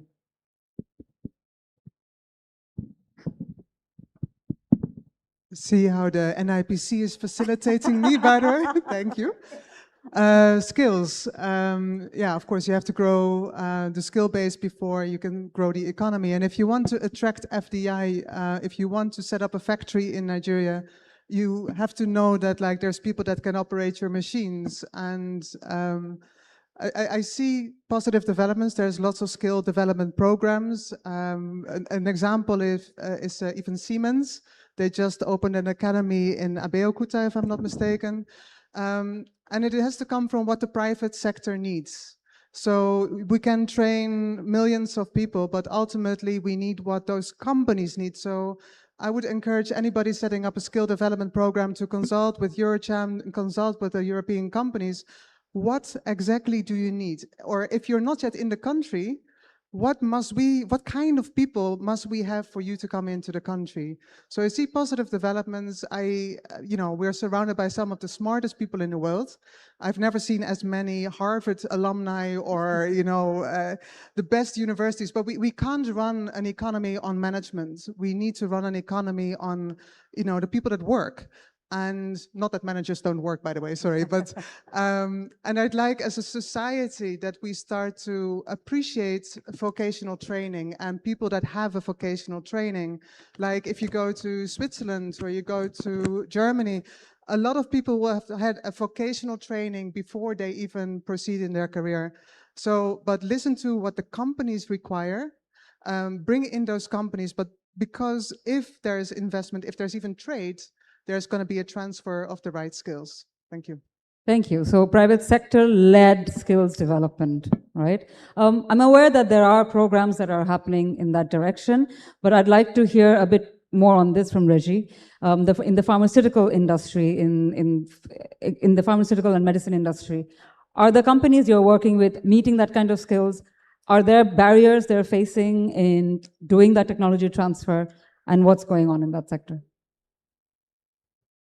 All right. Well, we could actually spend a lot of time discussing about this question. 2 minutes. So let me first picture the pharmaceutical market in Nigeria. In size, it's a relatively modest market in size versus other environments in Africa, mostly versus South Africa and North Africa. And most of our partners are usually benchmarking Nigeria versus those environments. On why the gap in size, in value, it's mostly because the health insurance scheme in those environments are much more mature, much more robust. So there is much more value to capture and much more value that can drive them to consider investment in local manufacturing. So in Nigeria, the national coordinator for PVAC was around earlier on. I think he's left the room. So their intention is to attract investment in manufacturing, which is a laudable initiative. And what we've witnessed, or what the feedback that we've got from the European partners, mostly German and French, Slovenian as well have a few generic partners. But the feedback that we've got is that the opportunity in Nigeria at this stage, in size, in value, it's too modest for them to consider a direct investment in Nigeria. Okay, fine, understood. And the figures prove so. So option B, are there local manufacturers in Nigeria that have the capability to produce under license? The response, as of today, 2026, is that there is none. There is one player, I can mention the name, it's SWIFA, who is WHO accredited for anti-malarial, but is the only player in Nigeria who could possibly produce for a European player. So my advice is to the Nigerian regulator, or there are two actually, keep stimulating schemes that are going to upgrade public and private health insurance scheme, make the market more attractive. That's one. And that's a long-term plan. It might last 10, 15 years, but it really has to be stimulated.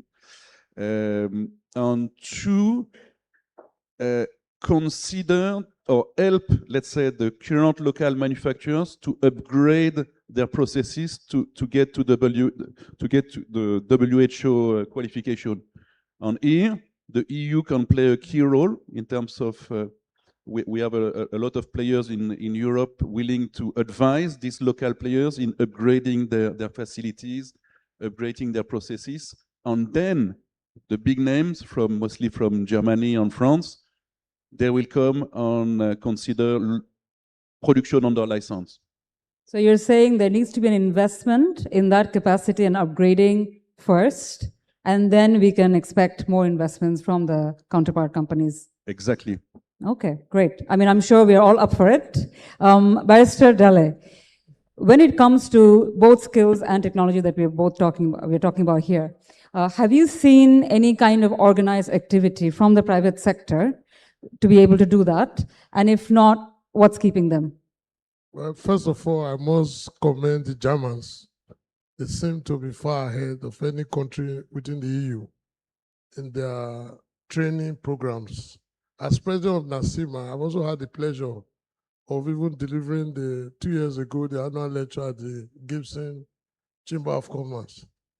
And I will tell you, they have not only invested in the process, there are various partnerships currently ongoing, both with the private sector and also the public sector, with our TVET and other institutions, where they are training people on dual vocational training.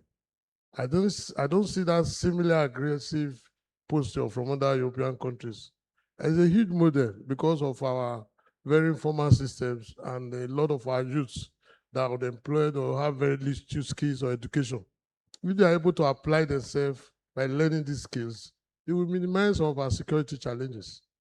The problem we're having in Nigeria in every direction is lack of opportunity. And even where the opportunities exist locally, there are very few. That's why most of our talents go abroad. So we need to find a balance. You are complaining about migration. I can tell you the solution is here in Nigeria, if you are able to invest in that process. So this dual vocational training must not only exist in the contractual clauses, it must exist in the factory floors. Our problem is that of standardization and be able to have enough information about your requirements so that we can be able to export and have a gainful relationship. So we are very happy with the Germans. I'm not trying to put other countries down. I'm trying to challenge you so that you can come next year and tell us that this is what you've done. My lived experience as a former president, not just of the NASIMA, I also chaired the organized private sector, which had all the major private sector organizations together. We work very closely with the Germans, and they are really living testimonies. Most of our chambers of commerce are centers of training because of the cooperation and collaboration we receive from the German government. Thank you. I like what Barrister Dele is doing. He's giving us examples that we can follow. We don't have to reinvent the wheel. So thank you for that. Dr. Olusegun, I'm now thinking also of the other side. There are many youth who will come and say, even if we do get jobs in these factories, in these spaces, they're not paying enough, and they still have to resort to other sources of income as well. So multiple jobs, multiple sources of income is a common thing in Nigeria. As a policy analyst, where do you think the government can take some immediate initiatives to be able to create more jobs? Yeah, thank you. Thank you very much. I think I align my thought also along what other panelists have spoken about. And it's not just about the case of Nigeria alone. I think most of the African countries are faced with this structural imbalance where on one hand you have, or we parade, or we see as positive, you have the informal sector contributing more than 80, in some instances, 90% to the labor market. Informal. In the case of Nigeria, it's on the average of 90.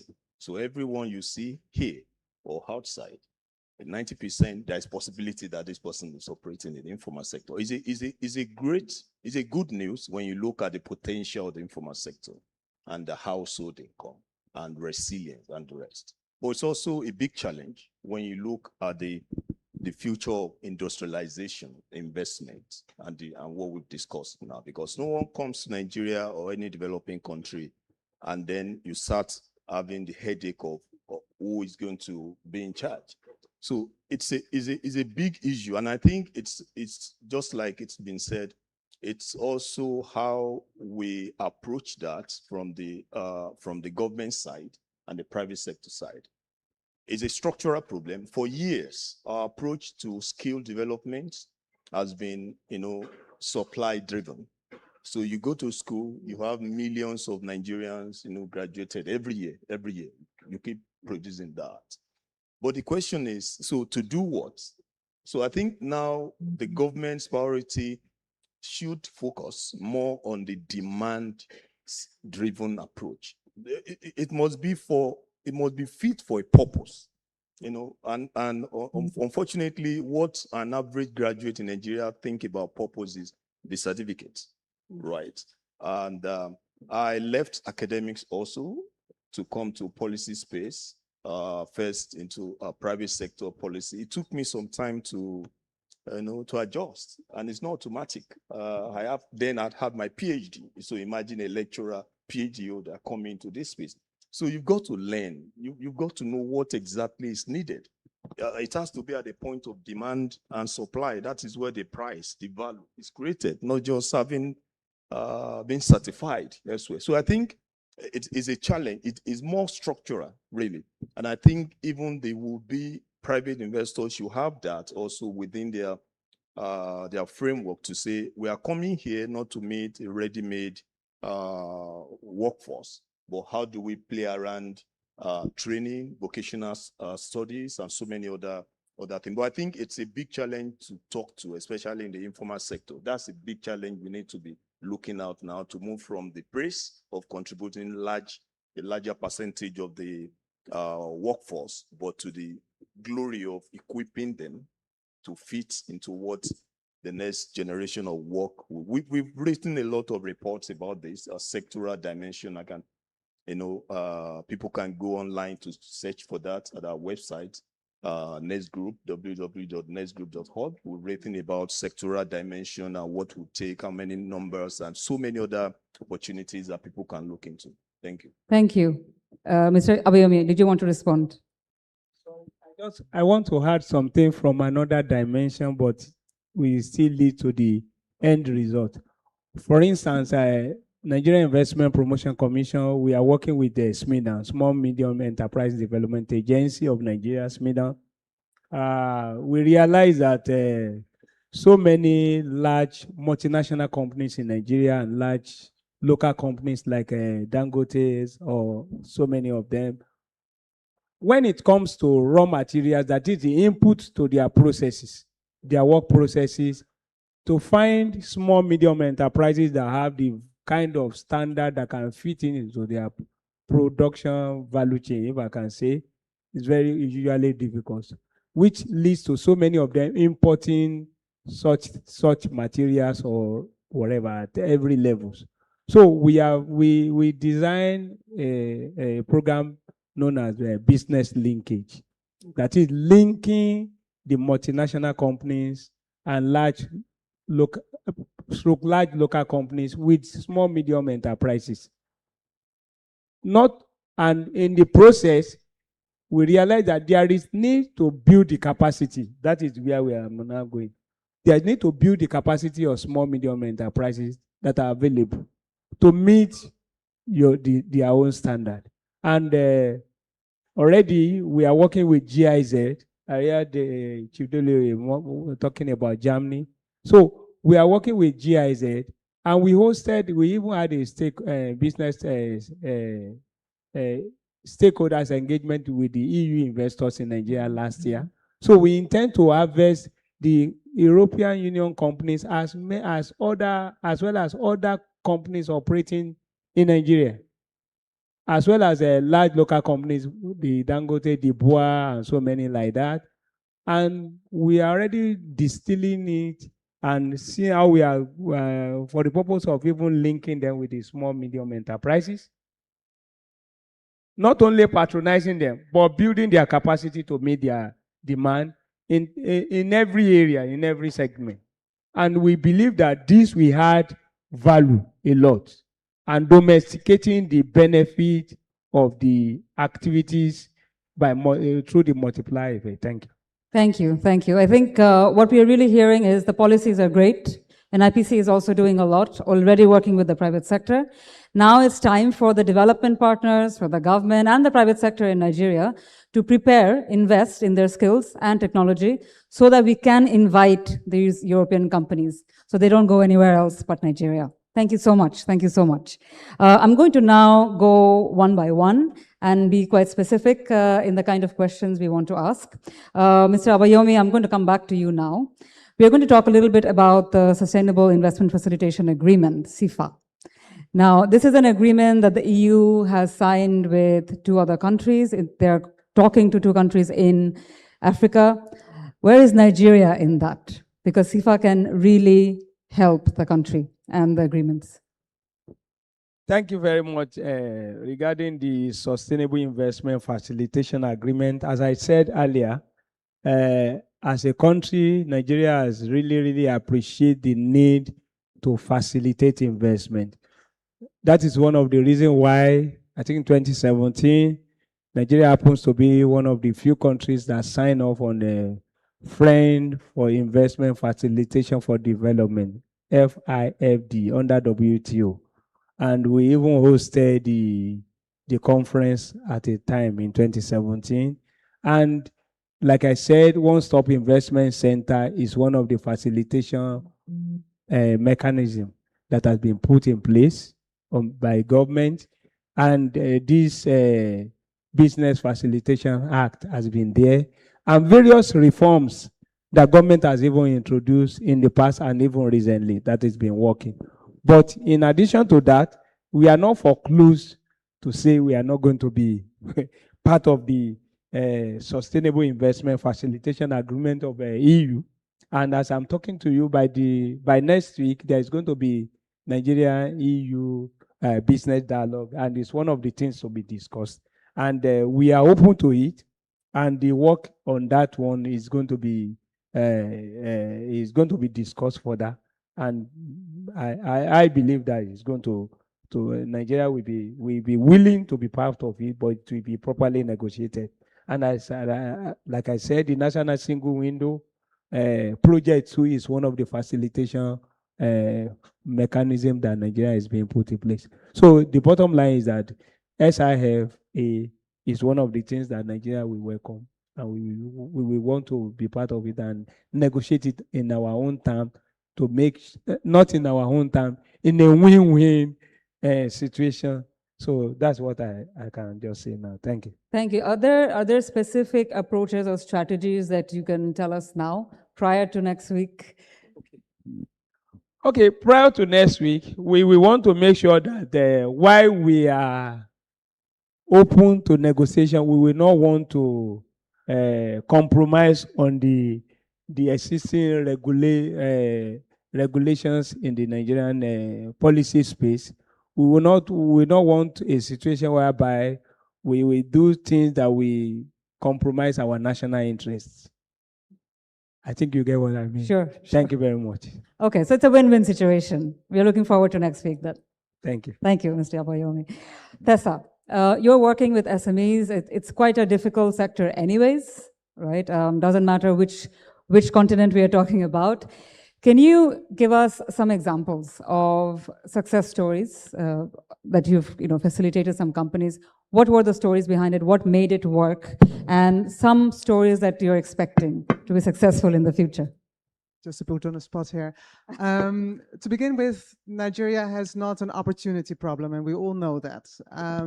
Every time I go out and speak to companies, they know that Nigeria is the biggest market, they know all the stats, and they know you can do business here. Success stories, like even just now I bumped into the Swedish company called Oriflame Cosmetics. Not many people know that like Nigeria is in their top 5 worldwide. They have like about 5,000 people working here for them. You know, it's one of those stories. So Nigeria doesn't have an opportunity problem, but it has a complexity problem, trying to come in. So whenever I speak to companies outside, they're like, well, I can go to anywhere in Africa, because a lot of people just see Africa, like Nigeria is just part of it. So why would I go to Nigeria when it's more difficult in Nigeria than in Ghana or in Kenya? And I'll be like, Lagos is bigger than Ghana and Kenya combined, come here. But we have to make it easier for them. But what I then see is that the companies that do come in with a strong local partner who start trading, who see that the market is actually worth investing in, once they start putting feet on the ground and really keep on building that momentum, you see beautiful things happening. There's also a Dutch company called Finward here, supplying the food and beverage industry with fragrances. Like they saw there was a demand, they started in the Netherlands, now they're doing it here with a big factory and they're expanding. Like before they finished their first factory, they were already planning the next one because it is going so fast for them. Also here bumped into a Belgian company into building consumables. They had a bit of one of those overnight successes that took a couple of years to achieve. So they had difficulties from getting licenses to setting up a bank account to all those stumbling blocks, but they did not give up on the market. They kept on supporting their distributors, and now they're exporting to the region. Then another company that is into food and beverage, they started to work with a partner here in Nigeria. We connected them 7 years ago. I bumped into them at Food and Beverage West Africa a few weeks ago. The local partner is now opening their 3rd warehouse in Lagos. They grew together. An Irish company that is into food supplements, and they're the most expensive you can find, but they're the best. They found one partner in Nigeria. And they went from an anticipated sales of €5,000 in the first year to $1 million in the next year in terms of prognosis. So there are successes, but we have to reduce that complexity. And I think also Europe has a role to play there. So when a company from any company says like, oh, it's difficult to enter the market, why? Is it because the market is not ready? I want to do a shout out to my country, the Netherlands. We're very good in feeding the world, and we have great horticulture seeds. But then they didn't want to come to Nigeria because of protection issues, So the Netherlands was like, fine, let's develop a seed roadmap together with Nigeria. And they did it in a record time. Yeah. And now there's a Dutch company, East West Seeds. They're one of the national leaders now in horticulture seeds, protected by the Dutch government, together with the Nigerian government, but also by putting feet on the ground and investing in their local capability. So, and I can go on. Like I said, I work with like 150 companies on average every year, and I see those that commit to the market with a strong local partner, they end up investing over time. So Tessa, how do we find those strong local partners? You can call Commercium Africa. Perfect. That's where we were getting to. No, but I think the reason why I asked you this question is oftentimes that fear and that shyness is from both ends. right? There are many Nigerian companies who are possibly doing very well and may not feel that they are qualified enough or they have the skills or the technology to be able to engage with partners from the EU, whereas though they might be the ones that they're looking for, right? So I think we do need more of commercial Africas to be able to make that match. And do you think that we also need more EU nationalities based in Nigeria for a long time so that they can actually go back and say, look, it's not that difficult? Absolutely. In the Netherlands, we have a saying, one sheep over the dam. You know, like if the first one is successful, then the rest of the herd will follow. And we need those success stories. And I like actually in recent years, people are starting to see the positive of Nigeria. Even people are wanting to now travel to Nigeria because they've, I don't know, listened to Burna Boy on the radio. But like there is a bit of a momentum in Nigeria. There's policy reform. There's good experiences here and that will drive. But like for anybody that says, I can't find a good local partner in Nigeria, I'm like, you're not looking in the right place. There's amazing companies in this country. There's amazing people. And if that perceived risk, and we've been talking about risk and we have to de-risk, it's sort of like the theme of the day, even though it's not the theme. But if you work with the right local partner, with the right capability, the risk is very low. And we also in Europe, like all these credit agencies, like as soon as they hear Nigeria, then the flag goes on red. I'm like, why? Just because you see Nigeria? Like, I mean, until recently, the US was on green, right? And then they had some changes in government. But Nigeria is always sort of red listed or blacklisted. And I sometimes wonder, is it a lazy approach? Because if you put the right people together, you will see success and then you reduce risk tremendously. Thank you. Absolutely. Thank you. Yes, that does warrant a round of applause. Dr. Olusegun, yes, this is all fair, but it's still joint ventures. It's still working with local partners. That will not necessarily increase our FDI, right? How do we do that? How do we build that FDI and get these counterparts to actually start investing directly in the country in the short and medium term? All right. Okay. Thank you.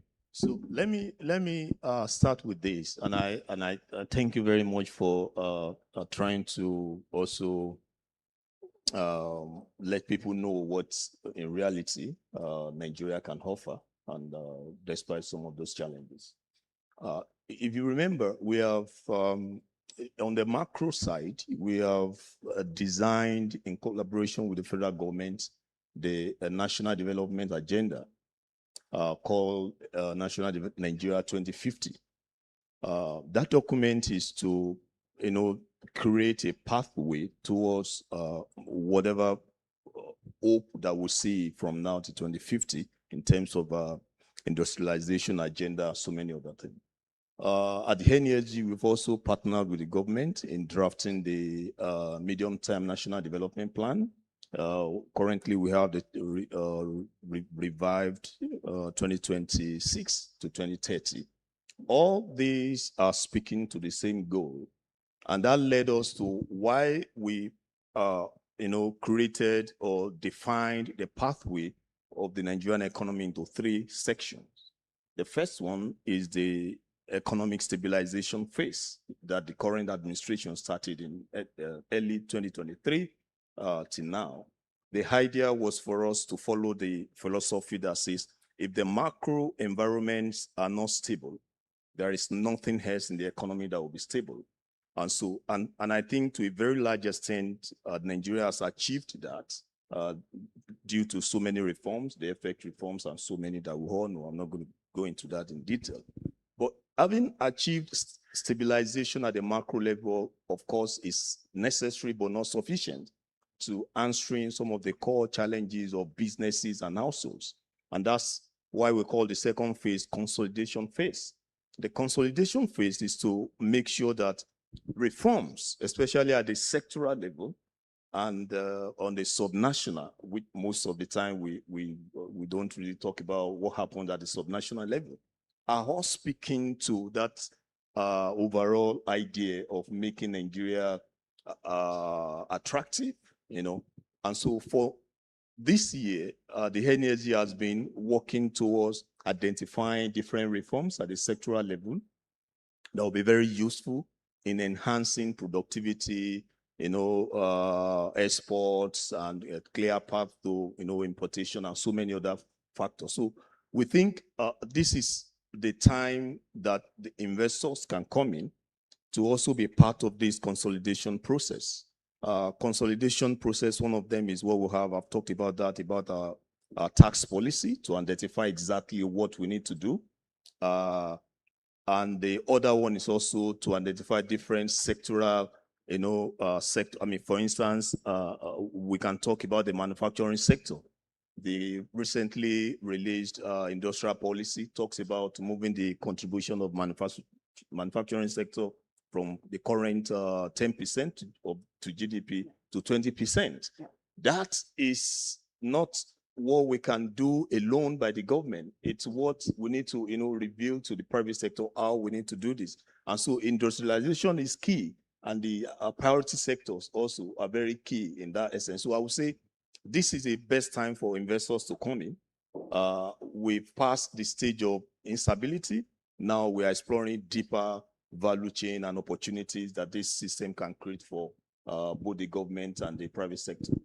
Thank you. And that's a good segue into my question to Reggie. So all the companies that you're working with, especially in the pharmaceutical industry, and we know that manufacturing of pharmaceutical products is definitely a major strategy for the EU Global Gateway, as well as Nigeria. So what we're hearing from Dr. Olusegun is industrialization is now, right? What would be your advice to these companies in the EU and the local companies to make that happen now? Well, first advice, do not neglect Nigeria. It's not because the condition of short-term successes are not currently met that they should neglect Nigeria. They should keep on auditing the partners, advising them, I'm talking here about local manufacturers, advising them on how to upgrade their facilities, build midterm plan with them, sign MOUs on likely partnership to emerge once the capability will have reached the sufficient level. No, cooperative approach with local players. That would be my advice. Are you looking forward to the last MISO, where we're looking at a zone for manufacturing of pharmaceutical products? Well, here I believe we are touching the point of, is Nigeria attractive to the region, or can Nigeria be considered as a regional hub in the pharma space?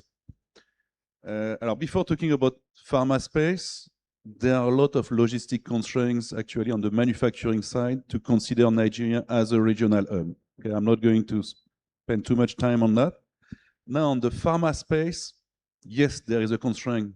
There is a reputational constraint because the mostly French-speaking country in West Africa have been strongly regulated for years, and they've got an appetite for mostly made in Europe medicines. So if tomorrow they were proposed made in Nigeria, good quality medicines, there will be a break. There will be a lot of work to be done on the marketing side to convert the West African patients. So not an easy ride. Not an easy ride, but it'll get there. Barrister Dele, from the private sector angle, all of these are opportunities that we're talking about, right? Getting engaged with the government, upgrading their facilities, making sure the reputational risk goes down. What is your advice, in one or two sentences, to the private sector? How can they make that happen?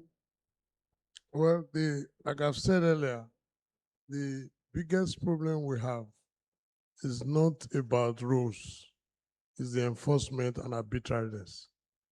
And the government should know, anytime you change the rules without consultation with the industry, you are merely making law for yourself. You create rooms where people either become from formal to informal sectors.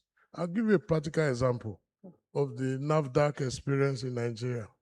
Most companies, before they apply for NAFDAC or SON approval, they would have rented or bought a factory, employed staffs, and also pay salaries. Within 3 months, you don't get NAFDAC certificate. One of your staff will come to you and say, okay, before we close down this place, let's start copying Mr. Obi's products so that at least you can be able to pay salaries. Before you know it, that business becomes a full-blown 419 operation, not because from beginning that was the decision, because of frustration with the system. So government has a duty to make sure that from point of entry, you facilitate businesses. And that is why you must create an ecosystem where businesses can thrive. But part of our challenges here, which will also need your collaboration, is that government tries to tell business how to do business.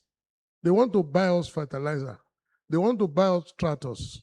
In that whole process, they forget their primary responsibility of creating an enabling environment. Their job is to make sure I thrive.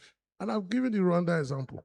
You cannot change the law, you cannot change the rules without my input. Yeah. And when you create that, and I give an example, the Dangote experience. The man was a mere trader. The government went to him. How can I move you from trading to production? You see, these are my numbers. These are my profit margin. If you guarantee me this, I will do this. We have seen what he has done for our macroeconomic stability, both in the cement, energy security. So government must use the same model. I'm not saying it's the only model, but trying to tell us which fertilizer to buy, which tractor to use. Who is in government that are going to school of tractor or school of fertilizer to tell us what to buy? The fact that they give you a letter of employment or you are in authority doesn't make you an expert in that field. And if you look at the cost of government doing business, it's so high. Look at the failure rates. I'm currently chairing a group called Alliance for Economic Research and Ethics. We did an analysis. We've lost $67 billion from government trying to do business, starting from Ajakuta aluminum starting plant, and even recently at Ajakuta, the minister started again. The same procedure that they were going to bring another investor. There are still companies in Nigeria. We have Camp Steel, we have others. You go to them. How did you succeed? You don't go to get small companies that are even smaller than indigenous or in Nigeria, try to use them to teach us. I talked about the NNPC recently, where they got a real estate company to come and run a refinery. So these are our challenges. Those contracts of Warri Refinery, Port Harcourt, failed, not because the companies that were to do it were not qualified. It was a governance issue. So we need to work on our governance. We need to listen more to our private sector. We have a huge entrepreneurial capital in Nigeria. And that's why we also invite the EU to come and take advantage of this. And most importantly, at the global level, you need us now. Absolutely. It's no longer looking down on us. You need us. No, nobody's looking down upon Nigeria.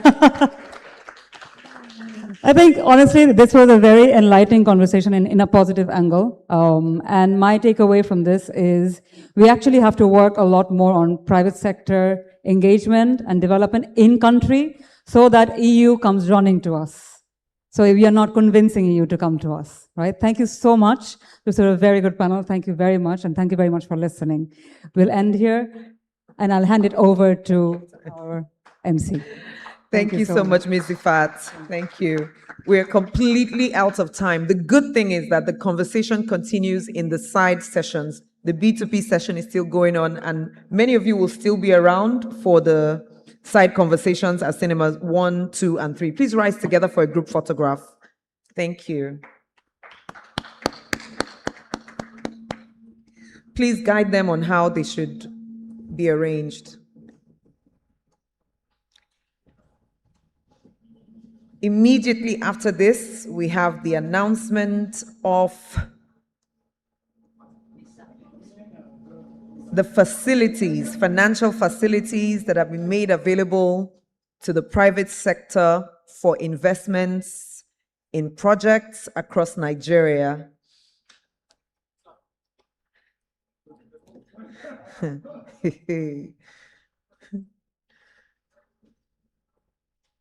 Thank you so much. Thank you. Thank you. Please appreciate the entire session. Thank you. We've been here since 9. We're going into the final session for the day in plenary before we continue at the side events. Thank you so much. It is my joy and my honor to preside over this session, the Honorable Minister of State for Budget and Economic Planning, Dr. Doris Uzoka Anite, CFA, who is very ably representing the Honorable Minister of Budget and Economic Planning. She's been here all day. She's listened to the conversations, and she'll be presiding over this session where we talk about finance that is available. Please sit, ma'am. Welcome. Appreciate her once again. Thank you.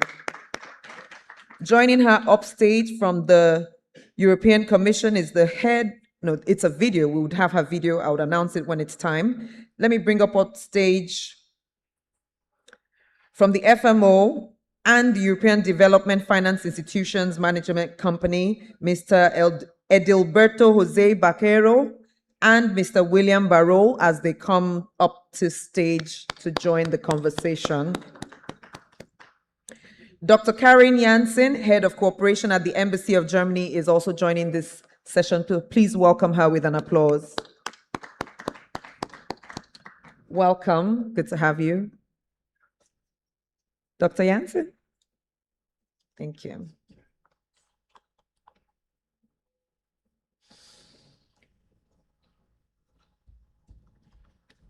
Welcome, ma'am. I would now welcome the Honorable Minister to set the stage. Please welcome her with a very warm applause this cold afternoon.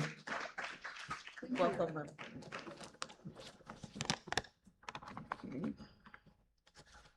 Good afternoon, ladies and gentlemen. As we were told in the morning, I would like to stand on the existing protocol ably laid out.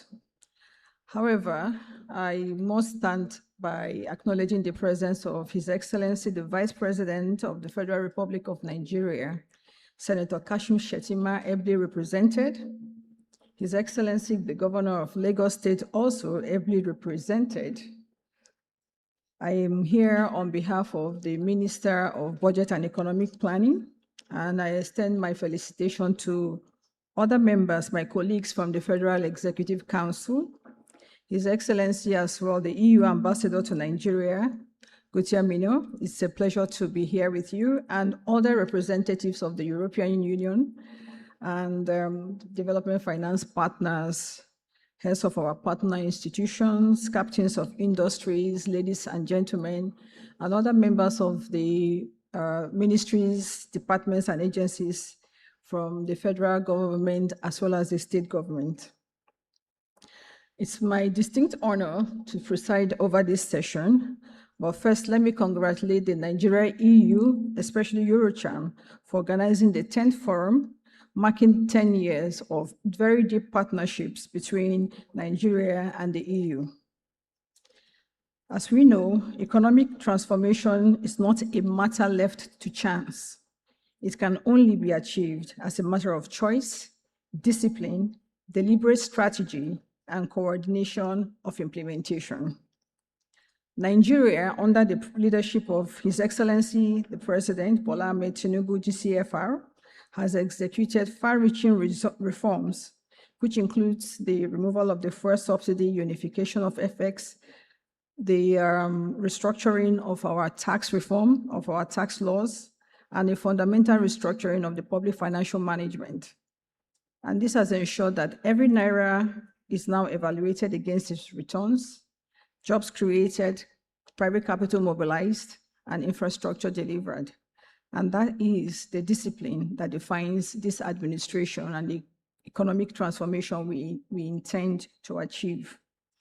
The Federal Ministry of Budget and Economic Planning, as you know, plays a coordinating role within Nigeria's economic architecture and governance. Our work ensures that resources from domestic revenue, international partnerships, private capital are all directed towards wherever they are needed most, towards our priority sectors.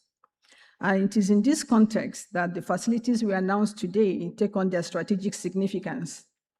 They are not isolated initiatives. These are integral to the Renewed Hope National Development Plan 2026 to 2030, as will be announced or launched very shortly.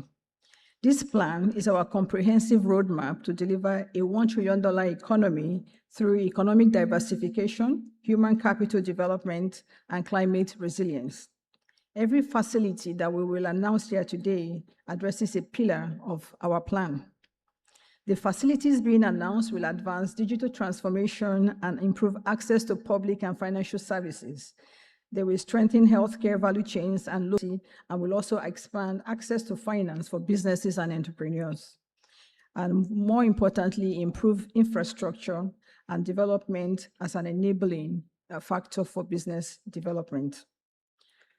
These interventions, more importantly, will go beyond financing. They represent strategic investments in productivity, competitiveness, and resilience. By supporting innovation, strengthening value chains, and improving access to capital, they will create jobs, stimulate enterprise development, and enhance private sector's contribution to national growth. They speak to the confidence that the European Union has in these government's reforms, the credibility of our economic agenda, and the capabilities of Nigerian businesses. The support for agriculture and livestock is especially very important.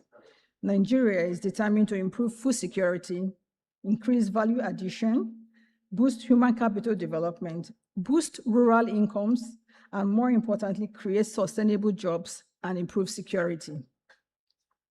Likewise, investments in healthcare and digital systems will contribute to stronger institutions, improved service delivery, and a more competitive economy. Collectively, these initiatives reflect the growing focus of the Nigeria-EU partnership on investment-led development. They demonstrate the confidence of European partners in Nigeria's economic prospects, and they align directly with the renewed hope agenda and our ambition to build a more diversified, inclusive, and resilient economy. I commend the European Union, Team Europe institutions, and our development finance partners for their commitment. The Nigeria-EU partnership has evolved into a strategic relationship that combines policy dialogue, development cooperation, and investment to advance sustainable growth and shared prosperity. I acknowledge the dedication of the teams from the Ministry of Budget and Economic Planning, as well as other ministries, departments, and agencies who are here and who are also working tirelessly to bring these facilities to fruition. This administration remains committed to providing an enabling environment that supports investment, innovation, and private sector-led growth. We welcome these new facilities and look forward to their successful implementation. Ladies and gentlemen, today's announcements represent another important milestone in the enduring partnership between Nigeria and the European Union. And we continue to appreciate the support of our European partners and look forward to deeper collaboration and more investments in advancing sustainable economic development. It is now my pleasure to invite our distinguished partners to formally present the new financing facilities to advance the renewed hope agenda to help us achieve a target of $1 trillion economy. Thank you, ladies and gentlemen. Thank you, distinguished. Thank you.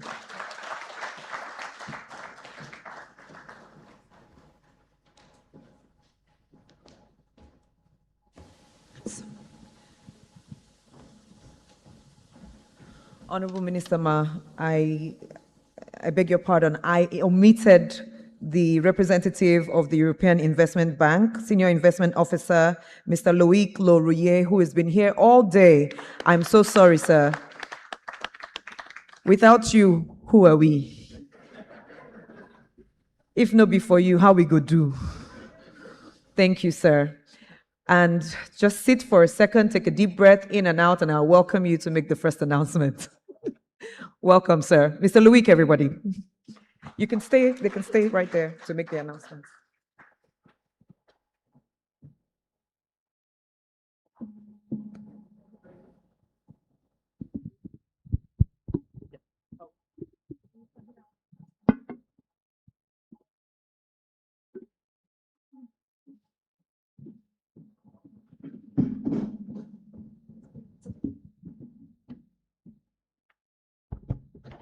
Okay. Ladies and gentlemen, thank you very much again for the invitation. I mentioned on the panel a few of the projects that the European Investment Bank has signed recently, and I want to reemphasize, how committed the bank is in financing Nigeria. We have signed last year over 500 million euros of financing in the country. in the public sector and in the financial sector mostly. So the first one I would like to mention is in the public sector financing. We have signed a facility of 170 million euros for the Lagos, Nigeria waterways. As I mentioned earlier, this is a project to finance boats and piers in the city of Lagos in order to improve the transportation and sustainable transportation. We have also disbursed in the public sector, under various projects that were signed earlier.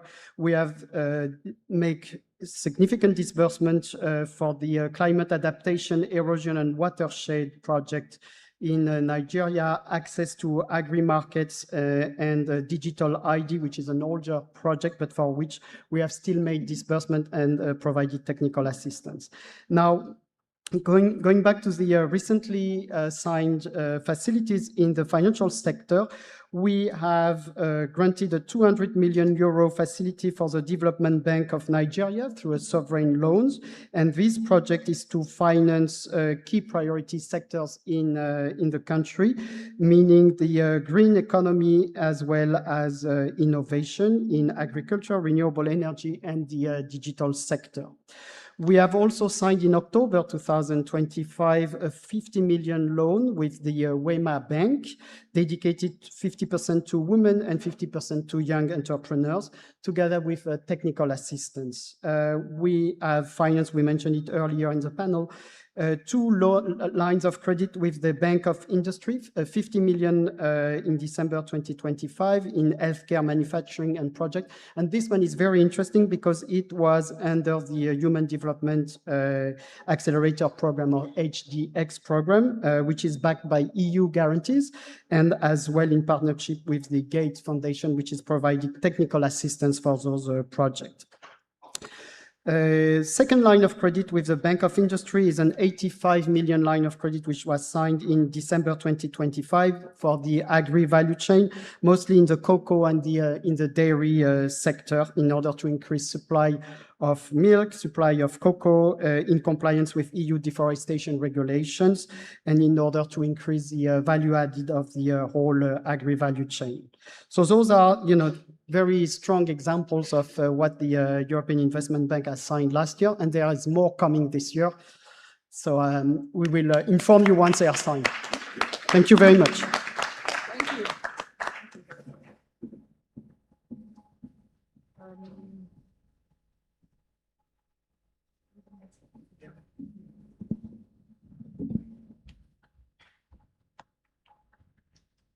Good afternoon, everybody. It is a pleasure to join you today for the launch of the Strengthening Digital Surveillance for Primary Healthcare in Nigeria project, a partnership between Germany and the European Union. This is a project that reflects our shared commitment to strengthening health security, resilience, and sustainable development in Nigeria and across West Africa. For more than a decade, Germany, through the Federal Ministry for Economic Cooperation and Development, has supported ECOWAS in strengthening regional capacities for pandemic prevention, disease surveillance, and outbreak response. This support was founded on a simple but critical understanding. In an increasingly interconnected world, health security is not only a public health priority, it is a prerequisite for economic stability, regional integration, and sustainable development. Nigeria, the largest member state and one of the most strategic countries in the region, has remained critical to the success of our interventions. Recent outbreaks across Africa, including Ebola and other emerging infectious diseases, continue to remind us that diseases do not respect national borders. In a region characterized by vibrant cross-border trade, intense mobility, and people-to-people exchange, strong surveillance systems are essential for safeguarding lives, protecting livelihoods, and preserving regional stability. It is therefore encouraging that this initiative builds on the success of the Surveillance Outbreak Response Management and Analysis System, short form SORMAS.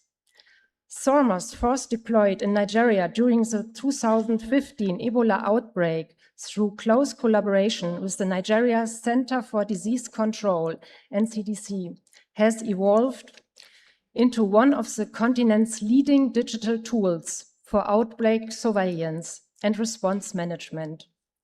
The success of SORMAS demonstrates the power of innovation partnership and local ownership in addressing complex public health challenges. Building on this foundation, Germany and the European Union are proud to deepen their collaboration through this new initiative, which is being implemented by GIZ through the Regional Program on Pandemic Prevention. The deployment of an advanced version of SORMAS at the primary healthcare level represents a significant step towards strengthening Nigeria's capacity to detect, analyze, and respond to outbreaks at the earliest possible stage. This initiative contributes directly to Nigeria's efforts to build a stronger and more resilient health system, while advancing broader national priorities of economic resilience, digital transformation, and human capital development. It also supports ECOWAS' vision of a region that is better prepared to prevent and respond to cross-border health threats. Importantly, this partnership reflects the spirit of the EU's Global Gateway strategy and Germany's commitment to supporting sustainable and locally driven solutions.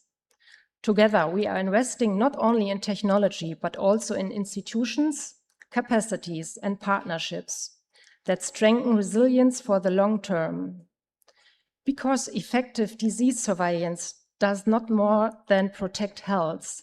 It helps keep schools open, markets functioning, businesses operating, and borders secure. It creates the conditions necessary for trade, investments, and prosperity to flourish. We could not have chosen a better platform than the Nigeria EU Business Forum to announce this project. Considering the strategic importance for health, for a stable business environment, and a thriving private sector.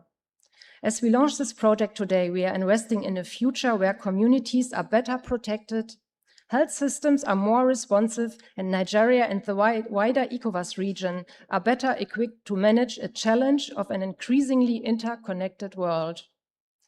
We are proud to deepen our partnership with the European Union and our Nigerian counterparts, and we look forward to impact it will have in the strengthening health security and advancing sustainable development across the region. Thank you very much.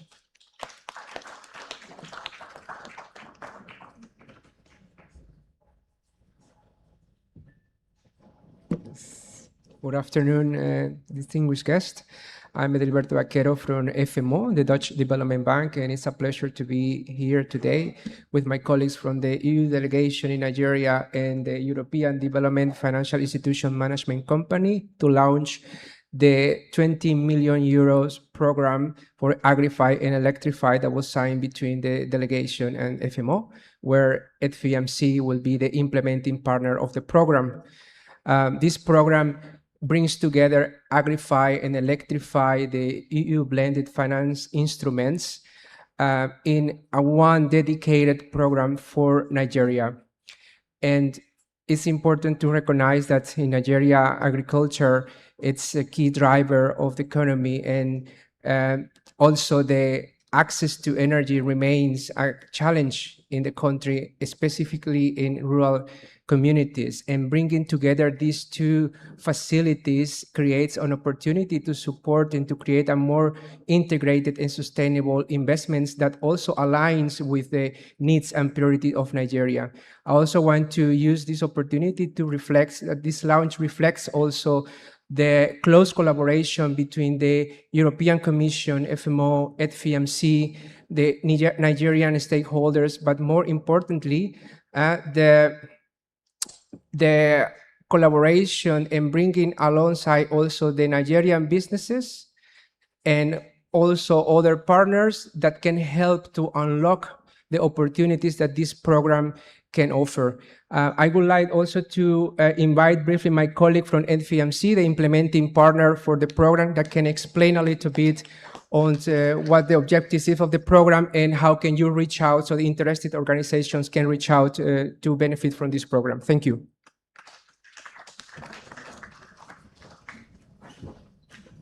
Your Excellence, honored partners, ladies and gentlemen, it's an honor today to present the Nexus country window for Nigeria. This program is a global gateway and Team Europe program of 20 million, as explained already, which is directly investing in SMEs.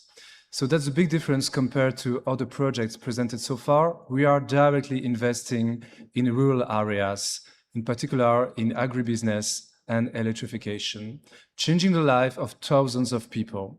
And this is a direct investment that we can carry to the smallholder farmers that need it the most. So far, Nigeria has been an extraordinary country for EDFIMC. We have had so far 6 investments, up to 20 million euro already directly invested with an extraordinary return. We have already 3 companies nearly exceeded with a positive return and a much higher impact return for what we have done. For instance, with Babangona, we have 50,000 farmers which have seen their lives impacted. And we want to duplicate that, to replicate that with 6 to 8 new businesses. So there are a few value chains that are more important or that are, let's say, put under the spotlight, which are the rice, dairy, and food for dairy, but it's not excluding other value chains. And concretely, we are also in touch with our existing partner to continue the Team Europe approach, because as I said, the precedent investment have been so successful that today we are deploying with other DFIs additional financing. We want to be catalytic. And we see, for instance, with companies like Babangona, new investments coming from Proparco, coming from FMO, Swedfund today, with guarantees that are also managed by EDFIMC. So this is the entire ecosystem we try to develop, and also to fill a gap, between, let's say, 2-3 million euro investment needed and the 20-50 million more driven by EIB and other partners of the European Union. Again, this is a Team Europe approach, and we are very excited to come into discussion with you, their partners, and to see what the future will bring. Definitely, it will be a bright future for Nigeria. Thank you.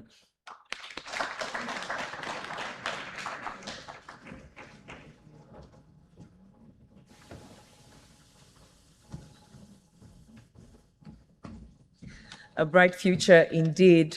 Please confirm if we have the video of Ms. Caroline. No. Honorable Minister, ma'am, thank you so much. Do you still have any remarks to make? Okay, so we'll rise together for a group photograph. If we have the representatives of WEMA, DBN, and BOI, Bank of Industry here, please join the next shot. Please guide them on how they should be arranged. I believe the Honorable Minister will be brought in closer toward the center. And to the left, to the right, or are they good where they are? Good, all right. Please close the gap, smile toward the brighter future. If we have the representatives of BOI, please wave so we know you're coming. WEMA, DBN, do we have you here? Yes, please join in for this next shot.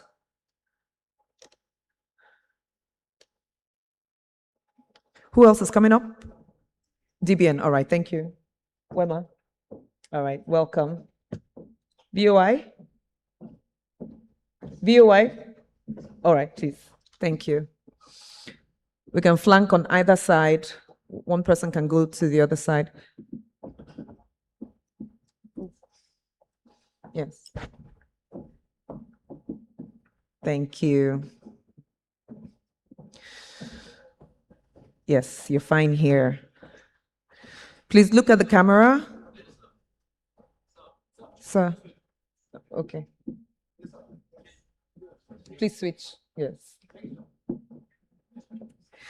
Please look at the camera, smile, and say more investments, more partnerships, brighter future. Okay. Thank you very much. Thank you. Really grateful. Please appreciate each and every one of them. Thank you very much. Congratulations. The reward for great work is always more work. Thank you. Honorable Minister, ma'am, thank you so much. Mr. Luik, thank you. No. I have the privilege of welcoming the National President, Nasima, Nigeria Chamber of Commerce, Industry, Mines and Agriculture, Engineer Dr. Jani Ibrahim, to deliver the closing and plenary. Immediately after that, I would still make one or two announcements. He's able, ma'am, please, you can come this way. Yes. He's ably represented by Ambassador Janet Olisa, who is a special advisor on international relations, and she was upstage earlier chairing the session. Please welcome her. Excellent job done so far. The energy is still in the room. More partnerships, more investment, exploring more opportunities. Welcome, ma'am. I'll just stand by here. Good afternoon, and we are still respecting the already established protocol. I will just say, Your Excellency, my dear brother, the Ambassador, it's been a wonderful, wonderful day. And so just to read the speech, His Excellency, the European Union Ambassador, distinguished representative from the European Union, esteemed government officials, captains of industry, development partners, members of the diplomatic community, business leaders, distinguished ladies and gentlemen, and members of the press. On behalf of the Nigerian Association of Chambers of Commerce, Industry, Mines and Agriculture, NASIMA, I wish to express our profound appreciation to everyone who has contributed to the success of today's Nigeria EU Business Forum. We are particularly grateful to the European Union for its institutions for their continued commitment to strengthening economic cooperation, trade, investment, innovation, and sustainable development between Nigeria and the European Union. Today's engagement has once again demonstrated the immense value of constructive dialogue and strategic partnership in advancing shared prosperity. I also wish to thank the government of the Federal Republic of Nigeria, relevant ministers that were here today, departments, ministries, agencies, our development partners and private sector stakeholders, and the organizers who dedicated most of their time in making this forum possible. Our sincere appreciation goes to all speakers, panelists, and moderators, and particularly the participants for sharing valuable insights, practical experience, and innovative ideas that will help shape a more competitive and resilient business environment. The discussion today has highlighted significant opportunities in trade, facilitation, industrial development, digital transformation, infrastructure, renewable energy, agri-business, transportation, and investment promotion. To our members, entrepreneurs, investors, and business representatives from both Nigeria and Europe, thank you for your active participation and commitment to building stronger commercial relationships. The connections established and conversation initiated here today must translate into tangible partnership, increased investment, job creation, and sustainable economic growth. As the umbrella organization for Nigeria's organized private sector, NASIMA remains committed to working closely with our European partners to deepen business-to-business cooperation, support enterprise development, and promote policy that enhance trade and investment flow. I would like to also thank the EEN, Enterprise Europe, network for accepting our application to become international partners. So for the businesses in Nigeria, we are proud to say that Nasima is now with EEN, and it also means that we have a platform where we can reach out to the European companies, and that is, for us, is a big event. We'll be signing the MOU anytime soon in Abuja or Lagos, depending on where the national president will be at the material time. But we must thank the European Union ambassador for the endorsement that was given to us, and also for the EEN membership for accepting Nasima, representing Nigerian private sector to be part of the EEN. So let us leave this forum inspired by the possibility before us and united in our determination to transform dialogue into action and opportunities into measurable outcomes. We call on the youths to take advantage of what has happened today. Startups, ongoing business already in place. It is a time for our young ones, our youth, to be strong in ensuring that partnership is not just for the big businesses, but also important for the startup. Once again, I thank everyone for your presence and your contribution. Thank you and safe trip back. Thank you. Thank you, Nasima, for thanking us and for partnering with the European Union to make this a worthwhile time spent, time invested, and will go from conversation to action. Thank you. Just so we are guided, the B2B sessions are still going on. They started since noon.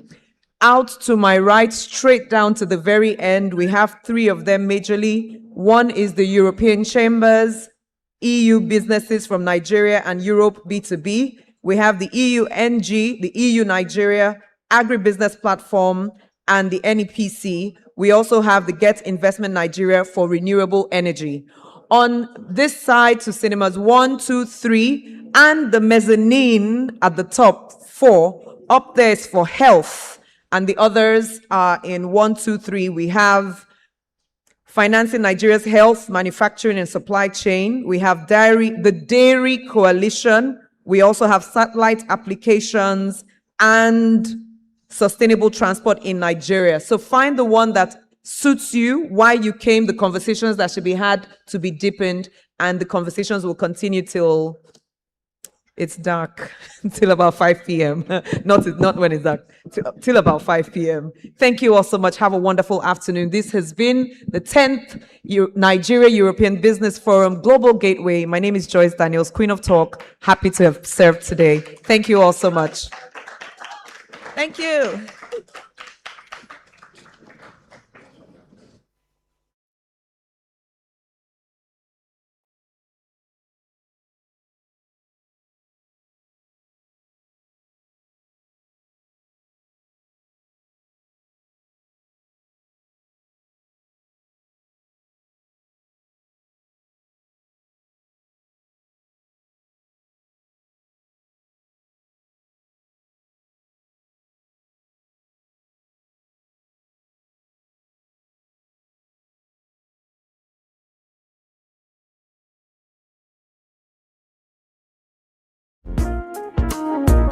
Thank you.